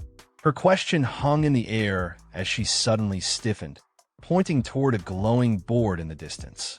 "Look, Xiao leveled up again." The group turned as one, their leader's glasses nearly slipping off his nose when he saw the ranking display. At the very top, Yi Zhao's name blazed brighter than the surrounding fires, the numbers beside it now reading. "W what? 35? The leader stammered, mopping sweat from his brow. Just yesterday, he was level 31. How many bosses did this man slaughter to... A deafening roar from above cut him off mid-sentence. The group barely had time to look up before a meteorite streaked across the sky, its flaming tail painting the smoke crimson. It struck with earth-shaking force somewhere near the main gates, the impact tremor making them all stumble. "What in the..." the girl shrieked, bracing against a collapsing wall. Their leader's glasses reflected the growing fireball as he whispered hoarsely. That came from the direction of the main city gate. Through the billowing smoke, they could just make out the crater's outline. The meteorite had landed squarely amidst the city's central buildings, its ominous glow pulsing like a diseased heartbeat. Xiao stood tall at the main gate of Fengye's central city, his gaze locked onto the ruined landscape before him. The scorched buildings, shattered defenses, and trails of smoke told a single, brutal truth. What had occurred here wasn't a battle. It was a massacre. Just then, a monstrous pressure surged behind him. A massive skeletal figure emerged, towering over the wreckage, cloaked in dread. System alerts flashed, Skeleton King, level unknown. Xiao turned around, narrowing his eyes at the creature's presence. This wasn't just any enemy. He recognized it immediately, a level 100 Lord-class boss. And judging by its aura, this wasn't going to be a fight he could handle solo. Some distance away, atop the city walls, chaos erupted. A city guard rushed toward a nobleman draped in a decorated mantle, Lord Eider. The guard's panic was evident. The main gate's wall was obliterated. The archer squads were collapsing, healers barely clinging to their roles. They were at their limit. In desperation, the guard pleaded for an order. Should they abandon the front lines? Lord Eider didn't hesitate. He turned to the guard, voice stern and unwavering. He ordered a retreat. The magician beside him acknowledged instantly. But the skies had other plans. A thunderclap tore through the heavens. Lightning cracked downward, illuminating the burning city below with divine fury. Lord Eider froze, eyes wide as he witnessed the energy descend. Sweat rolled down his temples, not from fear but from awe. And then, with a sudden shift in presence, realization dawned upon him. Reinforcements had arrived. Not just any reinforcements, a divine-level expert. His composure flipped into excitement. With renewed spirit, he called out to his warriors to rally. Hope sparked in the inferno. Meanwhile, back near the gate, Zhao's ally, Sister Tao, landed beside him, irritation written all over her face. She had clearly been summoned in a hurry, and the presence of the Lord-class monster explained why. She questioned Zhao's intent. Surely, he didn't plan on taking down that level 100 boss himself? Xiao met her gaze with a teasing grin. Of course he did, but he wasn't going to do it recklessly. He hinted at a plan, one that required her help to get close enough. Tao's expression twisted between disbelief and exasperation. Even she wouldn't dare challenge a creature of that caliber so directly. Yet Xiao, with unshakable confidence, simply smiled back his resolve unwavering. With a resigned sigh, Tao raised her hand and snapped her fingers. A vibrant blue glow wrapped around Xiao's body, surging him with power. She grumbled as she cast the buff, annoyed but supportive. Xiao looked at his hands, now crackling with energy, exactly what he needed. He then turned his eyes toward the Skeleton King. The battlefield was still thick with enemies. It wouldn't matter how strong he was if he couldn't reach the boss. He glanced back at Tao with a challenging look. Wasn't it her job as a divine sorceress to clear the way? Tao didn't even flinch. She lifted her staff and stepped forward. If he had the guts to fight a Lord-class monster head-on, she'd return the favor by blasting the path wide open. With a swift gesture, Sister Tao raised her staff high, and once again, lightning tore down from the heavens. She continued channeling the energy, eyes locked on the towering undead figure as the storm above intensified. Still holding the lightning in place, she turned her head slightly, signaling Xiao to move in. Without hesitation, Xiao launched forward, darting toward the Lord-class monster with determination burning in his eyes. As he dashed through the scorched battlefield, he glanced back for a brief moment, flashing a confident grin. Her support, as always, was unmatched. Suddenly, Lord Eider emerged before Sister Tao, eyes filled with a rare mix of admiration and hope. He acknowledged her contribution with formal gratitude, knowing full well that her intervention had shifted the tide. But she didn't have time for praise. With an irritated expression, she sharply dismissed the pleasantries and barked out orders. He was to lead his forces to defend the north, while she and Xiao handled the front. Lord Eider wasted no time. He accepted her command and immediately turned back to his men, rallying them toward the northern sector. Behind him, one of the city guards pointed urgently toward Xiao, confused and skeptical about the sight of a low-level tamer charging straight toward a boss of this magnitude. Yet the city lord, unfazed, told his troops to focus on the bigger threat. He trusted Lady Dorothy completely, and that meant trusting whoever she chose to fight beside her. With that, he barked out the retreat order, and his men obeyed. A short while later, amidst the burning remnants of the city, Xiao and Sister Tao stood side by side. The monstrous Skeleton King loomed before them, unfazed by the earlier strike. Tao turned toward her young partner, voice sharp, reminding him that the next moment would decide everything. Even the small red frog perched on Xiao's shoulder wasn't holding back its usual sarcasm. The creature gave him a mocking nudge, warning him not to get killed and leave it behind. But Xiao, undeterred, reassured them both. He wasn't planning to die today. This was his moment. With a deep breath, Xiao stepped forward. The Skeleton King raised its massive axe, both hands gripping the weapon as it prepared to obliterate everything in front of it. In response, Sister Tao raised a shimmering shield, her magic forming a barrier just in time to absorb the blow. Sparks and light clashed violently as the weapon struck the magical defense, but she held firm, shouting in frustration at Xiao to move already. Xiao calmly reached into his inventory and pulled out an epic badge, the gleam of power reflecting in his eyes. With unwavering confidence, he raised it up. He was done waiting. As the badge activated, Xiao unleashed its hidden command, Brutal Massacre. A blinding red beam erupted from the badge, slicing through the air like a divine lance. It struck the Skeleton King dead center, and in an instant, the colossal monster was frozen in place. A system notification flashed across Xiao's view, brutal execution, instant death. The massive creature began to tremble. Its skeletal frame cracked, joints loosening, and then, one by one, its bones began collapsing to the ground. It wasn't just defeated, it was annihilated. Xiao stood there, stunned and exhilarated, staring at the crumbling remains of the once invincible boss. A surge of satisfaction filled his chest. He had done it. Even the red frog perched on Xiao's shoulder froze in disbelief. It stared at the crumbling remains of the Skeleton King, utterly stunned.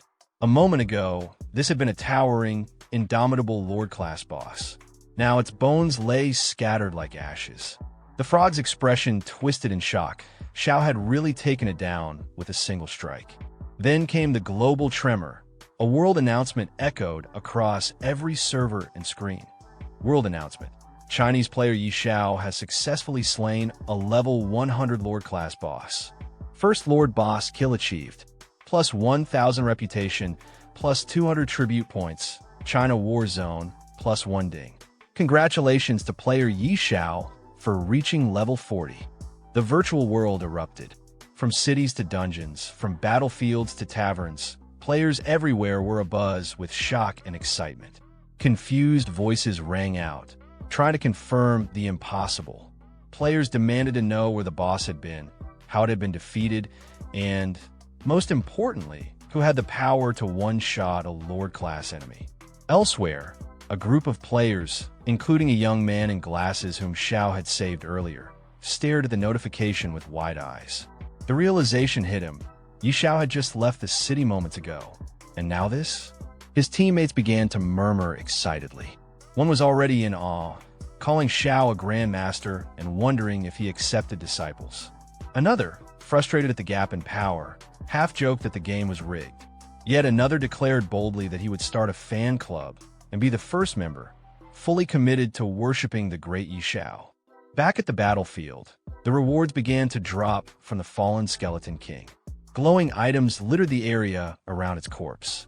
Xiao knelt down and picked one up, eyes lighting up as he examined the glowing text. Divine Protection Shield grade. Not yet identified. Freezing Stone grade. Not yet identified. Effect. Not yet identified. He smiled to himself. This was exactly what he'd expected. A boss of this level didn't drop ordinary loot. The rewards were on a completely different scale from anything he'd encountered before. He turned toward the red frog still sitting on his shoulder and asked if it had spotted anything valuable. The frog was already staring at a horn-shaped item buried among the drops. It recognized it immediately, an artifact. Xiao reached down, picked it up, and gave the frog a smirk. That sharp eye of its had paid off again. This item was definitely something special. He stood up, satisfied. These rewards weren't just good. They were beyond even what a legendary quest would offer. The invasion had turned into the greatest opportunity he'd ever seized. Just then, the battlefield changed again. All around them, the remaining monsters began retreating, slipping back into the swirling portals from where they came. Townspeople across Fengya shouted in relief and celebration. They had survived. The strange invasion was over. Their city stood. Cries of joy echoed through the streets. The monsters are retreating. We survived. It's over. We won. Victory. Within the governor's mansion, a soldier watched as the city's leader began to stir. As the governor opened his eyes, the soldier rushed to his side, helping him sit up. The governor, still groggy, tried to stand. He was adamant. They couldn't allow those strange creatures to breach Fengya's defenses. But the soldier gently informed him that he was too late. The invasion had ended over an hour ago. The governor froze in disbelief. He had been unconscious all this time. How could it be over so quickly? The soldier explained everything. While the governor lay unconscious, Lord Yi Xiao and Lady Dorothy had intervened, repelling the invasion and saving the city. Repairs were already underway. A look of amazement crossed the governor's face. He hadn't expected such a hero to rise, someone beyond even the already legendary Lady Dorothy. At the city's darkest moment, Yi Xiao had emerged and turned the tide. Without hesitation, he ordered the soldier to make arrangements. He wanted to meet Yi Xiao in person, to thank him face to face for saving Fengya City. The soldier saluted, acknowledged the command, and left the room to carry it out immediately. The next day, our protagonist Yi Xiao arrived at the city lord's mansion, accompanied by his sister Tao. They were warmly greeted by the city lord and the noble lady, Lady Layla. The city lord politely invited Yi Xiao inside. In response, Yi Xiao respectfully thanked him and stepped in. The city lord then extended his hand and, with genuine emotion, expressed his gratitude. He told Yi Xiao that if not for his brave efforts, Fengya City might not have survived the recent disaster. On behalf of all its citizens, he offered his heartfelt thanks. Lady Layla added her praise as well, calling Yi Xiao's actions yet another miracle. Standing behind Yi Xiao, Sister Tao addressed the governor and Lady Layla with humility, saying they were being too kind. She clarified that it was Yi Xiao himself who personally defeated the powerful Lord-level enemy. At that moment, a notification appeared before Yi Xiao. Favorability with Aaron has increased by 20. You have earned the respect and recognition of Fengye City's governor. New title acquired, Friend of Fengye. Yi Xiao glanced at the message and then bowed slightly to the governor, brushing off the praise with modesty. He told Sister Tao she was exaggerating again and that the invasion had just been a strange incident, not worth making a fuss over. Turning back to the governor, Yi Xiao gently suggested that they move on to the real matter at hand. Taking the cue, Sister Tao addressed the governor, saying that if there was nothing further, she would return to the Supreme Temple to handle other affairs.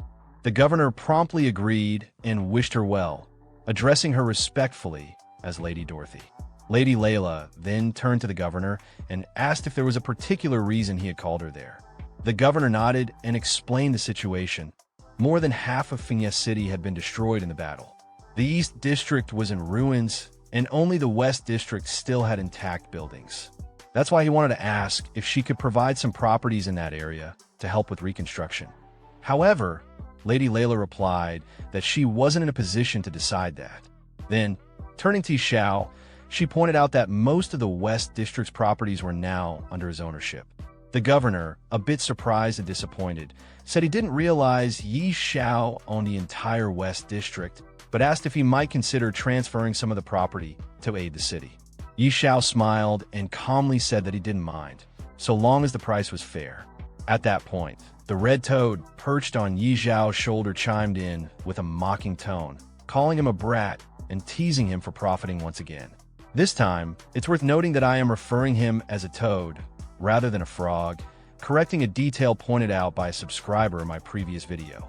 Returning to the story, the governor, pleased by Yi Xiao's cooperation, told him to name his price, and he would have the Fengye Bank prepare the gold coins immediately.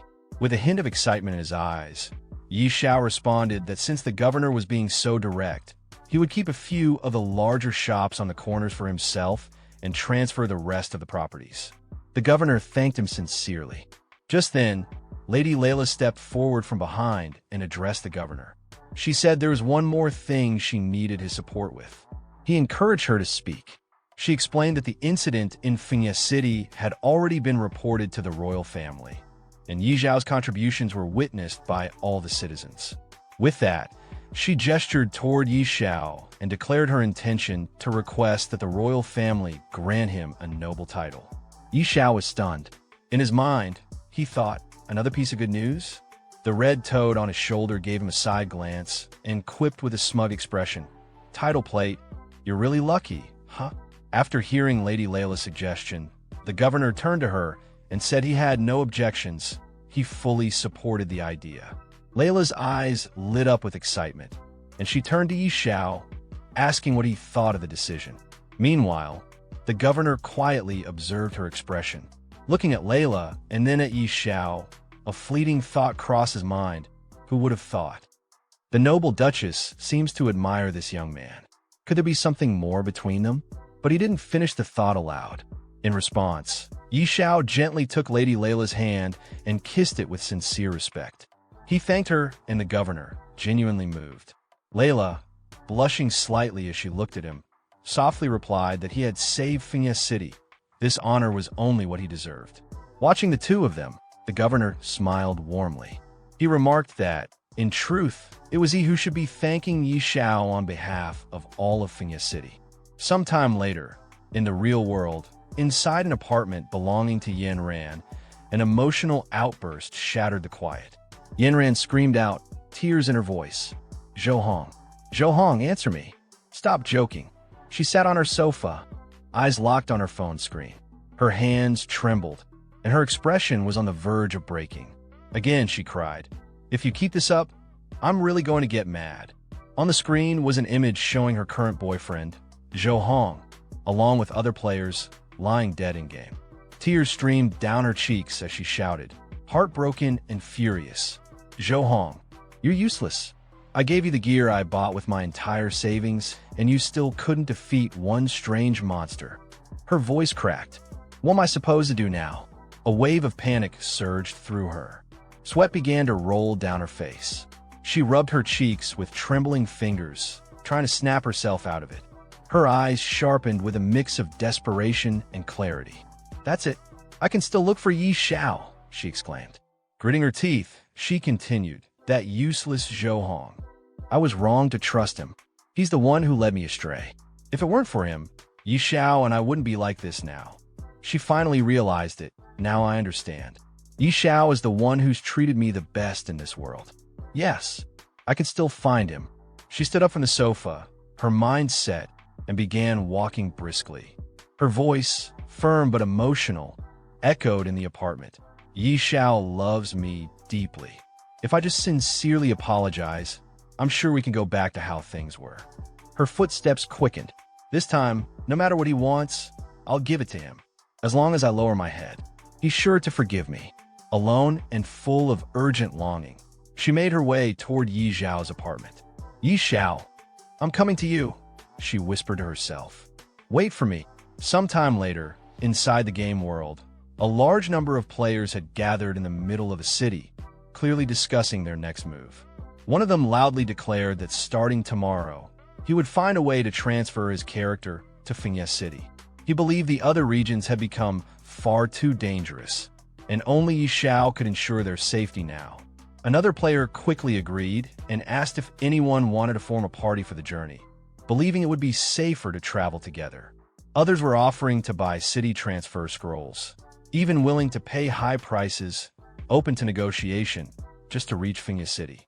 Excitement surged through the crowd as more players ran around, scrambling to buy property in the city. Shouts filled the air, with players bidding higher and higher amounts for available houses, offering thousands, even tens of thousands of gold coins. Amid the chaos, Yi Xiao stood quietly, observing the commotion. He couldn't help but wonder why so many people were suddenly flocking to Fiancée City. It puzzled him, but instead of dwelling on it, he decided it wasn't the right time to take on new challenges. He figured he should focus on forging equipment first. With that thought, Yi Xiao made his way back to the blacksmith he had met earlier. Upon seeing Yi Xiao, the blacksmith respectfully asked what brought him back this time. Yi Xiao explained that he needed to forge and identify some equipment. However, the blacksmith regretfully pointed out that his shop had been destroyed and he didn't have the means to help at the moment. Yi Xiao then thought for a moment and told him not to worry. He could lend the blacksmith a forge and an identification device. This surprised the blacksmith, but he followed Yi Xiao without hesitation. When they arrived at a well-kept shop in the West District, Yi Xiao gestured for him to go inside. The blacksmith was stunned and tried to ask about the place, but Yi Xiao simply encouraged him to step in and see for himself. Once inside, the blacksmith was amazed. The forge was top-tier, clean, modern, and fully equipped with high-grade tools and even identification equipment. He commented on how luxurious it was and asked who the owner might be. Yi Xiao calmly explained that the shop belonged to him. He offered to let the blacksmith take over the place under the same profit-sharing arrangement the blacksmith used to have before. Since the shop had been sitting unused and the blacksmith was clearly skilled, it made sense. The blacksmith was overjoyed, deeply moved by Yi Xiao's generosity.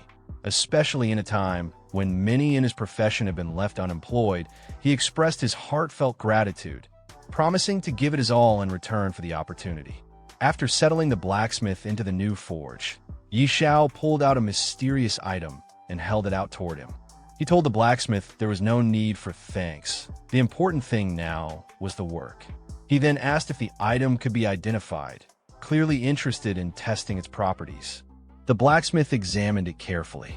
He seemed surprised, asking if this was truly an artifact meant for identification. As he took it into his hands, his expression grew more serious and slightly disheartened. Without even looking up, he admitted that even with the most advanced identification tools currently available, he couldn't guarantee a successful result. Yi Xiao, unfazed, simply encouraged him to try anyway. Motivated by Yi Xiao's trust, the blacksmith immediately began working on the process. He was determined to give it his all, doing everything he could to identify the mysterious artifact. However, after some time, the results were disappointing. The blacksmith lowered his head and admitted he had failed. He couldn't even maintain the identification spell. Just as he had feared, the artifact was far too advanced. Yi Xiao asked whether it was really that difficult. The blacksmith responded honestly, explaining that no one had ever successfully identified an artifact of this nature before. He apologized, clearly feeling he had let Yi Xiao down. But Yi Xiao didn't seem bothered at all. With a calm expression, he pulled out a few more items, 3 epic grade ones, and handed them over. He acknowledged the artifact was probably too complex, so it was better to start with something more manageable. The blacksmith immediately shifted back into work mode, replying that identifying epic-grade equipment wouldn't be a problem. Meanwhile, elsewhere in the city, a man was trying to enter the governor's mansion, but the guards stopped him firmly. They told him the governor was far too busy to meet visitors and insisted that he leave immediately. Moments later, Yi Xiao arrived at the mansion and approached the same guards. When he asked if the governor was available, their tone changed instantly. Recognizing him with respect, they informed him that the governor was in his office and invited Yi Xiao to go right in. Yi Xiao nodded in acknowledgement and proceeded inside without hesitation. When Yi Xiao entered the governor's mansion and stepped into his office, the governor turned toward him, visibly surprised. He hadn't expected this visit. Curious, he asked Yi Xiao if something urgent had brought him here. Without hesitation, Yi Xiao replied with a serious and determined tone. He got straight to the point. He wanted to search for the long-lost race. The governor raised his eyebrows at that. Turning slightly in his seat, he commented that searching for the lost race was nearly impossible. According to legend, they had vanished over a century ago. It would be like trying to find a needle in a haystack. But Yi Xiao didn't waver. He acknowledged the difficulty, but insisted that he still had to try. Impressed by his resolve, the governor asked what kind of support Yi Xiao needed from him. Yi Xiao then proposed something bold. He wanted the governor to issue a bounty. Anyone who could find the lost race would receive a massive reward, 5 million gold coins and 3 pieces of dark gold-grade equipment. Hearing the size of the offer, the governor's eyes lit up. It was an extremely generous reward, clearly indicating that this mission held great importance to Yi Xiao. He assured Yi Xiao that he would have the bounty posted right away. Yi Xiao gave him a brief but sincere thank you, and the governor responded warmly, saying there was no need for thanks. It was no trouble at all, especially for someone like Yi Xiao. The following day, an in-game global announcement was broadcasted to all players. As the notice appeared, it created immediate buzz among the players. One player excitedly shouted for everyone to take a look. Yi Xiao had leveled up again. Another chimed in, stunned that Yi Xiao was back to grinding levels. As more players read the update, they became increasingly shocked. News spread quickly that Yi Xiao had managed to pass the incredibly difficult level 40 Abyss trial. One player couldn't help but marvel at the feat, while another tried to rationalize it, saying that now that Yi Xiao had hit level 40, his pace of leveling would probably slow down, at least they hoped so. Meanwhile, deep inside the level 40 Abyss trial ground, Yi Xiao was engaged in a fierce battle against a powerful monster known as the Abyssal Guide. The creature let out a deafening roar and lunged at him with deadly force. But Yi Xiao held firm, raising a glowing golden shield just in time to block the incoming blow. High above the battleground, his loyal dragon companion, Xiao Hui, circled in the air. Without any command, the dragon unleashed a searing blast of flame, engulfing the monster and burning it to ash in moments. The Abyssal Guide let out one final cry before collapsing lifelessly to the ground. Perched on Yi Xiao's shoulder, the Red Toad looked down at the defeated monster and remarked snidely that Yi Xiao would have been toast if not for the powerful shield, something only possible because he had money to afford it. Yi Xiao didn't bother to argue. Instead, he replied with calm confidence, pointing out that ever since Xiao Hui had received the blessing of the Dragon God, the dragon's stats had skyrocketed, making it much more powerful than before. Still airborne, Xiao Hui continued to glide above the battlefield while Yi Xiao bent down and picked up the item dropped by the fallen monster. Examining it, he immediately recognized what it was, another fragment, the fourth one so far. He muttered to himself, wondering just how many of these pieces were needed to complete whatever they were meant for. Just then, a message flashed before his eyes. It was from Aaron, Lord Yihan, asking Yi Xiao to come to his residence immediately. There was news about the lost race. The words hit Yi Xiao like a bolt. He was stunned. Could it really be true? Had there already been a discovery so soon after the bounty was issued? Far away in a distant region of the game world, 3 adventurers sprinted toward a nearby city in a frenzy of excitement. One of them swore that the small figure they had spotted, short in stature, stocky, and with unique facial features, looked exactly like a dwarf. They were convinced they had stumbled across a member of the lost race. The second adventurer practically screamed with joy, realizing what this discovery could mean. If this really was one of the lost race, then the rewards offered by Yi Xiao would change their lives forever. But the third wasn't about to lose the chance. He shouted at the others to back off, insisting he'd seen the dwarf first. They all sprinted faster, each trying to be the first to report to Yi Xiao and claim the bounty of gold and dark gold equipment. Meanwhile, back in Fengye City, Yi Xiao rushed to the governor's mansion. Entering the governor's office, he wasted no time. His expression was serious as he asked if the rumors were true. Had there really been news about the lost race? The governor turned to a heavily armored knight standing nearby and gave a simple instruction. He told him to go ahead and explain everything to Yi Xiao. Sometime later, just outside the governor's mansion, Yi Xiao was seen speaking with the armored knight who had been tasked with delivering the report. The knight greeted him respectfully, addressing him as Lord Yi Xiao, and explained that in the forest just outside Fengye City, he had spotted a group of strange, short-statured individuals. Their proportions and features didn't match any common race.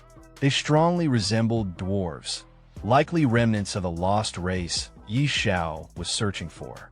Yi Xiao raised his hand slightly, gesturing as if to clarify something, then asked the knight if he was absolutely certain that such a group had appeared so close to the city.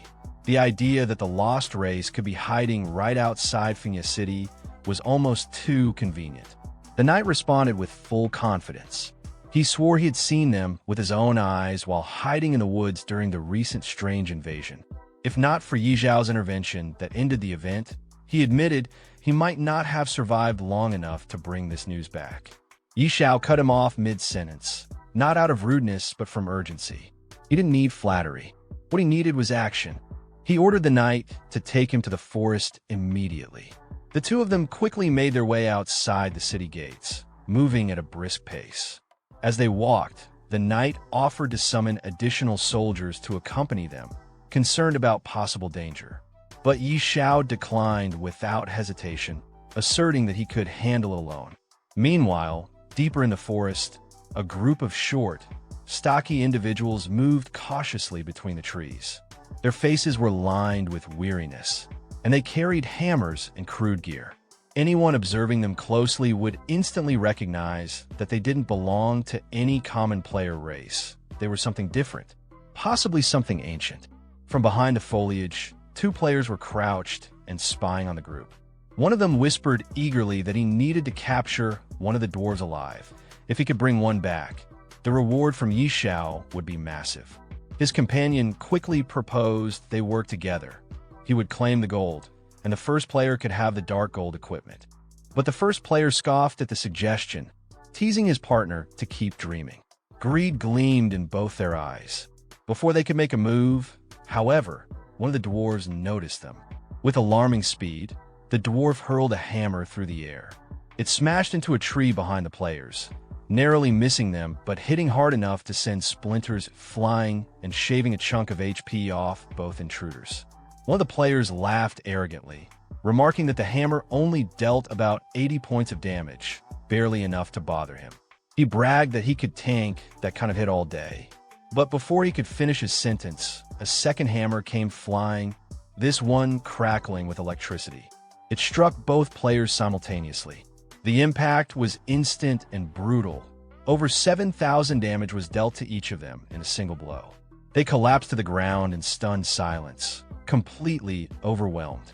Amidst the chaos unfolding in the forest, another group of players hid cautiously behind a tree, watching the destruction with wide eyes. One of them gasped in disbelief, his voice trembling as he processed what he just saw. Over 87,000 damage dealt in a single hit. It was absurd. His companion, equally shaken, muttered that the dwarves weren't just strong, they were downright broken. Their power didn't seem remotely human. Meanwhile, the dwarves themselves had taken notice of this new group. Their expressions hardened, and a muscular one among them, clearly annoyed, growled about how humans were always troublemakers. Just seeing them, he said, made his blood boil. He turned toward another dwarf, blaming him for choosing a path that crossed through human lands. It was a mistake, he claimed, and he was ready to unleash destruction on them all. Another dwarf, his voice gentler and more reserved, urged the angry one, Dulin, to calm down. But Dulin wasn't finished. His tone grew more aggressive as he declared he had no intention of being treated like a spectacle for human entertainment. If not for the safety of their tribe, he would have already smashed the entire group to pieces. The gentler dwarf, now visibly irritated, cut him off. His voice was firm this time. There was no use escalating things. They had to leave as quickly as possible before things got worse. At that same moment, Xiao and the armored man were sprinting through the forest. The knight ran ahead, glancing back over his shoulder to inform Xiao that the dwarves were just up ahead. Xiao acknowledged with calm determination and urged him to quicken the pace. Back at the treeline, the group of hidden players finally noticed the approaching figures. Recognizing Xiao at once, their tension shifted into anticipation. They whispered excitedly among themselves that the great Xiao had arrived. This, they felt, was going to be something worth watching. Yet, even with their admiration, they couldn't help but remember what had just happened. One of them muttered with unease that Xiao might be strong, but those dwarves? They were monsters. A short while later, Xiao's group slowed their advance. The armored man pointed into the dense woods ahead and reported that the dwarves were just inside. Xiao, completely unshaken by the earlier reports or the dangerous aura ahead, gave a confident nod and declared that they'd go straight in. He wanted to see their strength for himself, up close. As they drew closer to the dwarven group, the armored man beside Xiao glanced nervously at the stout figures ahead. His voice, though calm, carried a warning laced with genuine concern. The dwarves, he explained, were known for their volatile tempers, and worse, their damage output was beyond terrifying. Xiao, however, remained unbothered. His eyes were sharp with confidence, and without hesitation, he told the knight that he knew exactly what he was doing. Then, shifting his gaze forward, he made it clear the knight's job was done. Everything from this point on would be his responsibility. The red toad, still perched arrogantly on Xiao's shoulder, scoffed at his calm approach. He couldn't believe Xiao was seriously planning to walk straight into the dwarf's path without any backup. But Xiao's expression didn't change. The armored man, understanding the command, gave a respectful nod and stepped back, fully trusting Xiao's judgment. Up ahead, the dwarves had already noticed Xiao's approach. One of them growled furiously at the sight, his fists clenching with rage. A human daring to walk this close? He was ready to crush him on the spot. But just before he could act, another dwarf squinted at Xiao with a curious expression. Something about this human felt different, unusual, not unpleasant. Even the first dwarf, still seething moments ago, paused. The more he looked, the more his rage seemed to dissolve. His desire to fight melted into a strange feeling of intrigue. Xiao walked toward them calmly, his hand casually tucked into his pocket. The red toad on his shoulder remained, glancing around with a wary but amused look. One of the dwarves, clearly more sensitive than the rest, stepped forward and closed his eyes as if sensing something beyond sight. His expression slowly shifted into awe. He could smell something powerful, something divine. It wasn't just one artifact, either. There were multiple. The scent was overwhelming. Another dwarf, catching the same scent, gasped softly. It was unmistakable. Several divine artifacts were emanating from Yi Zhao's presence. The energy was rich, ancient, and unbelievably strong. But then, as they focused further, their expressions twisted into something more intense. Beneath the divine aura, there was something else, another presence. One they hadn't felt in what seemed like ages. Familiar, yet distant. Ancient beyond belief. Beads of sweat formed on the dwarves' foreheads as they stared at Yi Xiao, eyes wide with recognition. Then it hit them. One of the dwarves whispered in awe, barely believing the truth he was sensing, the faint, unmistakable scent of a god. A true deity. It wasn't just magical residue. It was divine essence itself. The kind only the most ancient races could recognize. The second dwarf, after a moment of silence, nodded slowly. Now that it was mentioned, he could feel it too. That aura. It belonged to no artifact. It was the aura of a god, something not seen or felt for a very long time. One of the dwarves pulled out a scope and examined Yi Xiao closely. He noticed that Yi Xiao was only level 40, which was relatively low. However, as he scanned further, something unexpected caught his eye. Yi Zhao's mental strength was exceptionally high. It was unusual enough that he called out to another dwarf to come look. Taking the scope from his companion, the second dwarf also analyzed Yi Xiao and was taken aback. He was surprised by how extraordinary Yi Zhao's mental attributes were. To him, it wasn't just a matter of raw stats. It almost seemed like Yi Xiao had been directly guided or blessed by divine power. As Yi Xiao reached the group and stood calmly in front of them, none of the dwarves made any hostile moves. This shocked the nearby players, who had been watching the scene unfold. Many whispered among themselves, wondering why Yi Xiao wasn't being attacked. It was especially strange considering that other players had been assaulted just for getting close. The general feeling was disbelief, while others triggered aggression. Yi Xiao had simply walked in, completely unchallenged. One of the onlookers even commented sarcastically about how impressive it was to witness such privilege in action. Nearby, a group of players had started recording the event, treating it like breaking news. They made casual, joking remarks about how the situation looked from the outside, like a betrayal of expectations or a twist in the story, with even the proud dwarves seemingly bowing to Yi Zhao's influence. One of them added that this encounter alone was sensational enough to make headlines. Back with the dwarves, one of them finally asked Yi Xiao what his purpose was. Yi Xiao introduced himself and explained that he had come seeking their help, not to fight, but for a specific purpose. Hearing this, another dwarf assumed Yi Xiao wanted them to craft a divine-level item, but Yi Xiao clarified that wasn't the case. He told them his true goal was to locate the lost temple. The dwarves became more cautious upon hearing this. They questioned Yi Zhao's intentions, wanting to know why he would be searching for such a significant place.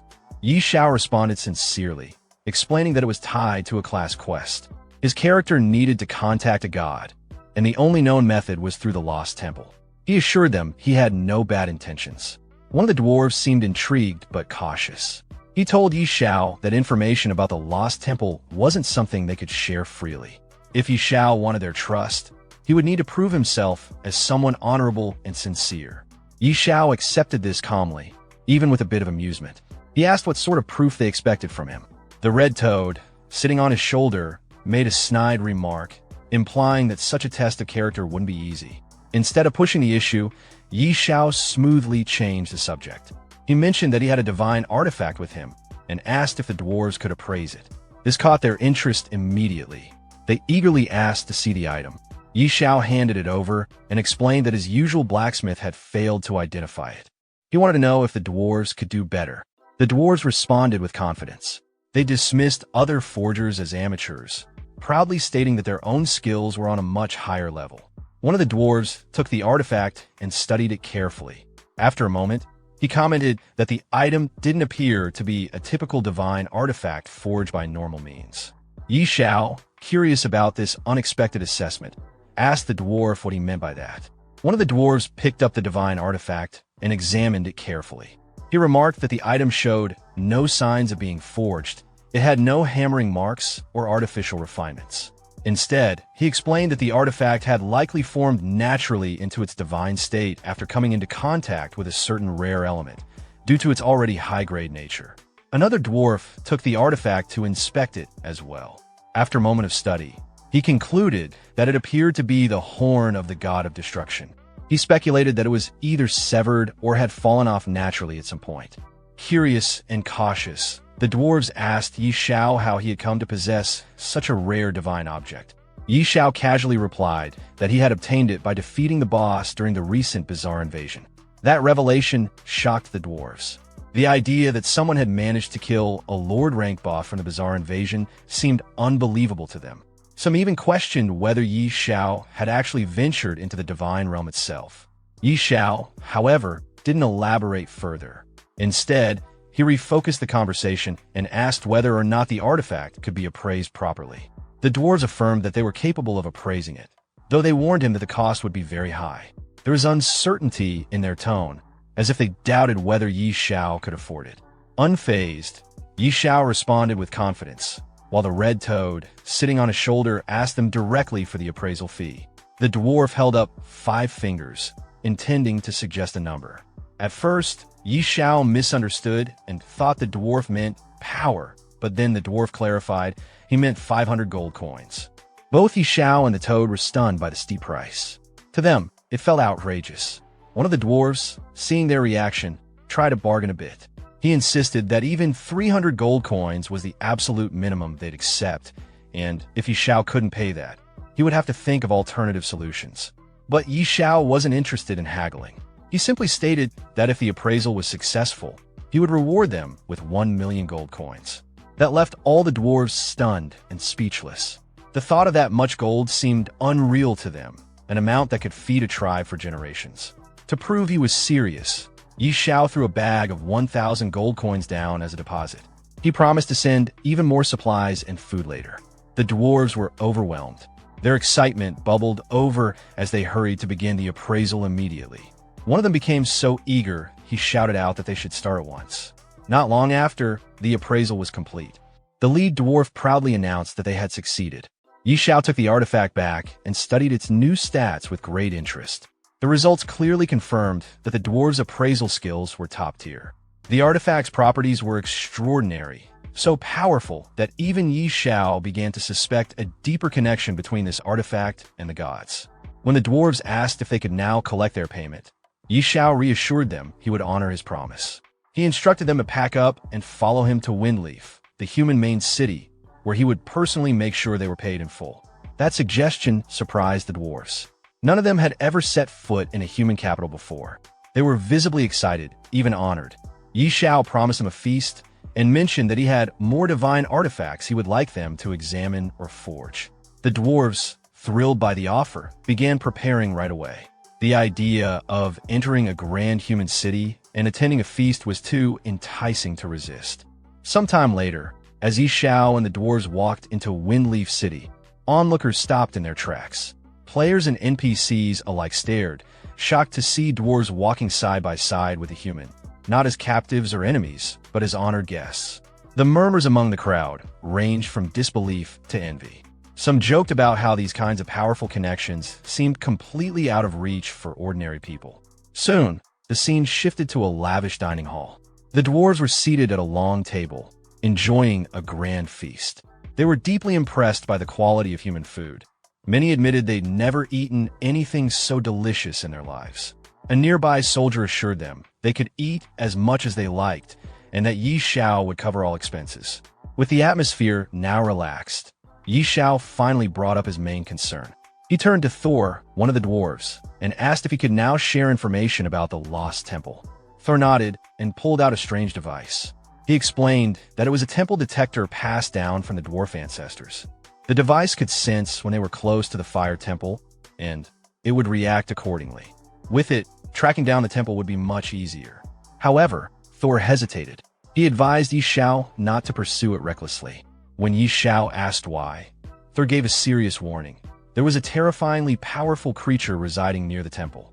After learning about the dangers surrounding the fire temple, Xiao asks the dwarf what kind of creature resides inside. Surprisingly, The dwarf admits that no one from their race has ever actually seen it. He explains that a long time ago, their ancestors were guided by the fire god to abandon the temple after a terrifying creature emerged. To trap it, the fire god created an extremely hot area that was impossible for regular people to survive in. Since then, the dwarf race has avoided the fire temple, following ancestral warnings passed down for generations. Xiao listens and reflects seriously. Despite the danger, he says he still has to go. The fire temple is directly linked to his class change, and turning back isn't an option. Hearing Xiao's determination, the dwarf admires his bravery. He says there are two things that might help him survive the journey. When Xiao asks what they are, the dwarf presents two items: a special compass that reacts to the presence of the temple, and a crystal infused with fire spirit energy, called the Fire Spirit King Crystal. As thanks for the feast Xiao provided earlier, the dwarf gives them freely. Xiao inspects both items carefully and is impressed by the quality. They clearly reflect top-tier dwarven craftsmanship. Curious, he asks if there are more items like this he can buy, offering to pay with gold coins. The dwarf sadly shakes his head. There's only one of each, and he doesn't have duplicates. But he does offer a few smaller fire spirit orbs, which have weaker effects but may still prove helpful. Xiao accepts the orbs, but admits that the supplies still won't be enough for what lies ahead. The dwarf tells him that's all he has. Xiao thanks him anyway and tells the dwarves to continue enjoying their food while he figures something out. As he prepares to leave, the red toad on his shoulder asks what he plans to do about the temple. Xiao replies thoughtfully, it's clear he can't face the fire temple alone. For a challenge this dangerous, he needs someone to help. The scene then shifts to Sister Tao. She's admiring a new magic robe in front of her mirror, confident that it enhances her power. She remarks that soon even the powerful elders in the temple won't be able to rival her. But her moment is interrupted when a panicked soldier bursts into the room, struggling to speak. When she demands to know what's going on, Xiao casually steps into her room, confident as always, hands in his pocket, and greets her. When Xiao suddenly appears in Sister Tao's room, she reacts with her usual irritation. She's clearly not surprised to see him, but she already assumes his presence means trouble. With a lazy expression, she leans on her chair, asking mockingly if it's a dragon or another strange boss this time. Xiao tries to act innocent, lightly questioning her assumptions, but she brushes it off, saying he absolutely looks like someone who always ends up in dangerous fights. She cuts to the chase and demands he explain what he's planning. Xiao calmly tells her it's nothing serious. He's just planning to explore the fire temple. Upon hearing this, Sister Tao's tone shifts slightly. She's surprised, even impressed, but also not interested in getting involved. She warns him that messing with gods is risky and sarcastically wishes him luck, clearly not planning to join.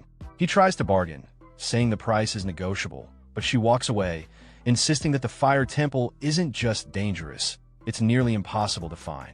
She believes even if he wanted to go, he wouldn't get far.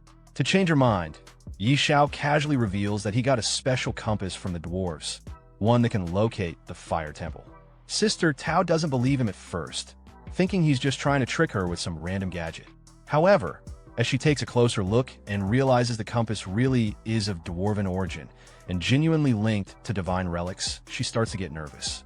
She says she doesn't want to die over something god-related and demands to know the real reason he wants to go. Xiao keeps it simple. It's for his class change. That answer makes things click for Sister Tao. She now understands why he's so determined. She tells him to give her a week to prepare. But Xiao insists there's no time to wait. He's leaving now, with or without her. If she's not coming, he'll go alone.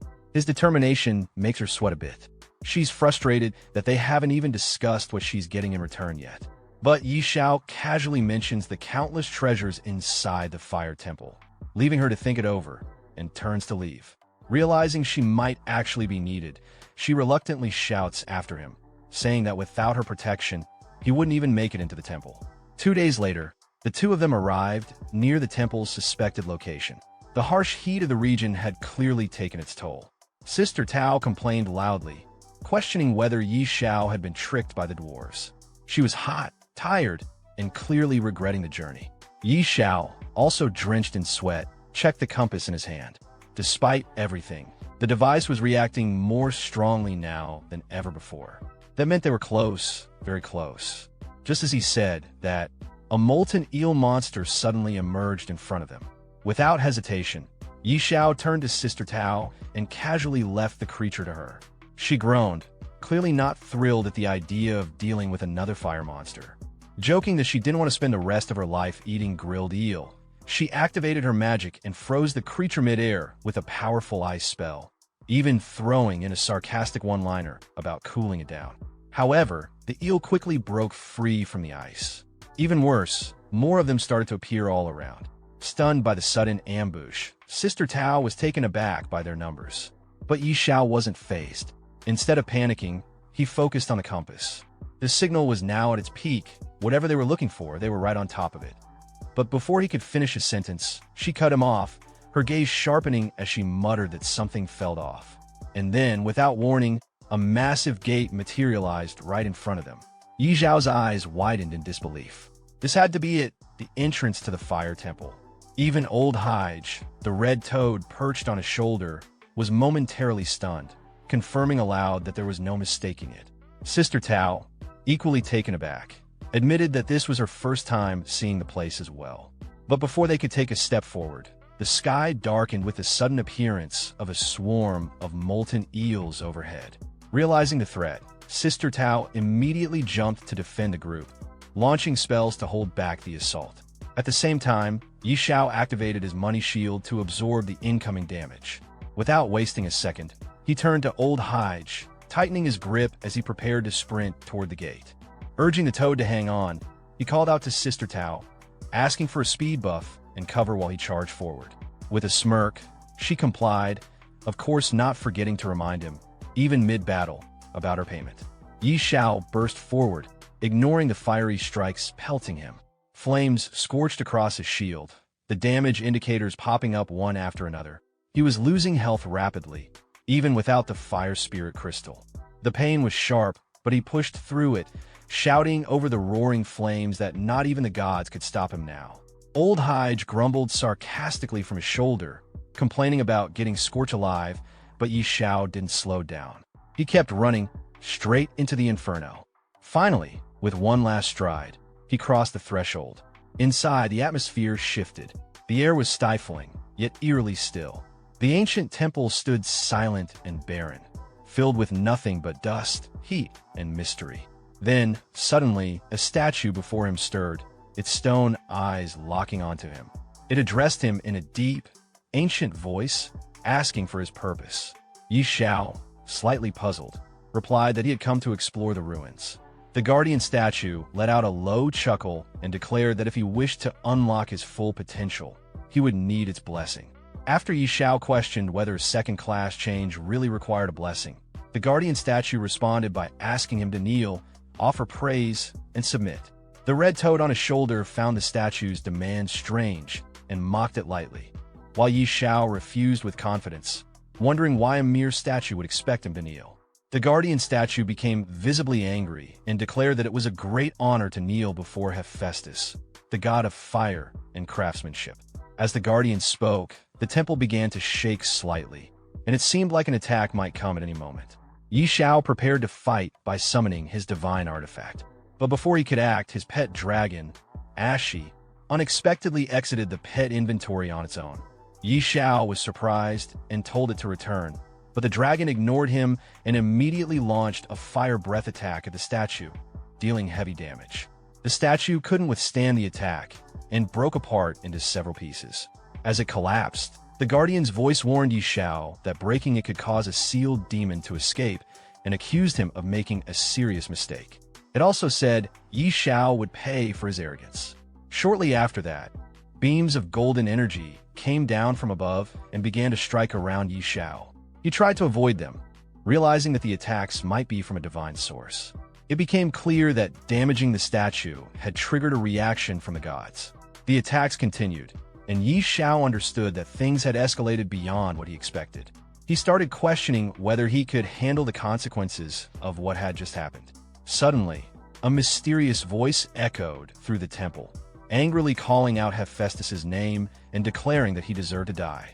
Xiao, caught off guard, looked around in confusion, unsure where the voice came from. Right after that, the ground beneath him started to collapse. He fell through the broken floor as the structure shook violently, realizing it was likely an earthquake triggered by the destruction of the statue. While falling, golden beams, possibly divine attacks, continued to strike around him. To defend himself, Xiao quickly activated his money shield. However, each second of defense came at a steep cost. His gold coin balance dropped rapidly. Minus 18,637,291 minus 18,637,301 minus 18,637,311, and so on. In mere moments, he had lost a total of 5,823,742 gold coins before deactivating the shield upon hitting the ground. Still recovering, he slowly got up and looked around to assess where he had landed. What he saw was completely unexpected. A phoenix wrapped in thick chains, radiating an immense aura. Its appearance was imposing and otherworldly. Unlike usual enemies or beasts, all its stats, grade, level, and attribute were unknown, which instantly alerted Xiao to the danger. Recalling what Thor had mentioned earlier about a sealed demon, Xiao realized this phoenix might be the very creature the fire god had imprisoned long ago. It made sense now why the temple had such heavy restrictions. The phoenix, noticing Xiao's presence, questioned whether he had destroyed Hephaestus's statue. Connecting everything that had just happened, Xiao understood there was deep enmity between this phoenix and the fire god. With confidence, he admitted to it. In response, the phoenix warned him to leave as soon as possible. If Hephaestus arrived, things would become much worse. Upon hearing the phoenix's words, Xiao's expression shifted in shock. He couldn't believe what he had just heard. Was that figure truly returning? The phoenix didn't hesitate. With a proud and powerful tone, it confirmed Xiao's suspicions. The statue had been broken, its power awakened once more, and soon it would shatter the last of its restraints. And before that moment arrived, that man, without a doubt, would return. As Xiao processed this, he clutched the chain in his hand and questioned the phoenix directly. If this creature had the power to break divine shackles, then why had it been imprisoned here in the first place? The phoenix responded almost immediately, flustered and furious. It shouted about a vile conspiracy, an ambush carried out by Hephaestus, a false god. The attack had come at the worst possible moment, when the phoenix was weak and vulnerable after laying its offspring. That last word caught Xiao's attention. Offspring? Did that mean a phoenix chick existed somewhere? With a surge of hope, he raised his hand confidently, declaring his intent to save the child. But the phoenix, filled with pride and disdain, scoffed at him. It reminded Xiao of his status, calling him a mere human and insisting that no one of his kind could ever tame a creature bearing such a noble bloodline. Unfazed by the insult, Xiao stood his ground. He wasn't here for games or meaningless chatter. Above him, a massive presence made itself known. A dragon appeared in an instant, and Xiao called out to it with purpose. He urged the beast, Ashi, to show the phoenix what it could do.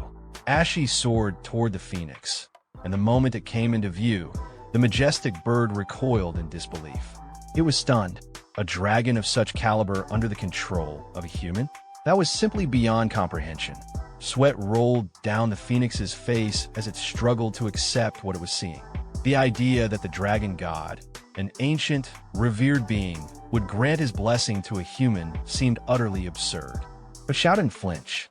He summoned his divine artifact without hesitation, eyes locked on the phoenix, demanding once more to know where its offspring was hidden. Seeing Xiao's resolve and the divine power at his disposal, the phoenix finally relented. It seemed to accept that this moment was perhaps dictated by fate itself. With a heavy but calm voice, it told Xiao to go and find the chick. Then, as if guided by destiny, it released one of its feathers, letting it float gently toward Xiao. Catching the feather, Xiao's eyes lit up with excitement. The thought that another mythical rank pet was within his reach had him grinning wide. But just then, the red toad nearby snapped him back to reality with a warning. This wouldn't be easy. Xiao wasn't just stepping into danger. He was walking into a literal sea of fire. Looking ahead, Xiao caught sight of the blazing terrain. Panic flashed across his face for a moment as he realized it wasn't just fire, it was magma. Still, determination returned almost instantly. A mythical ranked pet was worth any risk. Even if it meant diving straight into a pool of flames, he was all in. Gripping the feather tightly in front of him, Xiao began his walk into the fire. Beads of sweat poured from his face as the heat intensified. Thankfully, the Fire Spirit King crystal he possessed granted him a 95% resistance to fire. Without it, he admitted to himself, he'd be roasted like a pig by now. He pressed forward, pushing through the searing heat. But he couldn't take it much longer. He called out, desperate to reach the end of this blazing trial before he collapsed. As he moved further in, the feather in his hand began reacting more violently. He knew then he was getting close. With each step, the aura grew stronger. Then finally, just ahead, something caught his eye. There was a large yellow egg, glowing faintly amidst the magma. Xiao's breath caught in his throat as realization dawned. It wasn't just any egg. It was a phoenix egg, and he had finally found it. With a large yellow egg now in front of him, Xiao reached out and tried to lift it with both hands. A grin spread across his face as excitement welled up inside him. He couldn't help but chuckle to himself. This was a big deal. Still holding the egg, he called out to Old Hull, half-jokingly asking if he knew how to hatch something like this. Then, with a laugh, Xiao teased that maybe he'd just turn it into a fried egg if all else failed. But before he could enjoy the moment, another sudden flash of light burst behind him. A voice pierced through the air, demanding to know who was there. One of the light beams struck Xiao directly, making him cry out in pain as the force surged through him. Still reeling, he clenched his teeth and shouted back furiously, vowing that his business with the fire god was far from over. But before he could gather himself, a blazing hand of fire suddenly materialized in front of him, and the red frog on his shoulder panicked. Urging him to run, the frog's voice was tight with fear. Without hesitation, Xiao took off, dodging as the fire hand lashed out again. He sprinted through the flames, shouting as he ran. Meanwhile, the red frog, still clinging to his shoulder, muttered in exasperation, wondering aloud why Xiao always ended up in deadly places just to steal eggs. Finally, Xiao managed to return to where he had started, egg still firmly in hand. He let out a deep breath of relief, gasping for air. Seeing him actually make it back, the phoenix was stunned. It couldn't believe Xiao had survived the lava and returned in one piece. Xiao, still trying to catch his breath, didn't respond right away. He stood there, chest heaving. The phoenix's expression had changed. It now looked at Xiao with fierce respect. It was hard to believe a mere level 40 mortal had managed to survive the terrifying lava and return holding the phoenix egg. Eventually, Xiao gave a casual reply, brushing off the feat as if it were nothing. Egg stealing? That was child's play to him. It wasn't even his first time. But before the phoenix could respond, another beam of divine light descended from the sky and struck the ground in front of Xiao.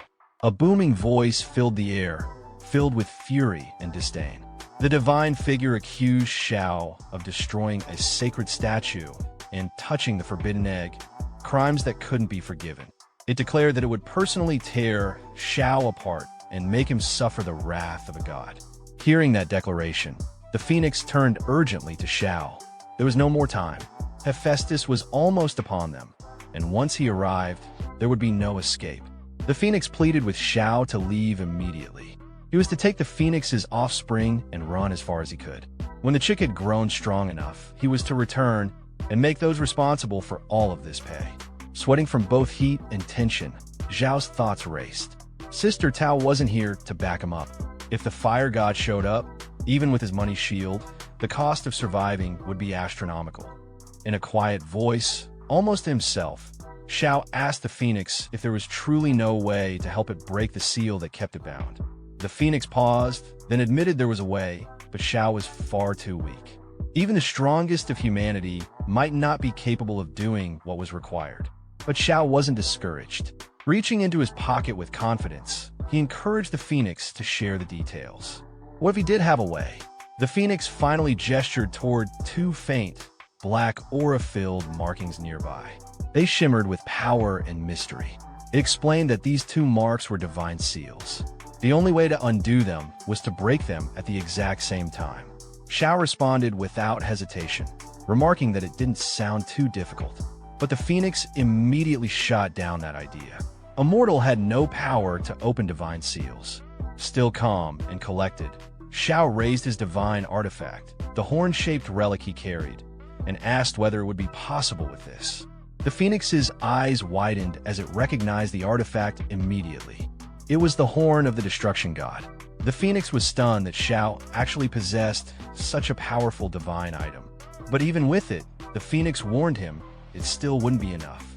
To break both seals simultaneously, 2 divine artifacts were required. As soon as Xiao heard that he would need 2 divine artifacts, he responded without hesitation. He didn't have another artifact, but he wasn't ready to give up. Thinking quickly, he pulled out a glowing stone with a calm, confident expression. What he did have was a cooldown stone. With it, he could activate the power of the destruction god not once, but twice in a row. The phoenix stared at him in disbelief. It couldn't understand how a mortal like him kept pulling out such rare and strange treasures one after another. Each item he revealed seemed more extraordinary than the last. But before they could continue, the air grew tense, thick with divine pressure. A booming, arrogant voice echoed from the heavens, mocking Xiao. It was Hephaestus, the god of fire, who had finally descended. His tone was dripping with scorn as he proclaimed that Xiao should feel honored. To be torn apart by his divine hand would be the greatest moment of any mortal's life. He declared that both Xiao's divine energy and the beast beside him were destined to become his nourishment. Xiao looked up at the sky, determination replacing fear. There was no turning back. He clenched his fists and muttered to himself, if he didn't act now, there'd be no stopping this old geezer from succeeding. Without waiting another second, Xiao launched himself toward the ancient seal, landing before the ancient mark glowing with black aura. He raised his artifact and focused his energy. His eyes were full of resolve. Then, with a powerful swing, he shouted out for the divine energy to taste the might of the horn of the destruction god, slamming it directly into the mark. But he wasn't done yet. He immediately brought out the cooldown stone, using it to activate the artifact once more. With another swing, he struck the seal again. A powerful rumble followed. The black aura that had once marked the seal began to vanish, its presence breaking apart under the dual blasts of divine power. Xiao stood tall and proud, defiant as ever. He shouted into the chaos with fiery confidence, proclaiming that he didn't care what kind of god he was facing. It was time to shatter. The phoenix, watching from behind, was wide-eyed with shock. This mortal had actually succeeded in breaking the seal. But just as things seemed to be turning, an enormous shadow loomed behind Xiao.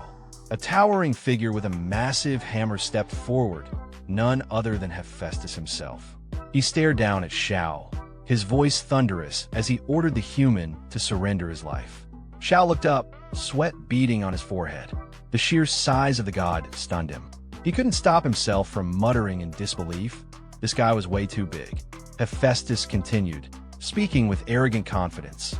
He proclaimed that the mighty god of fire had arrived, and Xiao should kneel in submission. But before Hephaestus could make another move, the air around them shifted. The chains that had bound the phoenix shattered, freed by Xiao's destruction of the divine seal. The majestic creature rose into the sky and flew directly in front of the fire god, cutting him off. Facing Hephaestus head-on, the phoenix shouted with a fierce, righteous fury. It declared that the false god had come at the perfect time. Hephaestus staggered in shock. He couldn't believe what he was seeing.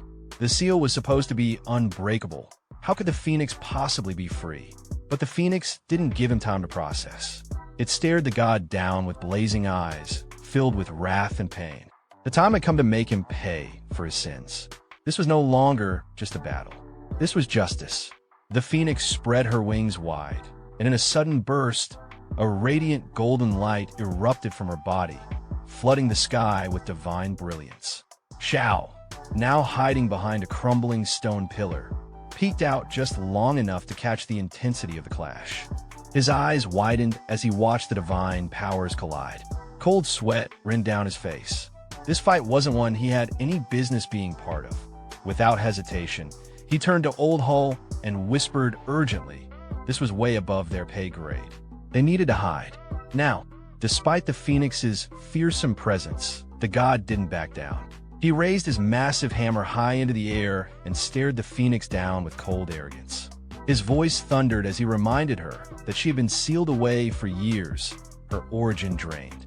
He doubted she had much power left in her, but the Phoenix wasn't fazed. With her wings spread and flames surging, she charged straight at him, shouting that he'd pay in blood for his despicable crimes.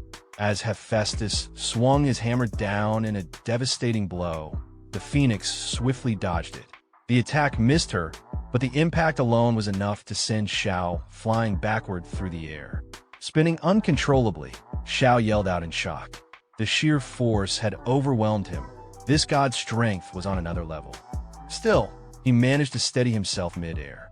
With a deep breath, he quickly activated his money shield, desperate to protect himself from another blow. Meanwhile, the Phoenix launched her own attack. Her strike landed squarely against the god's arm. The moment her flames clashed with his hammer, it shattered instantly. Hephaestus stumbled back, wide-eyed, stunned to see his weapon destroyed. Without giving him a moment to recover, the Phoenix lunged forward again, declaring that she'd let him feel what it was like to be melted alive. Hephaestus growled in fury. He called her a traitor, accusing her of defying a god's will.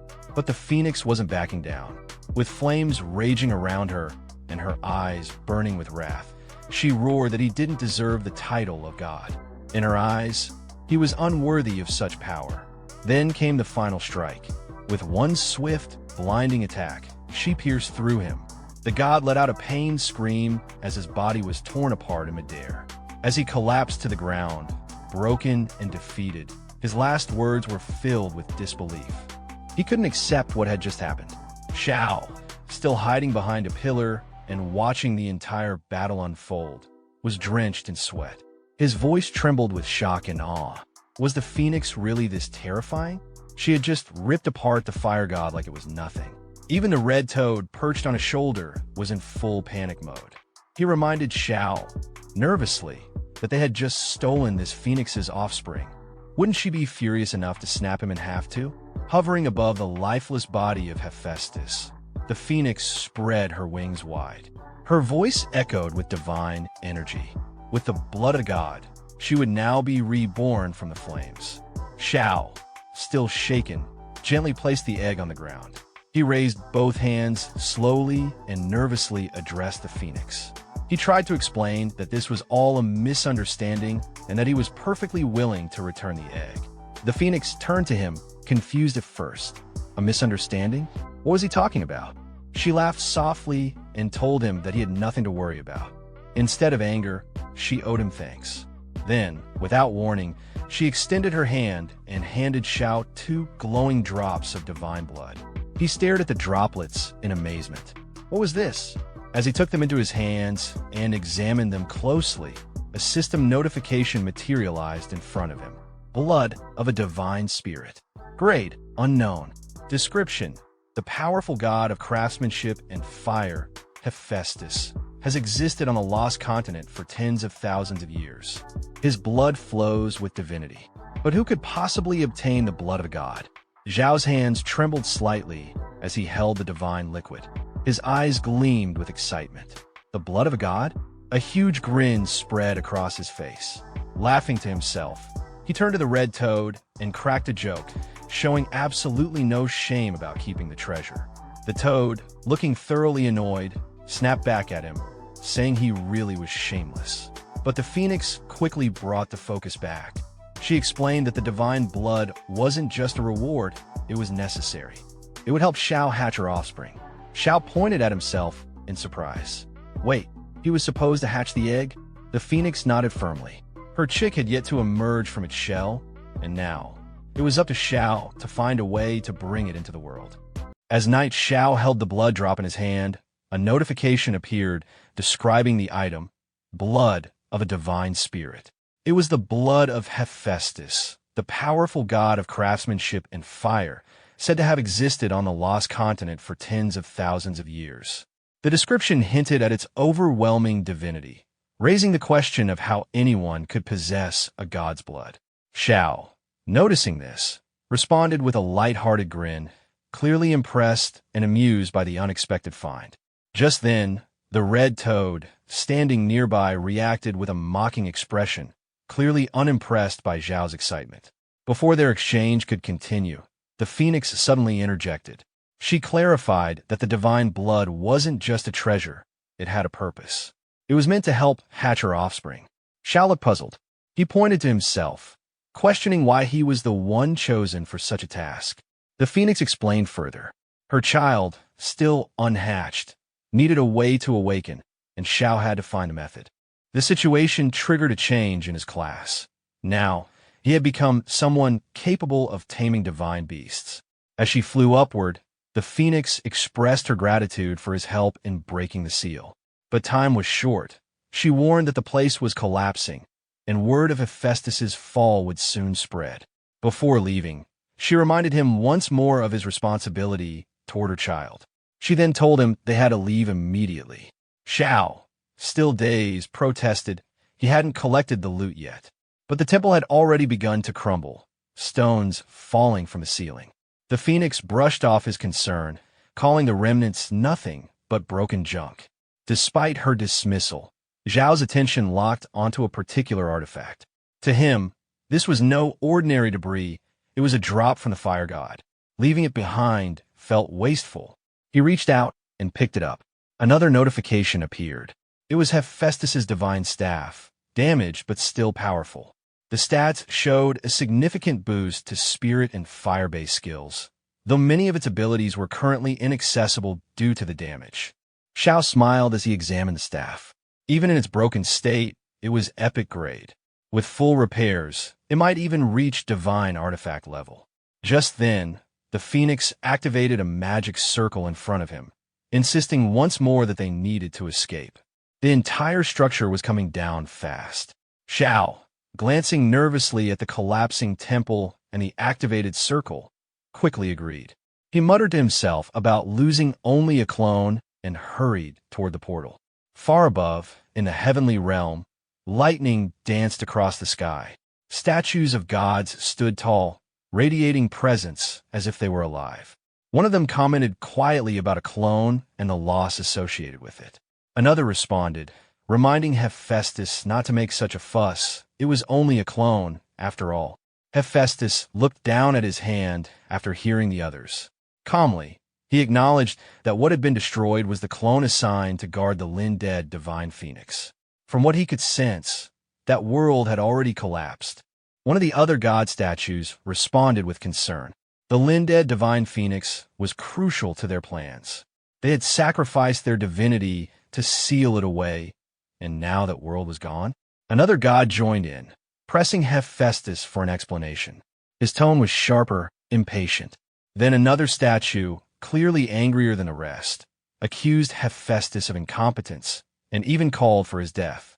The tension built until one of the god statues finally stepped in to stop the argument.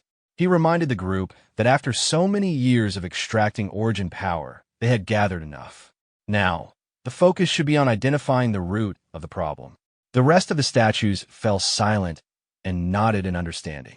Meanwhile, outside the fire temple, Sister Tao stood by the entrance, waiting. Beads of sweat rolled down her face as she glanced at the crumbling structure in front of her. She began to wonder if that brat had died inside. Then suddenly, Xiao appeared in the sky alongside the phoenix. She was startled to see him, shocked that he was still alive. As Xiao descended and landed in front of her, she couldn't help but blurt out her disbelief. Xiao, full of energy, responded teasingly, asking why she sounded so eager for him to be dead. Before she could answer, her attention shifted to the phoenix beside him. She was stunned. It wasn't just any creature, it was a high-level divine being. Her expression turned even more serious as she realized what Xiao had gotten involved with. At that moment, the phoenix spread its wings and released a warm aura across the area. It then took off into the sky, leaving behind a parting message to Xiao, telling him to take care of her offspring and that they would meet again. Xiao acknowledged the message casually.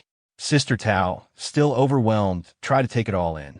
She pointed out that not only had he survived, but he had also come out carrying a phoenix egg. She guessed aloud that he must be blessed with unbelievable ancestral luck. Xiao replied confidently, saying that maybe one of his biggest strengths was simply being hard to kill. Without wasting time, Sister Tao pressed him about what else he had picked up. She wanted to see more of the treasures he'd brought out. Xiao happily revealed a drop of divine blood, holding it up proudly. The moment Sister Tao laid eyes on it, her expression changed again. She immediately recognized it for what it was, blood of a god, and was stunned. Xiao, examining the blood, realized something incredible. It held real divinity, and both of his classes had advanced because of it. Above them, the red toad hovered in the air, congratulating Xiao. Since Xiao's God of Fortune class had advanced, the red toad, his companion, had also been upgraded. As Xiao checked the notification in front of him, he noted how powerful the class skills had become. One particular skill, Rolling in Riches, granted him a 2% daily increase in gold. He joked to himself that even someone like Warren Buffett would be jealous of that. The red toad couldn't contain himself after reading the skill details. He shouted about how overpowered it was. Xiao then brought up another talent, Infinite Beast Taming. With it, even a Lord rank beast could evolve into a mythical rank once it hit peak cultivation. It was clear he was proud of his newly strengthened potential. Sister Tao, watching all this, admitted that hidden classes really were frighteningly powerful. She even confessed a bit of envy. Soon after, Xiao placed the phoenix egg onto the magma surface. As he watched closely, the egg seemed to twitch slightly. He questioned whether he had imagined it, but it looked like the phoenix inside was beginning to hatch. He gently placed a hand on the egg. For what he could tell, it would hatch in 72 hours. He figured the enhanced divinity from his class advancement was what triggered the change in the egg. With that, he decided to wait. It was time to head home. Sister Tao looked over at him and asked if he was leaving already. She wondered if he wanted to explore the area more. Xiao didn't hesitate. He had no plans of returning to this place. Sister Tao, slightly disappointed, brought up her commission. Xiao reassured her without hesitation. That was a small matter, and he'd take care of it. Later, in Windleaf Main City, inside a building, someone suddenly shouted, telling others to leave and threatening violence if they returned. As the protagonist entered the building, he paused, raising an eyebrow at the noise. He looked toward the source of the commotion and, to his surprise, recognized the man shouting. It was none other than the city lord himself. At the same time, Sister Tao glanced at the person being scolded and recognized him too, Aaron. The city lord noticed the protagonist and greeted him casually, acknowledging his return. Still confused, the protagonist scratched his head and looked at the city lord's unusual outfit, asking what exactly he was wearing and what was going on. Before the city lord could respond, a soldier nearby stepped in, clearly nervous and sweating. He motioned the protagonist over and began explaining the situation. According to him, ever since the dwarves had settled in the city lord had been doing everything possible to get them involved in rebuilding the main city. However, the dwarves had proven extremely difficult to communicate with and completely ignored all attempts made by the city lord. Still puzzled, the protagonist asked how that connected to the strange clothes the city lord was wearing. The soldier explained that, out of desperation, the city lord tried to appeal to the dwarves' preferences. After hearing they had a particular fondness for rice, the city lord decided to dress up accordingly, hoping it would gain their favor. The protagonist, stunned by the logic, could barely process what he was hearing. Holding his face in disbelief, he questioned how anyone could come to such a bizarre conclusion. After a moment, he calmly turned to the soldier and instructed him to tell the city lord to change his outfit. He would personally handle the situation with the dwarves. Relieved, the soldier quickly agreed and left to deliver the message. As the protagonist walked toward the dwarves' location, he muttered about how stubborn they were. Suddenly, one of the dwarves, gripping someone by the collar, shouted in frustration, warning him not to come back or else face a beating, even if he was a friend of Xiao. Hearing this, the protagonist called out from behind, calmly revealing his identity. The dwarf, Thor, turned around in surprise. Seeing Xiao back so soon, He immediately asked if the fire temple had been found. The protagonist confidently replied that not only had he found it, but he had also entered it. Thor's expression lit up, and he eagerly asked if they could return to the temple together. However, the protagonist shook his head and explained that returning wasn't an option. When Thor asked why, the protagonist pulled out the divine artifact he had retrieved and showed it to him, revealing the fire god's divine staff. The temple had collapsed, and this was all that remained. Thor was visibly shaken. Seeing the staff, he immediately recognized its significance. The other dwarves, upon witnessing it, fell to their knees. To them, the one holding the staff was the chosen emissary of the fire god. With utmost sincerity, they begged Xiao to guide them as their emissary and to lead the dwarf race forward. Accepting the role, Xiao instructed them to stay in Windleaf Main City and assist in its reconstruction. The dwarves pledged their full support without hesitation. Thor, reaffirming their loyalty, said he would go and inform the rest of the clan immediately. Before he left, Xiao turned to him with a final request. He had a few more pieces of equipment that needed forging. After hearing the emissary's reassurance, the dwarf responded confidently, saying that any number of pieces would be fine. The emissary simply chuckled and reminded him not to joke about the gods, even if jokes were otherwise acceptable. With that, he gave the signal to proceed. The scene then shifted to Windleaf City, where the city lord stood in front of a mirror admiring his reflection. He had dressed himself in an outfit styled to resemble a flatbread, wondering aloud if this unusual appearance might help him win favor with the dwarves. Just then, a soldier rushed in behind him and urgently announced that the dwarf Thor had already departed with Lord Xiao. Shocked, the city lord immediately asked where they had gone. The soldier pointed out that the dwarves were on their way to help rebuild the main city. Elated by the news, the city lord assumed his efforts must have touched their hearts. However, the soldier hesitantly clarified that it was actually Lord Xiao who had persuaded the dwarves. The city lord was stunned to hear this, especially after trying fruitlessly for days. In disbelief, he questioned how Xiao had managed to convince them so quickly. The soldier, unsure of the details, reported that Xiao had only exchanged a few words with Thor, and Thor had agreed without hesitation. There didn't seem to be anything particularly special about the interaction.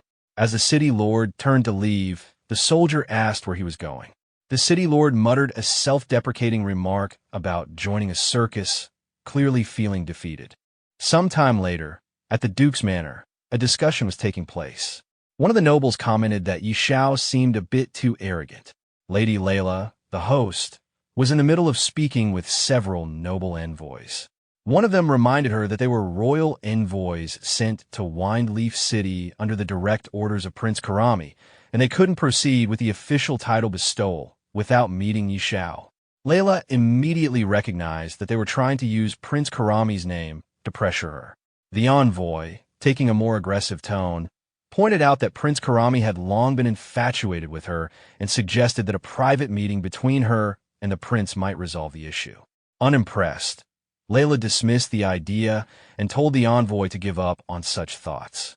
The envoy, clearly frustrated, said that her attitude was putting him in a difficult position. At that exact moment, Xiao arrived and overheard the conversation. Without hesitation, he interrupted, voicing his displeasure at what was going on. Xiao returned, and Layla acknowledged his arrival with a calm expression. She welcomed him back, and Xiao responded casually. Their exchange was light, indicating familiarity and mutual respect. An envoy, clearly arrogant, stepped forward to confront Xiao. He mocked him for showing up late and criticized his appearance, implying that he was unimpressive and cowardly. He also compared him unfavorably to a certain Prince Karami. Layla immediately defended Xiao, firmly scolding the envoy for speaking so rudely, reminding him that Xiao was the hero who had saved Windleaf City. Xiao, however, stopped her from continuing and casually mentioned that he was in a good mood and felt like killing someone for amusement. The envoy reacted with disbelief and threatened him, questioning if Xiao understood the consequences of such talk and asking if he knew who he was dealing with. Ignoring the threat, Xiao walked up and punched the envoy directly in the face, knocking him down without hesitation. He then looked around and asked if anyone else had any objections. The other envoys quickly panicked and distanced themselves from their fallen comrade. They changed their stance immediately, saying that the envoy had brought it on himself by being disrespectful, and they praised Yi Xiao's decisive action. With that settled, Yi Xiao asked who among them was actually in charge and whether the issue of his noble title could be resolved. One of the envoys, who turned out to be the deputy, stepped forward and assured him that there would be no problem. The title would be granted, and the relevant procedures for territory allocation would be completed without delay. Yi Xiao looked at Layla, satisfied with how easily the matter was resolved once they became cooperative. Layla smiled in return, clearly used to his methods. Meanwhile, across the game world, players noticed a major development. Yi Xiao's promotion to nobility and the unlocking of the fief system caught everyone's attention. The increase in available playtime, both for his country's players and those in Wind Leaf City, was especially well received. Many players were impressed and expressed awe at how quickly Yi Xiao had risen through the ranks. They acknowledged that his achievements were far beyond what regular players could reach. Some began discussing how to take advantage of the extended game time to grow stronger. Others expressed a desire to join Yi Xiao's faction, now that he had territory and the ability to form a power base. Jokingly or seriously, some players went to extreme lengths to declare their willingness to follow him, showing how much his influence had grown. Inside the mansion, Lady Layla looked at Yi Xiao with a gentle smile. She acknowledged his achievement in persuading the dwarves to settle in the main city. As a result of this move, the value of his shops had skyrocketed, and now many people were lining up, offering huge sums of money to acquire them. She asked if he wanted to meet these potential buyers. Yi Xiao casually agreed, reasoning that if gold coins were coming straight to his door, there was no reason to turn them away. Meanwhile, the red toad perched on Yi Xiao's shoulder couldn't help but mockingly comment on how Yi Xiao was once again about to make a fortune, clearly pleased with having chosen to follow him. A short while later, when Yi Xiao stepped out of the mansion, he was greeted by a large crowd of eager buyers gathered outside. One man declared he had already prepared 40 million gold coins and was ready to trade immediately, reminding Yi Xiao of the shops previously promised. Others shouted over each other, trying to get his attention, one claiming to have 90 million gold coins, and another pushing to the front, stating he had reached his personal goal and needed to speak first. Yi Xiao responded with a calm smile, assuring them that he was open to selling the shops, but hinted that there was one condition. The crowd instantly grew quiet, and one of them urged him to name any price or terms he had in mind. With confidence, Yi Xiao simply told them they needed to increase their offers. This declaration left everyone stunned for a moment, but it quickly turned into a frenzy. One person blurted out that they didn't care how much more it would cost and was ready to buy it all, even offering a deposit on the spot. The rest quickly followed, shouting over one another, insisting they'd pay any price, some even offering to sell their own homes to raise enough funds. Each person tried to get their deposit into Yi Xiao's hands first, hoping to secure a deal before anyone else. At that moment, a system effect related to Yi Xiao's skill activated, causing his gold income to spike rapidly. Seeing this, Yi Xiao couldn't help but feel amused and satisfied, thinking to himself how easy it was to profit like this, and reassured that there would be plenty of wealth to go around. Later, back in the real world, Yi Xiao glanced at his phone and confirmed that the news of the dwarves' relocation to Wine Leaf City had already gone public. However, what caught his attention even more was the presence of foreigners, something he hadn't expected. As the protagonist glanced at the news on his phone, he realized that a world announcement had just been triggered. Almost immediately, a large number of people had rushed toward Jiang City. He noted how swift and organized they were in their response. Walking over to his window, he stared outside and sensed that this incoming group was targeting him specifically. However, they had no idea what was truly coming. Something significant was set to unfold that very night. Meanwhile, the scene shifted to the streets of the city.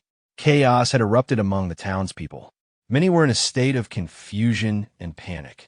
Some had just been fighting monsters moments ago and were suddenly forced out of the game.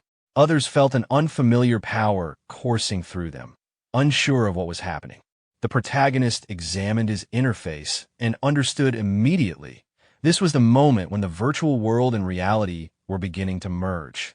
A new option appeared, giving him the ability to extract a skill. Without hesitation, he chose to extract Money's shield. The energy from the skill surged through him, and he felt its effects physically. Confidently, he confirmed what he already knew. Players who had reached level 10 and above could now extract one skill. The attributes from the game were now part of the real world. Pumped with energy, he threw a punch into the air, already thinking about the next set of stats he would need to configure. After just a moment's thought, he leapt out of his window, landing directly onto the street. For him, the true battle had just begun. Around him, panic spread even more rapidly.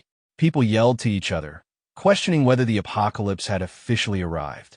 Some wondered aloud if the strange monsters from the game would now appear in the real world too.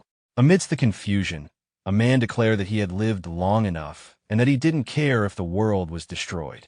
He laughed as he thought about choosing a sneaky skill and taking revenge on his boss at work the next day. Another person was feeling a sudden rush of strength through his muscles. Flexing proudly, he exclaimed that he now had the power to take down a cow with a single punch. Down the street, a delivery man was speeding at incredible pace. Energized by his newfound ability, he joked that if he had wings, he could fly on the spot. He was already making plans to break all records by delivering over 1,000 orders in a single day. One man held a flame in his hand, visibly excited about his newfound ability. With a smug expression, he marveled at how he wouldn't need a lighter to smoke anymore. Nearby, another man had just made himself invisible. Taking full advantage of his power, he chuckled to himself about sneaking into the women's bathhouse without being noticed. The scene then shifted to the Yi Group Villa District, where the protagonist arrived and stood confidently in front of the door, confirming to himself that he had reached the right place. Suddenly, a group of men ambushed him. One of them, clearly expecting a victim, smirked and remarked how someone had finally taken the bait. They were hoping to make a fortune off him. Another member of the group, wielding a knife, stepped forward arrogantly and demanded that the protagonist hand over all his valuables. He threatened violence, making it clear that he would break the protagonist's legs if he refused. Among them was a yellow-haired youth who tried to intimidate the protagonist by boasting about his companion's strength. He claimed that his friend was an 11th level master in the Apocalypse game, implying that the protagonist would be foolish to resist. Unbothered by their threats, the protagonist calmly placed his hand in his pocket and sighed at how the world was still full of fools.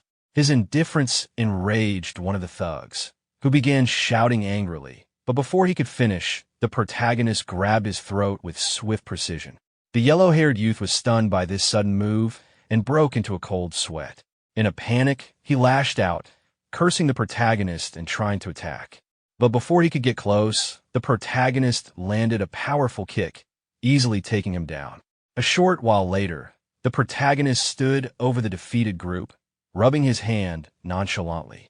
He looked at them with clear disappointment, remarking to himself how weak they were and questioning why such people even dared to commit robbery. Inside the villa, a party was in full swing. Many people had gathered to celebrate, cheering and urging each other to get wild. Some were excitedly talking among themselves, calling the event a historic moment worth remembering. A man in a black suit proudly commented that the Yi Group's heavy investment in the Apocalypse game had finally paid off. Just then, the protagonist opened the door and stepped inside, immediately drawing the attention of everyone in the room. Startled, they all turned to look at the uninvited guest and demanded to know who he was. Walking in confidently while wearing a mask, the protagonist scanned the room and noted that most of the people he was looking for were already there, except for a few older figures. He was pleased. This would save him time and effort. One of the men in the group glared at the masked intruder and questioned where he came from, furious that someone would dare cause trouble at their gathering. This man was Yi Lin, the designated future heir of the Yi Group. He noticed the mask and ridiculed the protagonist, mocking him with a childish reference. In response, the protagonist simply removed the mask and revealed his face. His voice alone was enough to catch Yi Lin off guard. It was someone he should have recognized instantly. As the guests processed what they were seeing, a wave of shock swept through the crowd. Whispers broke out. They couldn't believe it. The man standing before them was Xiao. The confusion turned to disbelief as they recalled that Xiao had been in a serious car accident. Many of them remembered that if it weren't for that incident, his position in the group would have been completely different. Upon hearing the sound at the door, Lin turned to see the protagonist and immediately put on an arrogant expression. He sneered at the sight and made a sarcastic remark, questioning why the protagonist had come to his house. He assumed the protagonist, who had once been associated with Liu, was now penniless and had come seeking charity, offering to give him a little money like a benevolent older brother. Unfazed, the protagonist maintained a calm, straight-faced demeanor and firmly stated that he had come to clarify a matter. He asked Lin directly whether the car accident that had killed his parents 10 years ago had any connection to him. Lin, still smirking, responded mockingly. He ridiculed the protagonist for waiting so long to ask such a question. But then, as if deciding to indulge him, he began to admit something. Just then, one of Lin's subordinates stepped forward in a panic, trying to stop him from speaking any further. The man warned Lin that he was drunk and shouldn't say anything reckless. Without hesitation, the protagonist struck the subordinate directly in the head. The blow was so powerful that the man died instantly. The room fell silent as the protagonist coldly turned his gaze back to Lin, warning him not to interrupt while he was speaking. He then glanced down at the body on the ground and casually brushed off his hand, turning back to Lin with a chilling glare. With a voice filled with quiet menace, he demanded the full truth, every detail, no matter how small, and hinted that if Lin cooperated, he might at least be granted a quicker death. Everyone present was stunned. Fear washed over them as they realized the man had killed someone with a mere punch, or rather, just a single movement. Whispers spread through the crowd, their faces drenched in cold sweat. One of the onlookers, barely able to speak from shock, wondered if the man standing before them could truly be Xiao, the fearsome figure from the apocalypse. The protagonist heard the whisper and looked toward the speaker, acknowledging the thought with a sharp glance. He remarked that the man wasn't entirely foolish for recognizing him, but Lin remained defiant. He laughed mockingly, scoffing at the idea that the protagonist could be the Xiao. He dismissed the possibility outright, claiming that just because someone shared the name didn't mean they were the same person. With bold confidence, Lin stepped right up to the protagonist and declared that it was he who had tampered with the car 10 years ago. Then, with a smirk and cruel humor, he mimicked the sound of the explosion from the crash, mocking the tragedy and laughing at the fact that the protagonist had somehow survived it. His taunts were filled with contempt and amusement. In response, the protagonist's eyes began to glow red with fury as he glared at Lin. He called him a true monster, consumed by cruelty. Lin only laughed harder, brushing off the insult and asking what of it. With deadly calm, the protagonist declared that today, Lin would finally join the parents he had murdered. Realizing the gravity of the situation, Lin suddenly pointed at the protagonist and shouted a command to everyone in the room. He promised a dark gold piece of equipment as a reward to whoever could kill the man. He then turned to the rest of the people in the building, urging them to attack. But all he saw in return were faces pale with fear, frozen in place, unable to make a move. Hearing Xiao speak with an arrogant tone, he mocked Lin, asking if he dared to make a move. Without hesitation, Xiao suddenly broke one of Lin's fingers, twisting his arm backward tightly. He told Lin not to worry, because he wouldn't die so quickly, his bones would be broken one by one. In pain and disbelief, Lin screamed, asking what Xiao had just said, before his cries turned into agonized shouts. But Xiao pinned him to the ground and stepped on one of his arms. Lin screamed again, saying his arm was broken and begging that he couldn't be killed. Xiao, however, declared that this was far from enough. He called Lin a beast and demanded that he go down and apologize to them himself. Terrified, Lin looked at him and stammered, saying that Xiao couldn't possibly mean it. But before he could say more, Xiao suddenly smashed Lin's head. The sight left everyone inside the mansion in shock. They exclaimed that it was too terrifying and wondered aloud if the future of the Yi group was gone just like that. Some shouted that it was a good kill, calling Lin an animal worse than a pig or dog. Others recalled how Uncle Yi was such a good person, you had been killed by this beast. Many admitted that they had disliked Yi Lin for a long time and would have been the first to avenge Uncle and Annie had they known the truth back then. Their voices rose together, condemning him as deranged, someone who repaid kindness with enmity, and swearing that they had been wrong about him all along. But Yi Xiao turned toward them with anger and shouted for them to stop pretending. He declared that none of them would escape. As he attacked the people inside, he roared that all of them would die. Panic spread instantly. The crowd screamed that it had nothing to do with them, insisting Yi Lin was the one behind everything. They begged him not to kill them, crying out that Yi Lin was already dead and asking what more he wanted. Their screams for help filled the mansion, mixed with cries of murder and pain. Sometime later, when Yi Xiao had finished his vengeance, he walked out of the blood-soaked mansion, his body drenched in the blood of those he had killed. Speaking to himself, he declared that the vengeance for what had happened 10 years ago, spanning 2 lifetimes, had finally been achieved. The scene then shifted to another place, where a boy examined his new power.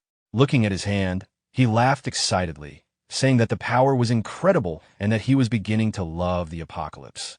Another man beside him joined in, turning to their boss and saying that with their current stats, they could easily take on an entire armed company.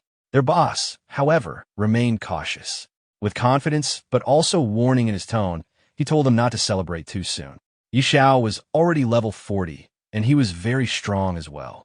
Hearing this, the yellow-haired boy testing his power dismissed the concern. He asked what there was to be afraid of, saying that since there were 5 of them against just Yi Xiao, defeating him would be a piece of cake. Another one in the group supported the yellow-haired boy, agreeing with him and declaring that he would beat Yi Xiao until he knelt down and begged for mercy. But suddenly, a loud explosion shook the place as the wall burst apart, and Yi Xiao appeared. With confidence, he told them there was no need to wait, because he was already there. The boss, shocked at his sudden appearance, cried out in disbelief, calling Yi Xiao's name and demanding to know how he had found them. Yi Xiao wasted no time. Activating his power, he launched himself toward them, scoffing at the thought of just a few of them trying to backstab him in the real world. As he attacked, his words cut through the chaos, telling them that if they had any questions, they should go ask the King of Hell. Screams of pain and panic echoed as his assault tore through them. Moments later, another massive explosion erupted from the building, and Yi Xiao walked out, the structure crumbling behind him with a loud boom and rumble. As he continued through the town, he witnessed chaos everywhere, people fighting, some robbing, while others ran away shouting that the police had arrived. Suddenly, a large number of army soldiers appeared. In response, one defiant person screamed to kill them, boldly declaring that he wasn't afraid even if the army came. But as the soldiers moved closer, Yi Xiao noticed them approaching him. Narrowing his eyes, he asked who they were. From among the troops, a man in a suit stepped forward and introduced himself. He greeted Yi Xiao and revealed that he was Li Huan, the governor of Jiang City. He said he had come to ask for a favor and requested Yi Xiao to step aside for a word. Yi Xiao, not one to waste time, asked him directly what it was and told him to just say it. Pleased by his straightforwardness, the governor responded with a delighted, wonderful. He then explained the situation, pointing out that Jiang City was currently in a state of chaos. He expressed his hope that Yi Xiao could help re-establish order in the city and asked what he thought of the request. Yi Xiao, replying with confidence, stated that it wasn't impossible, but that he had his conditions. The governor, showing no hesitation, told him to feel free to state them. Sometime later, news broke out on the Apocalypse Forum. The headline read that Big Shot Yi Han was finally making an appearance, with even the officials verifying the account. Excited users commented that a big shot was truly a big shot for a reason, and with someone like him watching over them, they doubted anyone else would dare act recklessly again. As people read the news on their phones, they remarked that the great Xiao would now become much more stable, saying this piece of news was extremely important. At the same time, Yi Xiao's ex-girlfriend sat on her sofa, staring at the news. She muttered to herself in disbelief, questioning if it was really Yi Xiao. She blamed Zhou Hong, saying that if he hadn't been bad-mouthing Yi Xiao, she would have treated Jiang Han properly.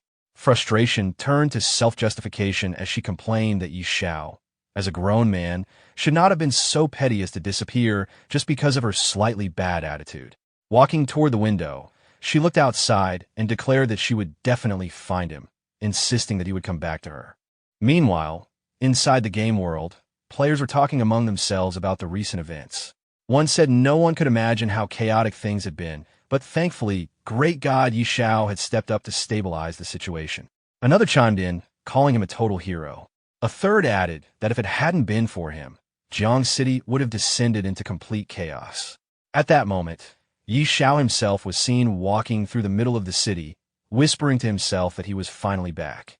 On his shoulder, the red toad mocked him, saying it seemed everyone was talking about him. Xiao stopped in front of the workshop and muttered that he would rather do the deed and fade away, hiding his fame and achievements, something old Hui would never understand. The red toad sneered, pointing out that Xiao was acting cool again. When Xiao entered the workshop, one of the dwarves greeted him respectfully, relieved to see him return. Xiao told the dwarf, Thor, that he had something for him and handed him a blueprint. Thor looked at it with wide eyes, recognizing it immediately. It was the blueprint for the beast god's claw, an epic rank piece of equipment. Xiao then asked if it could be forged. Thor, sweating as he studied the blueprint, explained that this wasn't an ordinary epic rank item. With the right materials and future enhancements, it could be forged into a divine artifact, and judging by the design, it was most likely part of a set. Holding another half of the blueprint, Xiao revealed that he also had the design for the beast god's helm. Thor was stunned, exclaiming in shock that it truly was part of a set and that he had now seen it all. Xiao, brimming with confidence, asked Thor how long it would take if the two of them forged it together. Thor examined the blueprint carefully, scratching the back of his head as he estimated. He said that if he and Du Lin worked on it together, it would take about 3 days. Xiao accepted the answer and told him he would return in 3 days to collect the equipment. The dwarf assured Xiao with full confidence that he guaranteed his satisfaction. Xiao waved his hand casually while walking away, simply replying with an okay. Soon, Xiao was seen standing in front of another shop. The shop owner immediately greeted him with great respect, saying that Lord Xiao's presence brought glory to his humble store and asking what he could do for him today. As the shopkeeper spoke, his eyes shifted toward the red toad sitting on Xiao's shoulder. Praising it, he said that the tamed beast with Lord Xiao was clearly heroic and extraordinary, radiating spiritual energy. The red toad instantly bristled with anger, snapping back that he was not a tamed beast, cursing that the shopkeeper's entire family were the real tamed beasts. Ignoring the outburst, Xiao calmly told the shop owner that he was there to buy some high-quality bee spirit fruits. The higher the grade, the better. The shop owner, eager to please, replied with excitement that the highest grade fruits available in his shop were grade 5 and asked how many Xiao would like. Xiao, brimming with confidence, told him to pack all the grade 4 and grade 5 bee spirit fruits in the shop.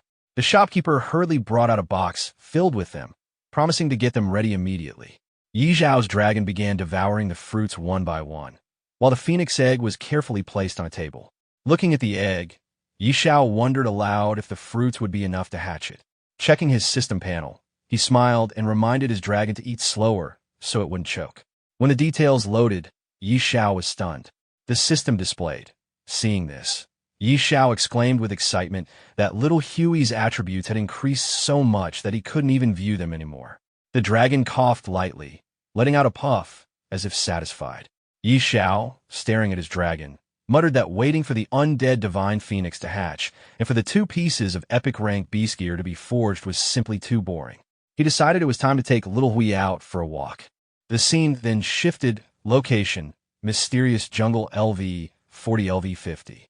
Standing before the dragon, Xiao commanded it to go for it and show him what it was capable of.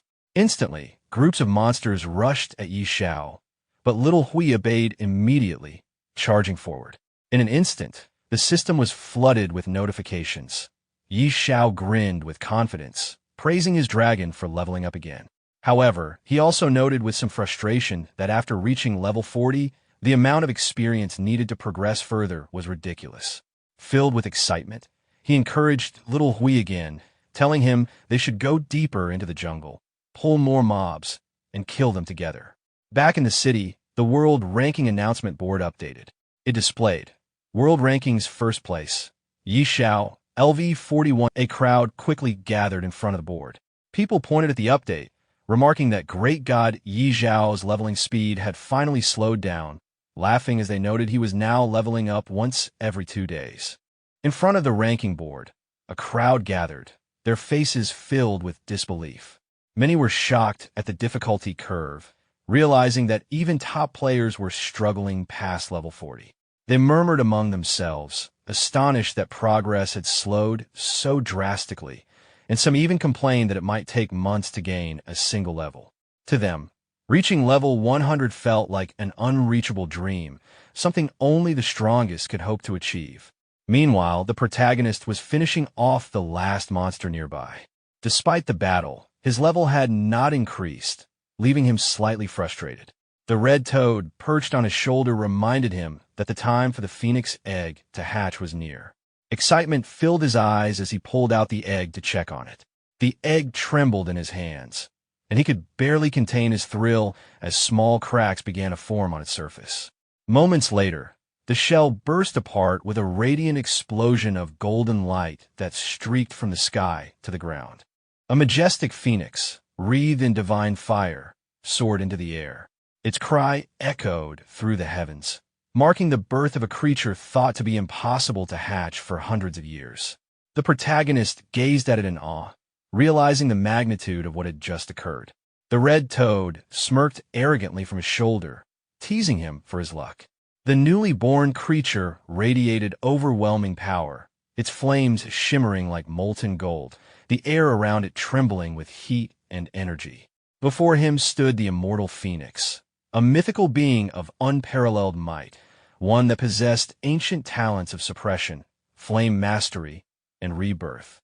It was a creature blessed by divine lineage, capable of commanding the fires of heaven and enduring even death itself through its nirvana. The protagonist stood silently beneath the blazing aura, the realization sinking in that this was no ordinary summon. It was a true immortal beast, destined to reshape the balance of power in his world. As the protagonist stared at the magnificent phoenix, he couldn't help but compare it to his other companion, Xiao. The fiery bird's power was overwhelming, its burning flames, its comet-like attacks, and its soul-shattering abilities made it seem like the ultimate force of destruction. He felt like luck itself had smiled on him at the perfect moment. When the phoenix landed gracefully in front of him, he reached out and patted its head, thinking about what to name it. Remembering that the phoenix's father had once called it Luo Huang, he decided that name didn't sound quite right and tried calling it Xiaohua instead. The bird seemed unimpressed, so he tried a few other names playfully until he finally settled on Xiao Luo, a name the phoenix appeared content with. Just as he was enjoying the moment, he sensed something strange ahead, a faint, toxic haze spreading through the air. Realizing it was poison gas, he immediately became cautious. Out of the mist emerged a swarm of rats, their bodies twitching with venomous energy.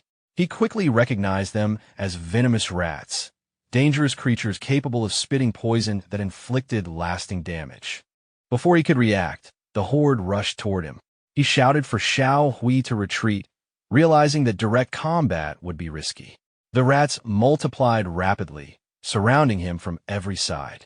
Feeling cornered, he called out for Xiao Luo to attack. The phoenix responded instantly, unleashing waves of blazing fire that engulfed the rats. One after another, the creatures burned to ash as a flurry of notifications appeared before him, indicating his rising experience. The sight filled him with exhilaration.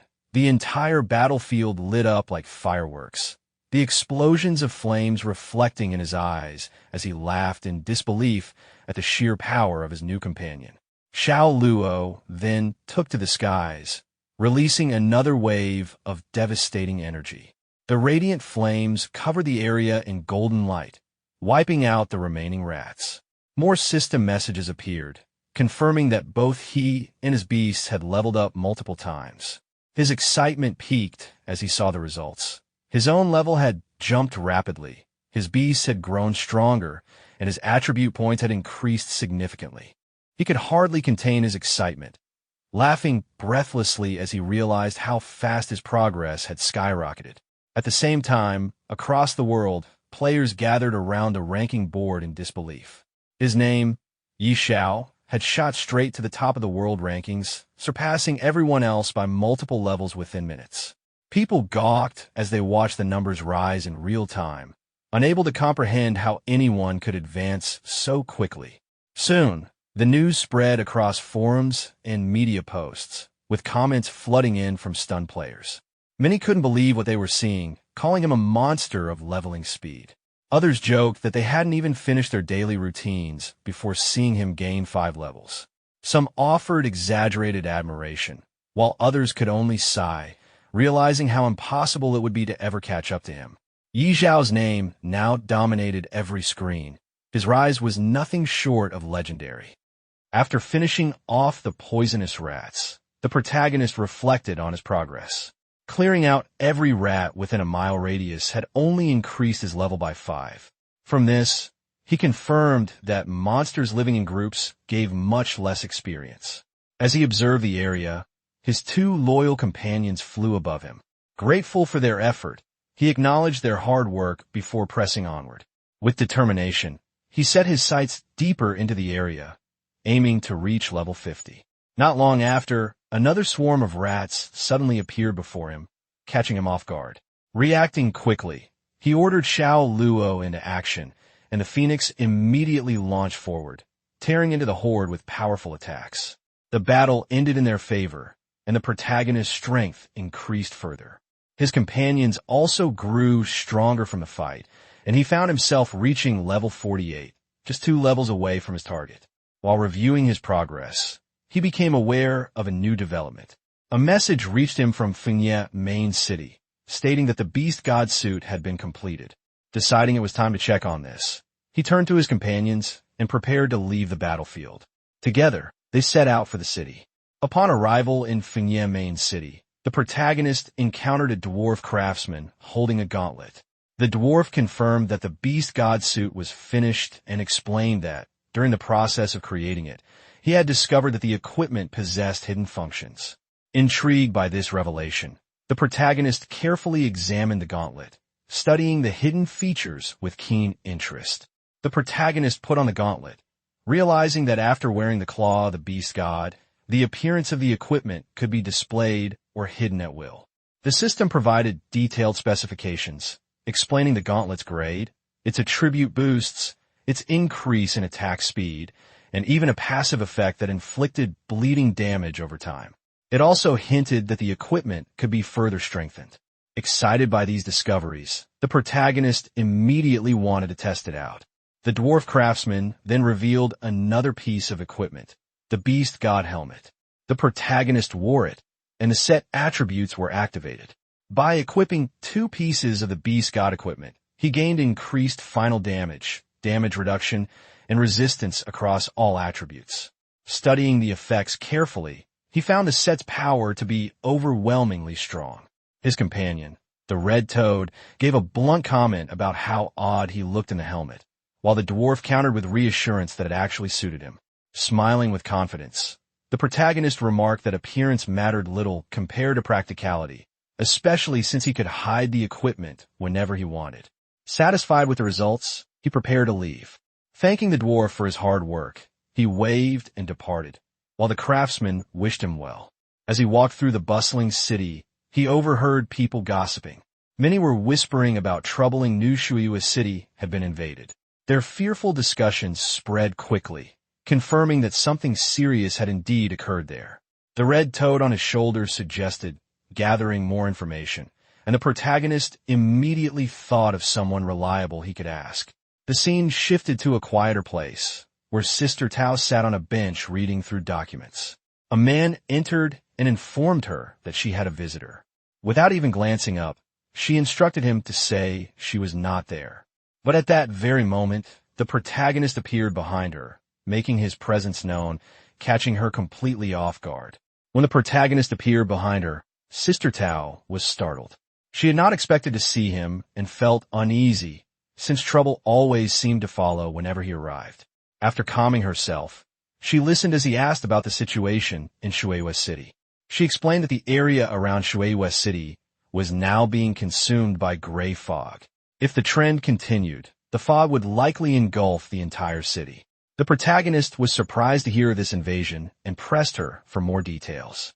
According to the information Sister Tao had gathered, the gray fog was connected to an evil god mentioned in the ancient records of the Supreme Palace. This god was said to spread plagues and viruses, so malevolent that no temple was ever dedicated to him. She revealed that his name was Sekhmet, then warned the protagonist not to get involved. Despite her warning, he showed confidence and declared his intent to go to Shueihua City. Sister Tao was shocked, but admitted that the Supreme Palace had also tasked her with investigating the matter, so she agreed to accompany him. Although she grew flustered when he teased her, she quickly told him to stop speaking nonsense and insisted they depart the following morning, as she needed time to prepare the teleportation array within the city. The protagonist accepted this arrangement, and the two reached an agreement. After leaving Sister Tao, the protagonist was soon bombarded by messages from the world chat. Players from across the lands were panicking, reporting that the gray fog around Shueihua City drained health rapidly, killing many instantly. Others claimed the city's NPCs were fleeing, while nearby forests were swallowed up by the spreading mist. Rumors spread about whether a great power had unleashed some sort of biological weapon. Reports also came in of disturbances in Shadow City, a glowing statue outside Silver Light City that was powerful enough to instantly defeat challengers, and strange boundaries appearing nearby city. Hearing all this, the protagonist began to think deeply. The scale of the gray fog invasion was far greater than he had realized, and now it seemed other major cities were also facing problems. Questions filled his mind as he wondered what the evil god Sekhmet truly intended to achieve. The next day, the protagonist met with Sister Tao. She explained that there was still a teleportation array left by the Supreme Palace in Shueihua City. Through it, they could travel directly to the outskirts of the city. Holding up a special artifact, she activated the array, and a glowing door opened before them. The protagonist felt reassured having Sister Tao with him, though she quickly reminded him that the portal was unstable and that they needed to move without delay. With determination, he stepped forward, declaring his intent to reach Shueihua City. A moment later, both of them entered the portal. In an instant, they emerged outside Shueihua City. The protagonist took in the scene, noticing the lakes and lush greenery that surrounded the area, just as he had heard. Sister Tao, however, pointed out something alarming. The gray fog was spreading more quickly than expected. He acknowledged this and prepared to move forward, but when he set off toward the city, she asked where he was going. He replied that his destination was the main city, while the task of investigating the gray fog was hers. Amused yet slightly exasperated, Sister Tao told him she would not accompany him further and urged him to take care. He assured her not to worry and bid her farewell. The scene shifted to Shueihua City. Standing before the Grand Castle, the protagonist identified his location. However, he quickly noticed a large number of people leaving the city. Confusion set in as he wondered why so many were fleeing. Listening closely, he heard groups of people talking amongst themselves. Some lamented their misfortune, saying they had just bought homes and were about to settle down, only to have disaster strike. Others blamed miners who had ignored warnings not to dig near Shueihua Lake, claiming their recklessness had angered the gods and doomed the city. Another voice mentioned that people had already died and that only a single young girl had survived, describing her as pitiful. Curious about this survivor, the protagonist approached a man with a long beard and asked who the girl was. The man, surprised by his interest, questioned if he was related to her. In response, the protagonist confidently revealed his badge, showing his authority as someone commissioned by the Supreme Palace to investigate the source of the gray mist. This revelation caught the attention of another bystander, who quickly recognized him as a master from the Supreme Palace. The bearded man informed the protagonist that the little girl he was searching for was named Aisha, the daughter of a miner from Bishui district. He explained that her entire family had been infected by the gray fog and described their situation as pitiful. When asked about her whereabouts, he revealed that Aisha had been isolated by several adults in the church of Bishui City. As the protagonist processed this information, a blonde-haired man stepped forward nervously, warning him that once infected by the gray fog, not even the best healer in the city could provide a cure. The protagonist acknowledged the warning and expressed his gratitude, prompting the man to wish him well before departing. Upon entering the city, the protagonist fixed his eyes on a particular building and concluded that Aisha must be there, inside the church. However, when he attempted to approach, guards immediately blocked his path. They declared the place extremely dangerous and ordered him to leave, threatening to take action if he did not comply. The protagonist revealed his imperial status as a viscount, explaining that he had come to investigate the source of the gray fog. The guards, recognizing his authority, quickly shifted their attitude and escorted him forward. One of them reported his arrival to a red-haired woman named Lady Xena, informing her that the imperial viscount had come to investigate the matter of the gray fog. Surprised by the title, Lady Xena agreed to meet him. Soon, the protagonist stood before her and respectfully requested permission to examine the condition of Aisha. Lady Xena, after considering his words, agreed and led him to a different room. On the way, she cautioned him that the gray fog was both highly contagious and incurable. She explained that whether or not a shield could withstand the infection depended on the concentration of the fog, and if the density was high, a stronger barrier would be necessary. The protagonist, however, remained calm, knowing inwardly that he carried the protection of the god of wealth shield, which rendered him unaffected regardless of the fog's intensity. Eventually, he reached a room where a little blonde-haired girl awaited. As he approached her, he confirmed to himself that she was indeed Aisha, the one he had been seeking. When the protagonist approached, the little girl recoiled in fear, worried he would be infected if he came any closer. Yet he moved forward calmly, unaffected, his shield silently protecting him. Reassured by his presence, the girl's fears softened into a gentle smile as she asked if he was truly all right. The protagonist crouched down to her level and requested to see the small bottle she held tightly in her hands. Trusting him, she agreed and handed it over. As he examined the bottle, he realized it was no ordinary toy. Once soaked in a peculiar spring, it had gained a strange property that allowed it to offset the damage of the gray fog.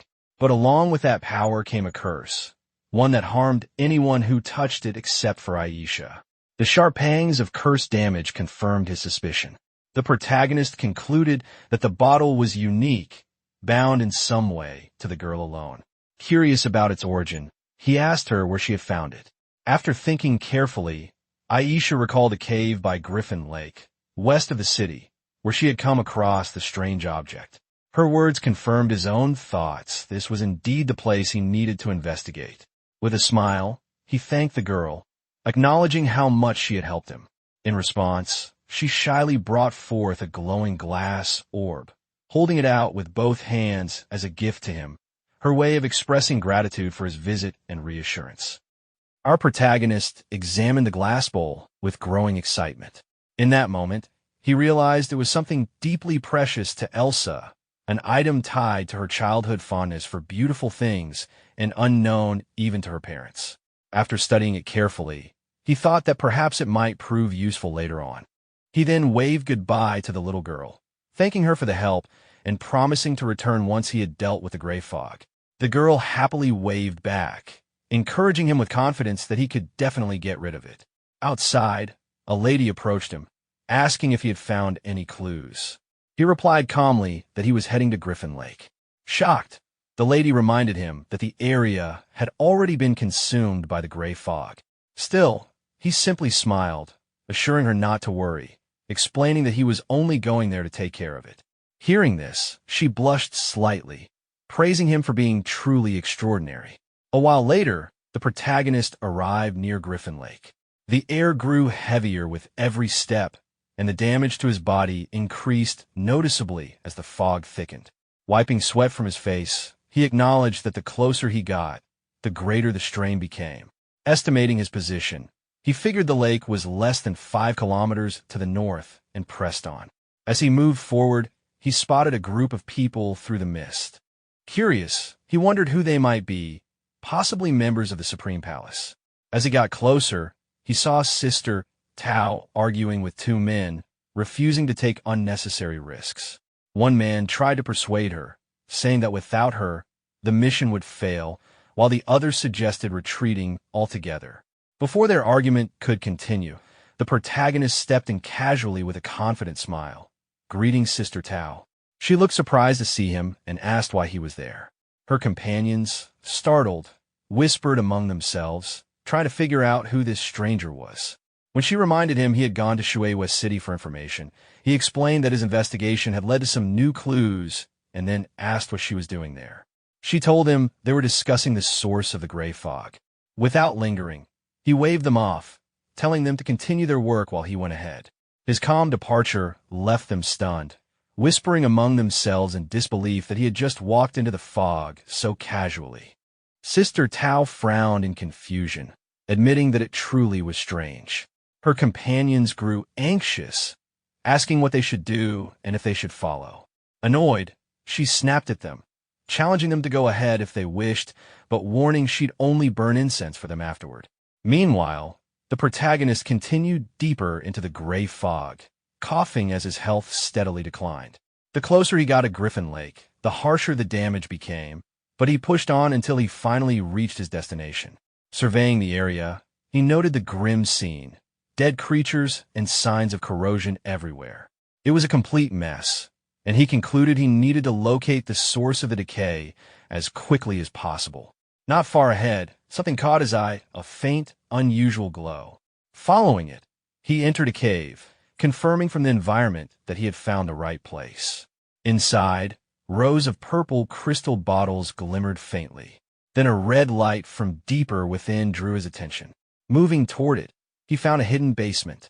There stood another statue of a god, confirming that he truly hadn't come to the wrong place. Sensing a strange presence, he summoned his beast companion, noting that the air felt impure, as if belonging to another deity's domain. His eyes then caught a glowing disk resting on an altar. Upon examining it, he realized it was a divine artifact, an aquamarine glazed plate of immense power that required proper appraisal. Before he could inspect it further, the ground trembled violently. The statue suddenly spoke, addressing him as a visitor from afar and asking if he was prepared to begin the trial of the Holy Spirit. Startled and sweating, he barely had time to react before he and his red-toed companion were pulled into a portal. When they landed roughly on the other side, he realized they were standing inside a gladiatorial arena. As he groaned in pain, the toad muttered nervously about finding a way to escape later. Then a deep, resonant voice filled the air, announcing that a courageous visitor had entered the holy arena and that the challenge could only end in death.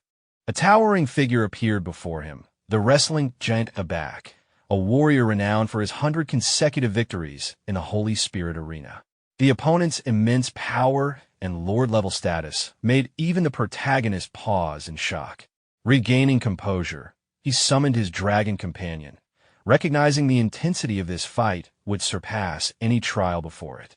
The dragon appeared and unleashed powerful attacks from every direction, striking the giant repeatedly and dealing massive damage each second. Enraged, the giant roared, his defenses hardening as he entered a furious state. The protagonist, seeing this, realized the true scale of the challenge had only just begun. The protagonist gestured toward the giant and called Xiao Luo into action. In an instant, the phoenix dove, scorching the battlefield with a concentrated inferno that struck the giant with devastating force. The lord-level warrior collapsed almost immediately, and the field fell silent as the last embers faded. From a fallen foe came several valuable items, an imposing hammer, a sturdy shield, and a piece of dark gold leather armor, evidence that the victory had been significant and rewarding. The protagonist took a quiet moment to appreciate the haul, pleased by the rare finds. Hardly had he finished surveying the spoils than two figures emerged from the shadows of the subterranean chamber, acknowledging his triumph, but warning that the Holy Spirit arena's true cruelty had only just begun. Their words were scarcely finished before the altar itself summoned a new challenger. Alec, a swift and deadly giant famed for an unbroken string of victories. Her arrival raised the stakes instantly. Alec came forward furious, intent on avenging the fallen. With a practiced motion, she attempted to revive her fallen partner, activating an arcane resurrection rite. The arena trembled as the ritual began to take hold. The protagonist reacted without hesitation, ordering his beasts into a coordinated strike to interrupt the resurrection. Xiao Luo and Xiao Hui unleashed everything they had, flames and ferocious assaults that engulfed Alec. The giant fell beneath the combined onslaught, apparently defeated, and the arena stilled once more. For a breathless instant there was relief. The threat seemed ended. That relief proved premature. From the wreckage, the defeated husband rose again, giant physiology and arena magics granting him a savage, unnatural rebirth. He returned to his feet with fury in his eyes, demanding his warhammer and roaring his intent to fight. The couple's apparent immortality turned the battle into a whirlwind. The resurrected giant charged, the protagonist's companions answered with relentless strikes, and the arena filled with fire and clashing force. Then two new items appeared before the protagonist, followed by two glowing inscriptions showing their names and ranks.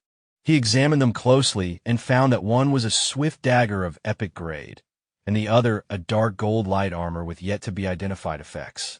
Excited by the discovery, he picked up the dagger, admiring its gleaming surface and craftsmanship, clearly pleased with his find. Before he could study them further, the statue from earlier re-emerged, declaring that his will and strength had been recognized by the Holy Spirit, and that the road to sainthood would now be opened. As the ground trembled, a new statue emerged before him. He wondered what kind of unique mechanism was behind it, his eyes narrowing in curiosity. A yellow glowing disc appeared again, similar to before. As he lifted it, he noticed something unusual at its top and wondered if it could be a godly weapon. However, the statue suddenly warned him to put it down, saying he was not qualified to touch it. Confusion spread across his face as the gray fog returned, realizing the statue was behind it all. Without warning, his beast companion, the dragon, appeared and launched an attack at the statue. The creature's sudden aggression shocked him, but in an instant, the statue was shattered. As dust settled, he stood sweating and speechless. Soon, the air thickened again, and from the fragments emerged a corrupted divine presence. It was once a holy spirit, but had been contaminated, taking on a dragon's form resembling his own companion. He was shaken to see how similar it looked to Xiao Hui, with identical attributes and aura. The corrupted dragon spread a poisonous mist, draining his health every second. Acting quickly, he ordered his dragon to seal its skills, and the beast cast forbidden magic in response. The statue sneered, declaring that their trump cards were already exposed. Noticing the effects, he realized that even Xiao Hui's magic had been restricted. He then summoned another companion, Xiao Luo, calling it forth to join the fight.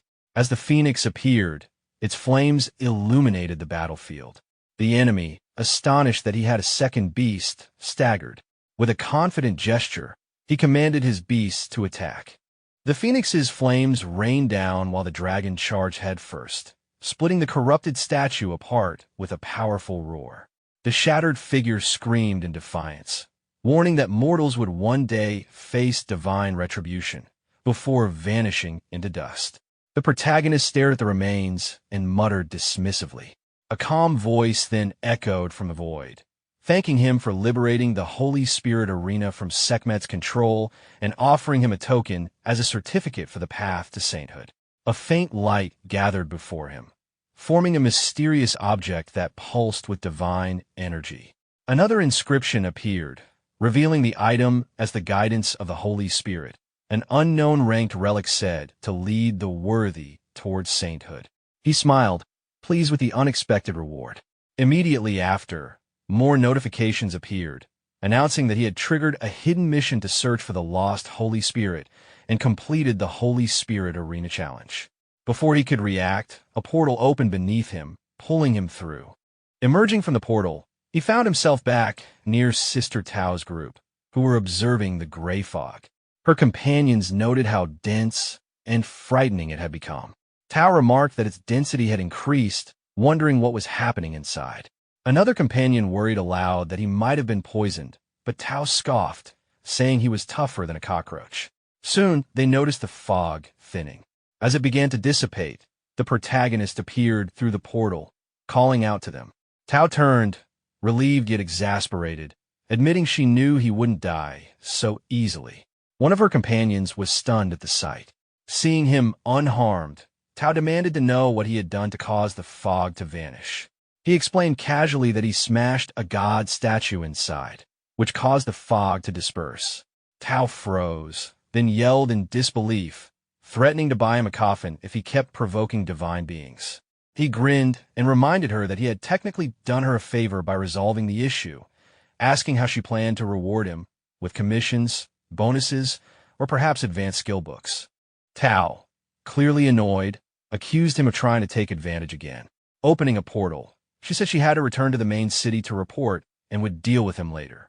He called after her not to run away, but she disappeared into the light. The scene then shifted to Shueihua City. Townsfolk gathered in the streets, marveling as the once toxic air cleared. They cheered, crying that the gray fog had finally dissipated, thanking the gods and rejoicing that they could return home at last. At the same time, in a majestic realm surrounded by swirling divine energy, a colossal dragon muttered to himself, his tone filled with greed and anticipation. He spoke of an immensely powerful god whose power, if consumed, could help him break past his current limits. His massive wings unfolded, tearing apart the outer shell of the roxel that had contained him, and as he ascended into the sky, he murmured that it was time to stretch his muscles. Before he could rise higher, an armored warrior appeared before him, confronting him with anger. The warrior accused him of abandoning his duty and called him foolish, warning that his recklessness would one day bring ruin to the world. The dragon stared coldly at him, stating that the Holy Spirit arena had already been liberated. This time, he would descend in his true form to restore balance. The warrior warned him once more, saying that if he went too far, his godly power would be stripped away. Ignoring the threat, the dragon soared upward, muttering that he would devour the ignorant humans and shatter his shackles, vowing vengeance on the one who had defied him. The scene shifted to Shueihua City Lord's Hall, where a red-haired lady bowed respectfully before the protagonist, thanking him sincerely for saving the city. He responded casually, saying it was just a small favor, then asked about Aisha's condition. She smiled warmly and told him that Aisha was recovering well, as were all the others who had been affected by the gray fog. Just then, a guard burst in, laughing and announcing that the hero who had resolved the gray fog crisis had arrived. The city lord himself appeared, expressing curiosity about the one responsible. The lady pointed to the protagonist, introducing him as Lord Xiao. The protagonist greeted the city lord politely, and moments later, glowing text appeared before his eyes, indicating that his favorability with Duan had increased and that he had earned the friendship of Shueihua City. Before the city lord could speak further, Sister Tao entered, praising the protagonist for his extraordinary accomplishment in resolving the gray fog's source. The city lord turned to her and calmly remarked that this confirmed the incident's divine connection. The protagonist admitted that there were still many things he didn't fully understand, maintaining a confident composure.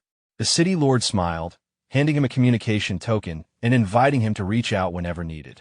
The protagonist accepted with gratitude, noting internally that anyone holding the title of city lord had to be a level 100 warrior, making this favor quite valuable. Before leaving, the city lord mentioned that he still needed to handle matters concerning the city's recovery. The protagonist nodded, saying he too needed to return to Fiancée City and encouraged the city lord to stay in touch. Sister Tao then said she also had to return to the Supreme Temple to report and offered to take him using a teleportation array.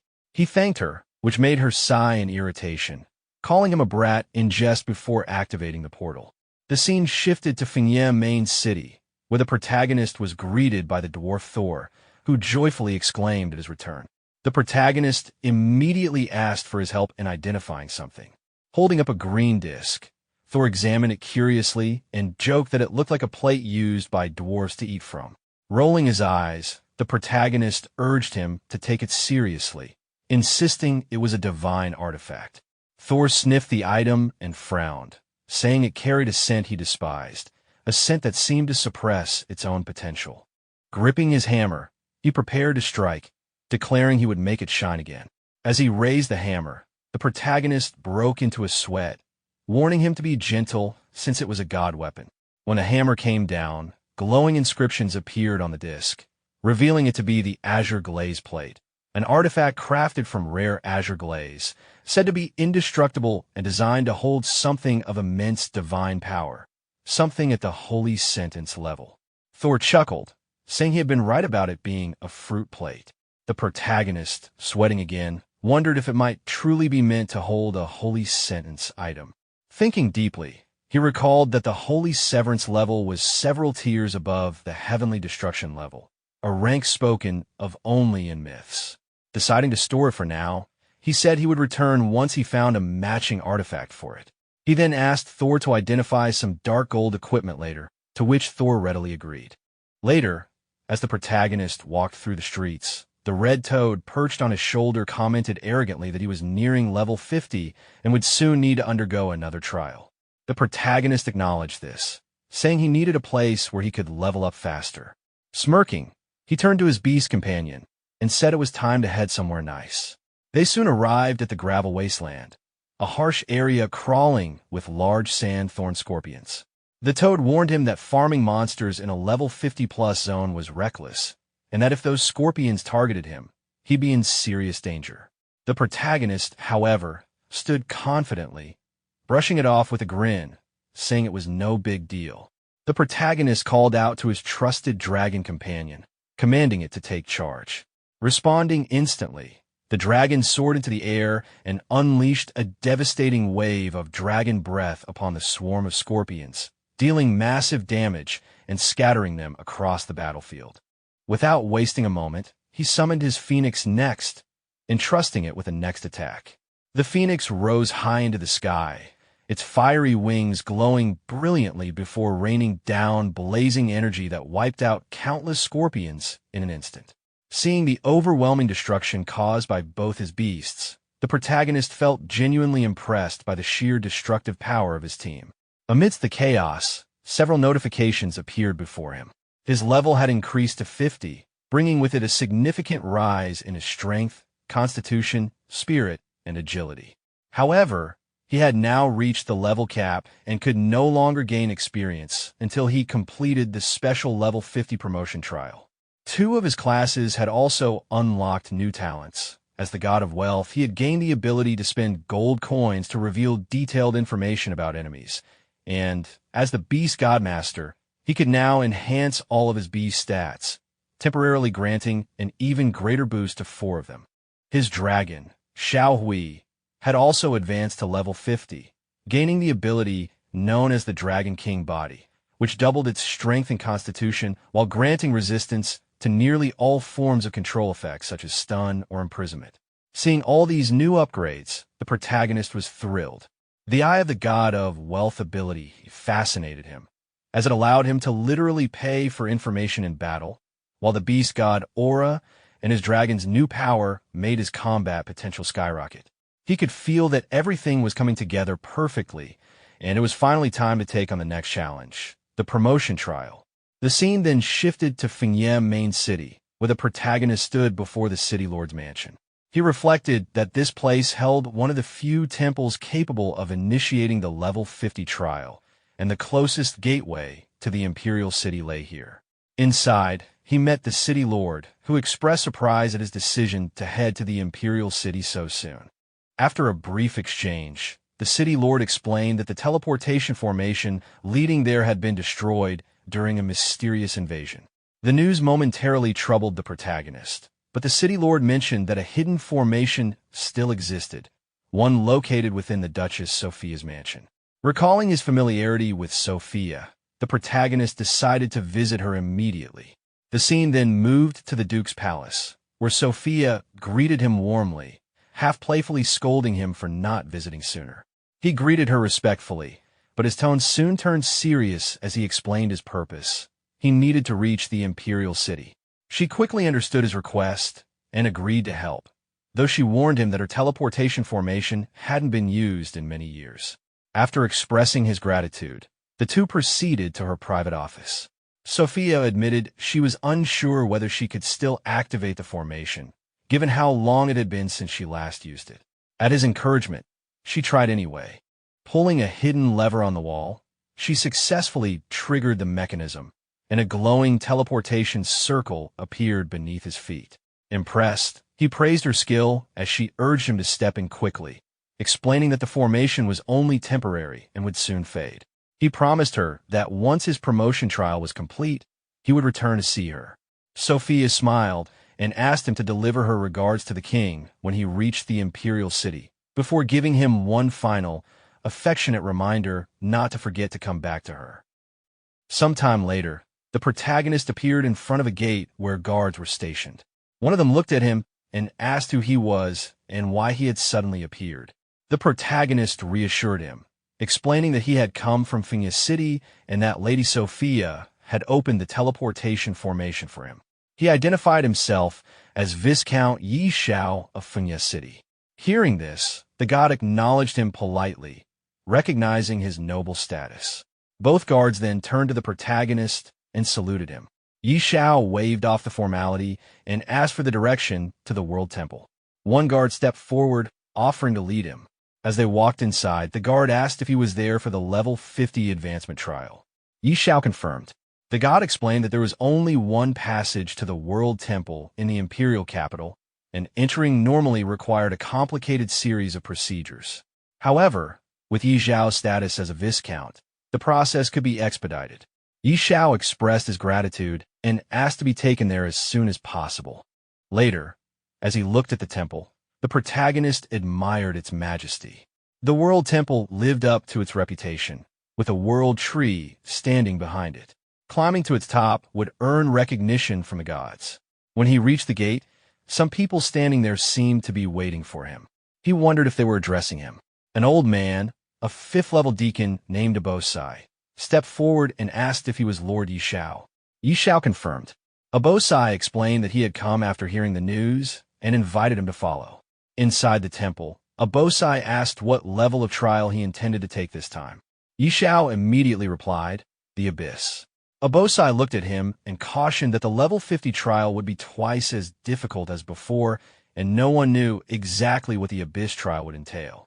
With confidence, the protagonist affirmed that it didn't matter. He had made up his mind. Standing at the temple gate, the old man wished him good luck. Xiao thanked him and prepared to move forward. Elsewhere in the city, a soldier ran through the streets, shouting that there was news for His Highness. A gray-haired man turned to him, asking why he was so panicked. The soldier reported that Xiao, the person they had been monitoring, had arrived in the imperial capital. The gray-haired man was shocked and muttered that Xiao had dared to come to the capital alone, clearly reckless. He asked how many people Xiao had brought, and the soldier replied that Xiao had come alone via the teleportation formation. Angrily, the man clenched his fists and ordered his personal guards to go teach Xiao a lesson, demanding to know how he dared enter the capital alone and harm his people. The soldiers hesitated, noting that Xiao was likely in the World Temple and now quite famous, warning that a rash action could be dangerous. The man dismissed their concern, asserting that no one in the imperial capital could stop Prince Karami from taking action, and instructed them to proceed. The soldiers acknowledged and prepared to act. The scene then shifted to the trial ground. The protagonist walked alongside his dragon companion, noting the unusual nature of the level 50 trial. There wasn't a single monster in sight. Suddenly, a surge of purple energy hit the ground, catching Xiao off guard. From the ground, a beast emerged, the broken-toothed black sky tiger, level 50. Its stats and abilities were unknown, and it had a terrifying description, having not encountered a living creature in countless years. Xiao, impressed and slightly concerned by the beast's immense power, commented that its health was likely over 1 million. He immediately commanded his dragon companion, Xiao Hui, to attack. The dragon unleashed a powerful fire breath, dealing significant damage. Xiao encouraged the dragon, urging it to be relentless. The beast retaliated, flying toward the dragon, which activated its full power, dealing massive damage. Xiao cheered on the attack, noting there should be no mercy. The beast eventually fell to the ground. Xiao examined the loot, holding a sword and smiling at the drop. One epic and one dark gold item, which he decided to keep for now. Notifications confirmed the items as the Sword of Broken Tooth and Pitch Black Couple Rings, both not yet appraised. Pointing toward the forest, Xiao signaled Xiao Hui to continue deeper into the trial. The scene shifted to a room where several people observed the protagonist through a crystal orb. They moved closer, eager to see, commenting on how a strange black tiger had been killed so easily. They noted its size, concluding it must have been at least Lord level, and expressed disbelief that Xiao could defeat such a boss in the Abyss trial. One man, speaking confidently, reminded everyone to stay patient, emphasizing that the 50th level Abyss trial was far more than a simple Lord-level challenge. Another reacted in shock at how quickly the second boss had been defeated, questioning what kind of god Xiao might be, or whether he was a reincarnation. The observers continued discussing, marveling at his strength, and joking about how even at their peak, they would have yielded. Their attention was suddenly drawn to something strange, the appearance of a giant beast's foot in the orb. Moments later, the crystal orb stopped showing Xiao, leaving everyone in shock. One of them exclaimed in disbelief at how he had disappeared. The old man from the temple gate questioned if something had happened to the peeping eye. Another explained that it seemed the view had been blocked by an extremely powerful force. The group continued to debate, frustrated and astonished, wondering why the orb had gone black and whether it could still be useful, some complaining humorously about how the temple had ruined their youthful expectations. Meanwhile, the protagonist rested on a nearby rock, breathing heavily, acknowledging the difficulty of the Abyss trial. The red toad beside him asked if he could continue, warning him not to push beyond his limits. Thinking to himself, the protagonist reflected that the previous two bosses had been Lord level and that the final boss was likely an immortal level creature never encountered before. Determined, he resolved to challenge it. The red toad, perched on his shoulder, reminded him it could enter his beast control space or wait at the door, unwilling to risk death.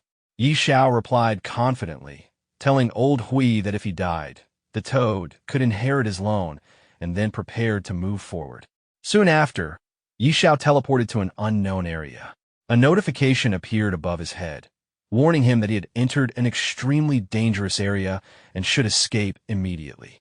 Looking ahead, he steadied himself, confident and ready, remarking on the terrifying immortal-level monster in front of him. Its attributes were formidable, and its skills could not be detected. A notification appeared before the protagonist, listing the immortal boss's basic info. Invader of the Abyss, level 50, with most stats unknown and talent and skills unreadable. Confident, Xiao activated the Eye of the God of Wealth. The skill's cost flashed repeatedly. Loss of 10,000 gold coins, again and again. He muttered that the gold was disappearing fast. More notifications detailed the invader's abilities. Innate immortal power that greatly boosted its damage and defenses, massive health and mana bonuses with continuous regeneration, immunity to many status effects, and a suite of terrifying skills, large area invasion force, defensive fell soul state, a single target corrosive abyssal surge that could not be dodged, an abyssal shield trigger to critical health, and a last resort ashes of the abyss that could sacrifice the invader to deal true damage in a huge radius. Xiao wiped sweat from his brow and acknowledged how terrifying an immortal-level boss truly was. The Abyss Invader warned that any intruder in the forbidden area would be reduced to ashes. Xiao responded with a brief, joking incredulity, then called for his companions. Xiao Hui and Xiao Luo appeared and launched an immediate assault, but the invader shifted into a translucent state and seemed unaffected. Xiao, startled, realized the beast had phased and exclaimed in surprise. The invader prepared a counterattack. Xiao shouted for Xiao Hui to get out of the way, but the dragon was struck and took massive damage. Immediately, the dragon activated its supreme skill, Dragon Supreme Worldly Authority, and landed a heavy counterstrike that put the invader into a magic band state, preventing it from casting skills. The invader roared in fury, vowing to crush the mortals before it. During the battle with the Abyss Invader, the monster activated several powerful skills, forcing Xiao to shield himself from the swirling dust. A barrier appeared, trapping his companions, Xiao Hui and Xiao Luo, while the monster prepared a devastating ultimate attack that could deal 100% true damage. Notifications appeared, warning of the raging horns of the god of destruction skill. Yi Xiao activated his money shield and struck the barrier, but it held firm, and he bounced back from the impact. The monster then summoned a tornado, further attacking him. But with the effect of cooling stone, Yi Xiao broke the barrier on a second attempt, freeing his companions. He immediately ran with them towards safety. An explosion from the destroyed room threw him to the ground, and he realized the money shield had consumed over 10 million gold coins in one activation. Surveying the aftermath, Yi Xiao noted that the building lay in ruins, but the Abyss Invader had been defeated. No equipment dropped, but a blue crystal appeared, revealed to be the 5th Abyss Stone, confirmed as Abyss Stone, Fragment 5. Light emitted from the crystal, merging with other fragments in his possession. A notification confirmed the creation of a broken Abyss key, a key previously destroyed by an unknown force. Holding it, Yi Xiao wondered how it could open a door, even in its broken state, realizing it was a crucial artifact for future challenges. After Yi Xiao completed the level 50 Abyss trial, a world announcement broadcasted his achievement to all players. He had passed the trial, received a legendary heroic divine stone, gained a Daxiao War Zone point, and unlocked additional blessings, including plus 1,000 free attribute points.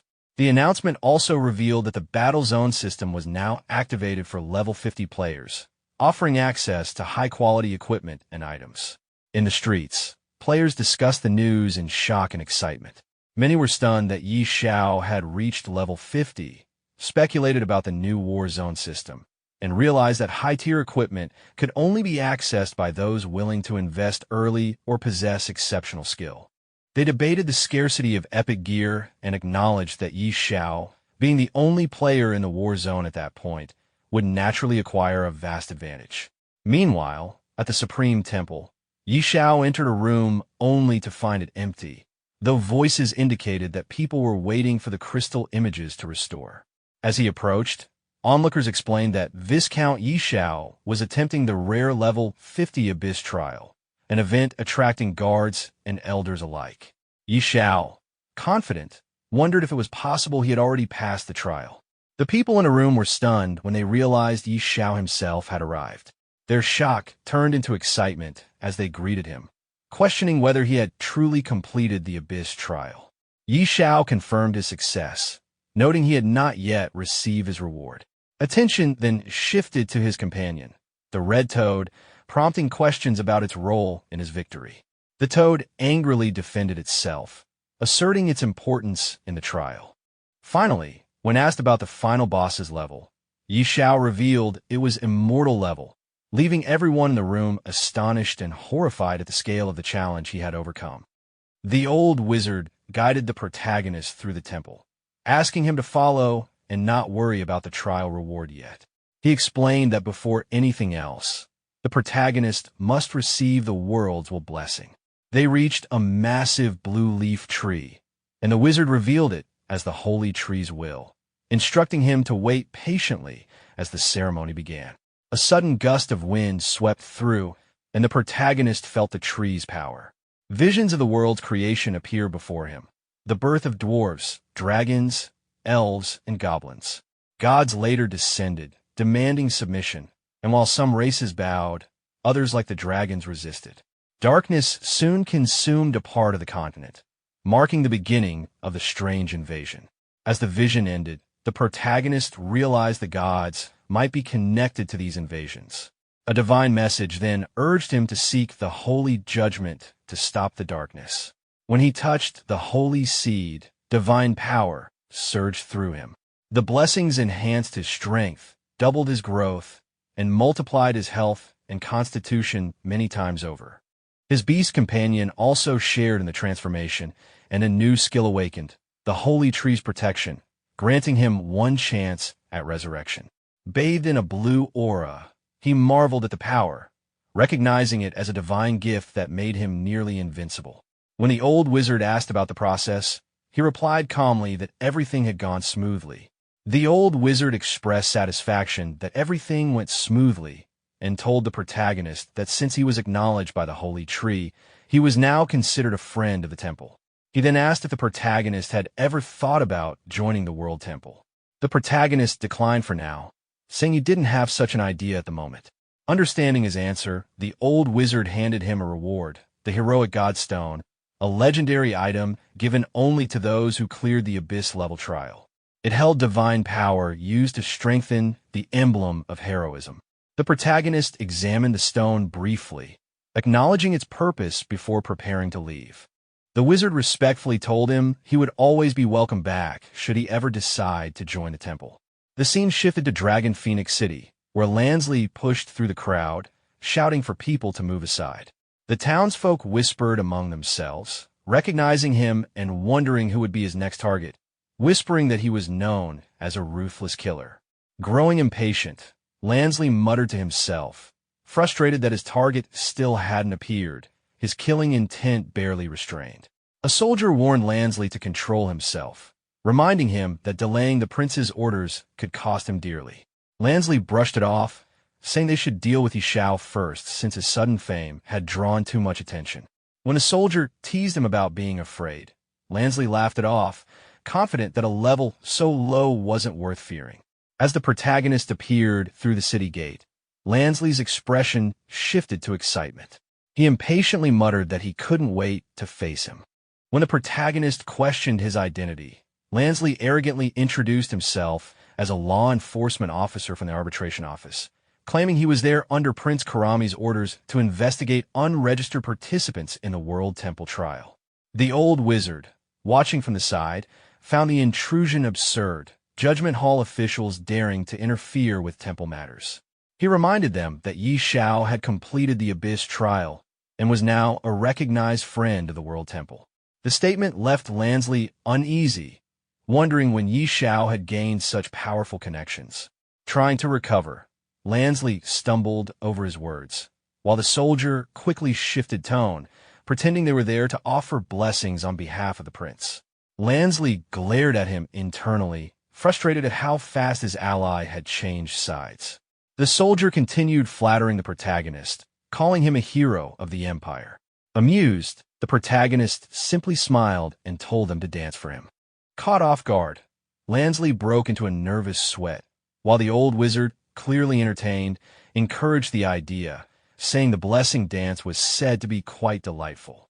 Both men panicked, insisting they couldn't dance, but the protagonist remarked playfully that they didn't seem too willing, leaving Lansley flustered and speechless. Lansley broke into a nervous sweat, silently cursing his luck. The old wizard, clearly enjoying the scene, firmly ordered them to dance. Just as the soldier began to relax, thinking the protagonist would let them off, the protagonist pointed toward the street and told them to perform there instead. Both men froze in disbelief before being forced out into the open. On the bustling streets, Lansley and the soldier began dancing awkwardly while onlookers laughed and mocked them, amused to see the once feared law enforcers humiliated. People whispered that justice had finally been served, while Lansley, burning with embarrassment, swore to himself that he would get revenge for this humiliation one day. Ignoring the chaos behind him, the protagonist walked toward a glowing portal, muttering that he had wasted enough time on such trivial people and needed to head to the battlefield. Perched on his shoulder, the red frog protested, warning that the battlefield was a dangerous place and that he wanted no part in it. The protagonist reassured him confidently, promising to pull him out if things got too risky, but the frog grumbled in disbelief, calling him a liar. With a teasing smirk, the protagonist told him to stop dawdling, and they stepped through the portal. On arrival, the scenery shifted. They had entered Realm City, the edge of the battlefield. The protagonist looked around in awe, taking in the war-torn landscape. An armored man approached from behind, noting that he seemed to be alone and asking if he had chosen a legion to join. The protagonist said he hadn't decided yet, so the man enthusiastically suggested joining the city guard, claiming it was the safest option and proudly showing off his level 50 golden armor. The protagonist glanced at the armor and asked if the legion truly was the safest. The man assured him it was, boasting that he had earned his gear in just a year of service without having to face real danger. Unimpressed, The protagonist simply replied that he didn't like safe legions and would rather operate alone. The armored man questioned if the protagonist wanted to be a lone wolf, to which the protagonist calmly confirmed before asking where the nearest forge was, mentioning his intent to learn forging. The armored man directed him west of the city wall, where an old blind man known for his swift fighting skills could be found. After thanking him, the protagonist set off. The armored man's companion remarked on how reckless it was for anyone to venture into the boundary alone, calling it madness. The armored man simply replied that the protagonist seemed capable and hoped he wouldn't die on the battlefield. The scene then shifted to a crowded area where the protagonist arrived, noting the large gathering and thinking it would be improper for someone of his status to cut in line. As he approached, people around began shouting angrily, accusing him of skipping ahead. Before things escalated, someone noticed the emblem on his chest and pointed it out. The crowd fell silent as a red-bearded man in a helmet recognized the emblem of valor, realizing the protagonist had passed the purgatory level trial. Impressed, the man offered to help strengthen the badge and requested a favor in return. He explained that his son, John, had gone missing in the Lord's forest at the primary battlefield and hadn't returned. If the protagonist could find him, he would be rewarded with an epic piece of equipment. The mention of the forest caused murmurs among the onlookers, who warned that even the Holy Legion avoided that area because of the many dangerous creatures within. Despite their concern, the protagonist accepted the mission with a confident smile and asked for his equipment to be upgraded quickly before heading out. The red-bearded man looked pleased and immediately began upgrading the protagonist's badge. The gathered crowd murmured in awe as a brilliant light filled the area, speculating that the equipment must be legendary. Once finished, the red-bearded man handed over the newly forged emblem of valor. The emblem now radiated divine energy, proof of bravery earned through the purgatory trial and strengthened by the heroic stone. Its attributes had significantly increased, granting powerful boosts and unique passive abilities. The protagonist admired the emblem's enhanced strength before deciding to leave, assuring the red-bearded man he would help search for his missing son in the Lord's forest. Grateful, the man expressed his thanks as the onlookers whispered among themselves, doubting anyone would venture into such a dangerous place alone. As the protagonist walked away, he received a sudden message from the supreme god's gift. The cryptic vision described an island full of life and a dark forest, leaving him puzzled. Unsure of its meaning, he decided to focus on upgrading before investigating further. The scene then shifted to the battlefield entrance, where two guards stood watch. After registering under the name Xiao, the protagonist was given a token required to earn military merits by defeating creatures. The soldiers exchanged skeptical remarks about him entering alone, calling it a death wish. Inside the battlefield, the landscape was barren and silent until waves of strange creatures appeared, all at high levels. Realizing the danger, the protagonist summoned Xiao Luo and unleashed a fiery attack, earning a steady stream of battle merits from each kill. After several victories, he checked his record, over 500 merit points, but found the progress too slow. Scanning the area, his eyes lit up when an elite boss appeared, seeing it as the perfect chance to gain more merits. After Talvin defeated a massive beast, he burst out laughing, thrilled by his victory and the loot he'd earned. Confident about his rising status, he checked the rankings only to find his excitement fade when the leaderboard displayed a new name, Xiao, sitting just above him. Confused, he muttered to himself as Xiao's name suddenly vanished, then reappeared, leaving him questioning if there was a system error. When Babalu's name replaced the spot, Talvin could only stare blankly, wondering how both of them were advancing so fast. Far away, Xiao was relentlessly slaying beasts across the battlefield. His level rose to 49, his strength and attributes boosted dramatically. With nearly 100,000 battle merits earned, he grinned and urged his phoenixes, Xiao Luo and Xiao Hui, to continue the assault. Soon, a world announcement echoed across the realms. Xiao from the Great Xia Kingdom had broken into the top 100 of the battlefield merit rankings. Players everywhere were stunned. In nearby villages, adventurers whispered in disbelief, amazed by how someone could achieve over 100,000 merits in just half a day. Some speculated he might even break into the top 10. On the capital's Great Wall, his name appeared among the top contenders, right below Night Dragon and Ames. Citizens gathered around a ranking board, astonished by how quickly Xiao had risen. His growing fame spread through the main city, with crowds marveling at his permanent stat increase and unmatched pace. Meanwhile, deep in a vast jungle, Xiao arrived before the ominous expanse of the Lord's Forest. As the wind rustled through the dark canopy, the red frog perched on his shoulder croaked uneasily, warning him that something about the forest didn't feel right. Xiao remained calm, reassuring the red frog not to worry as he observed the dense forest ahead.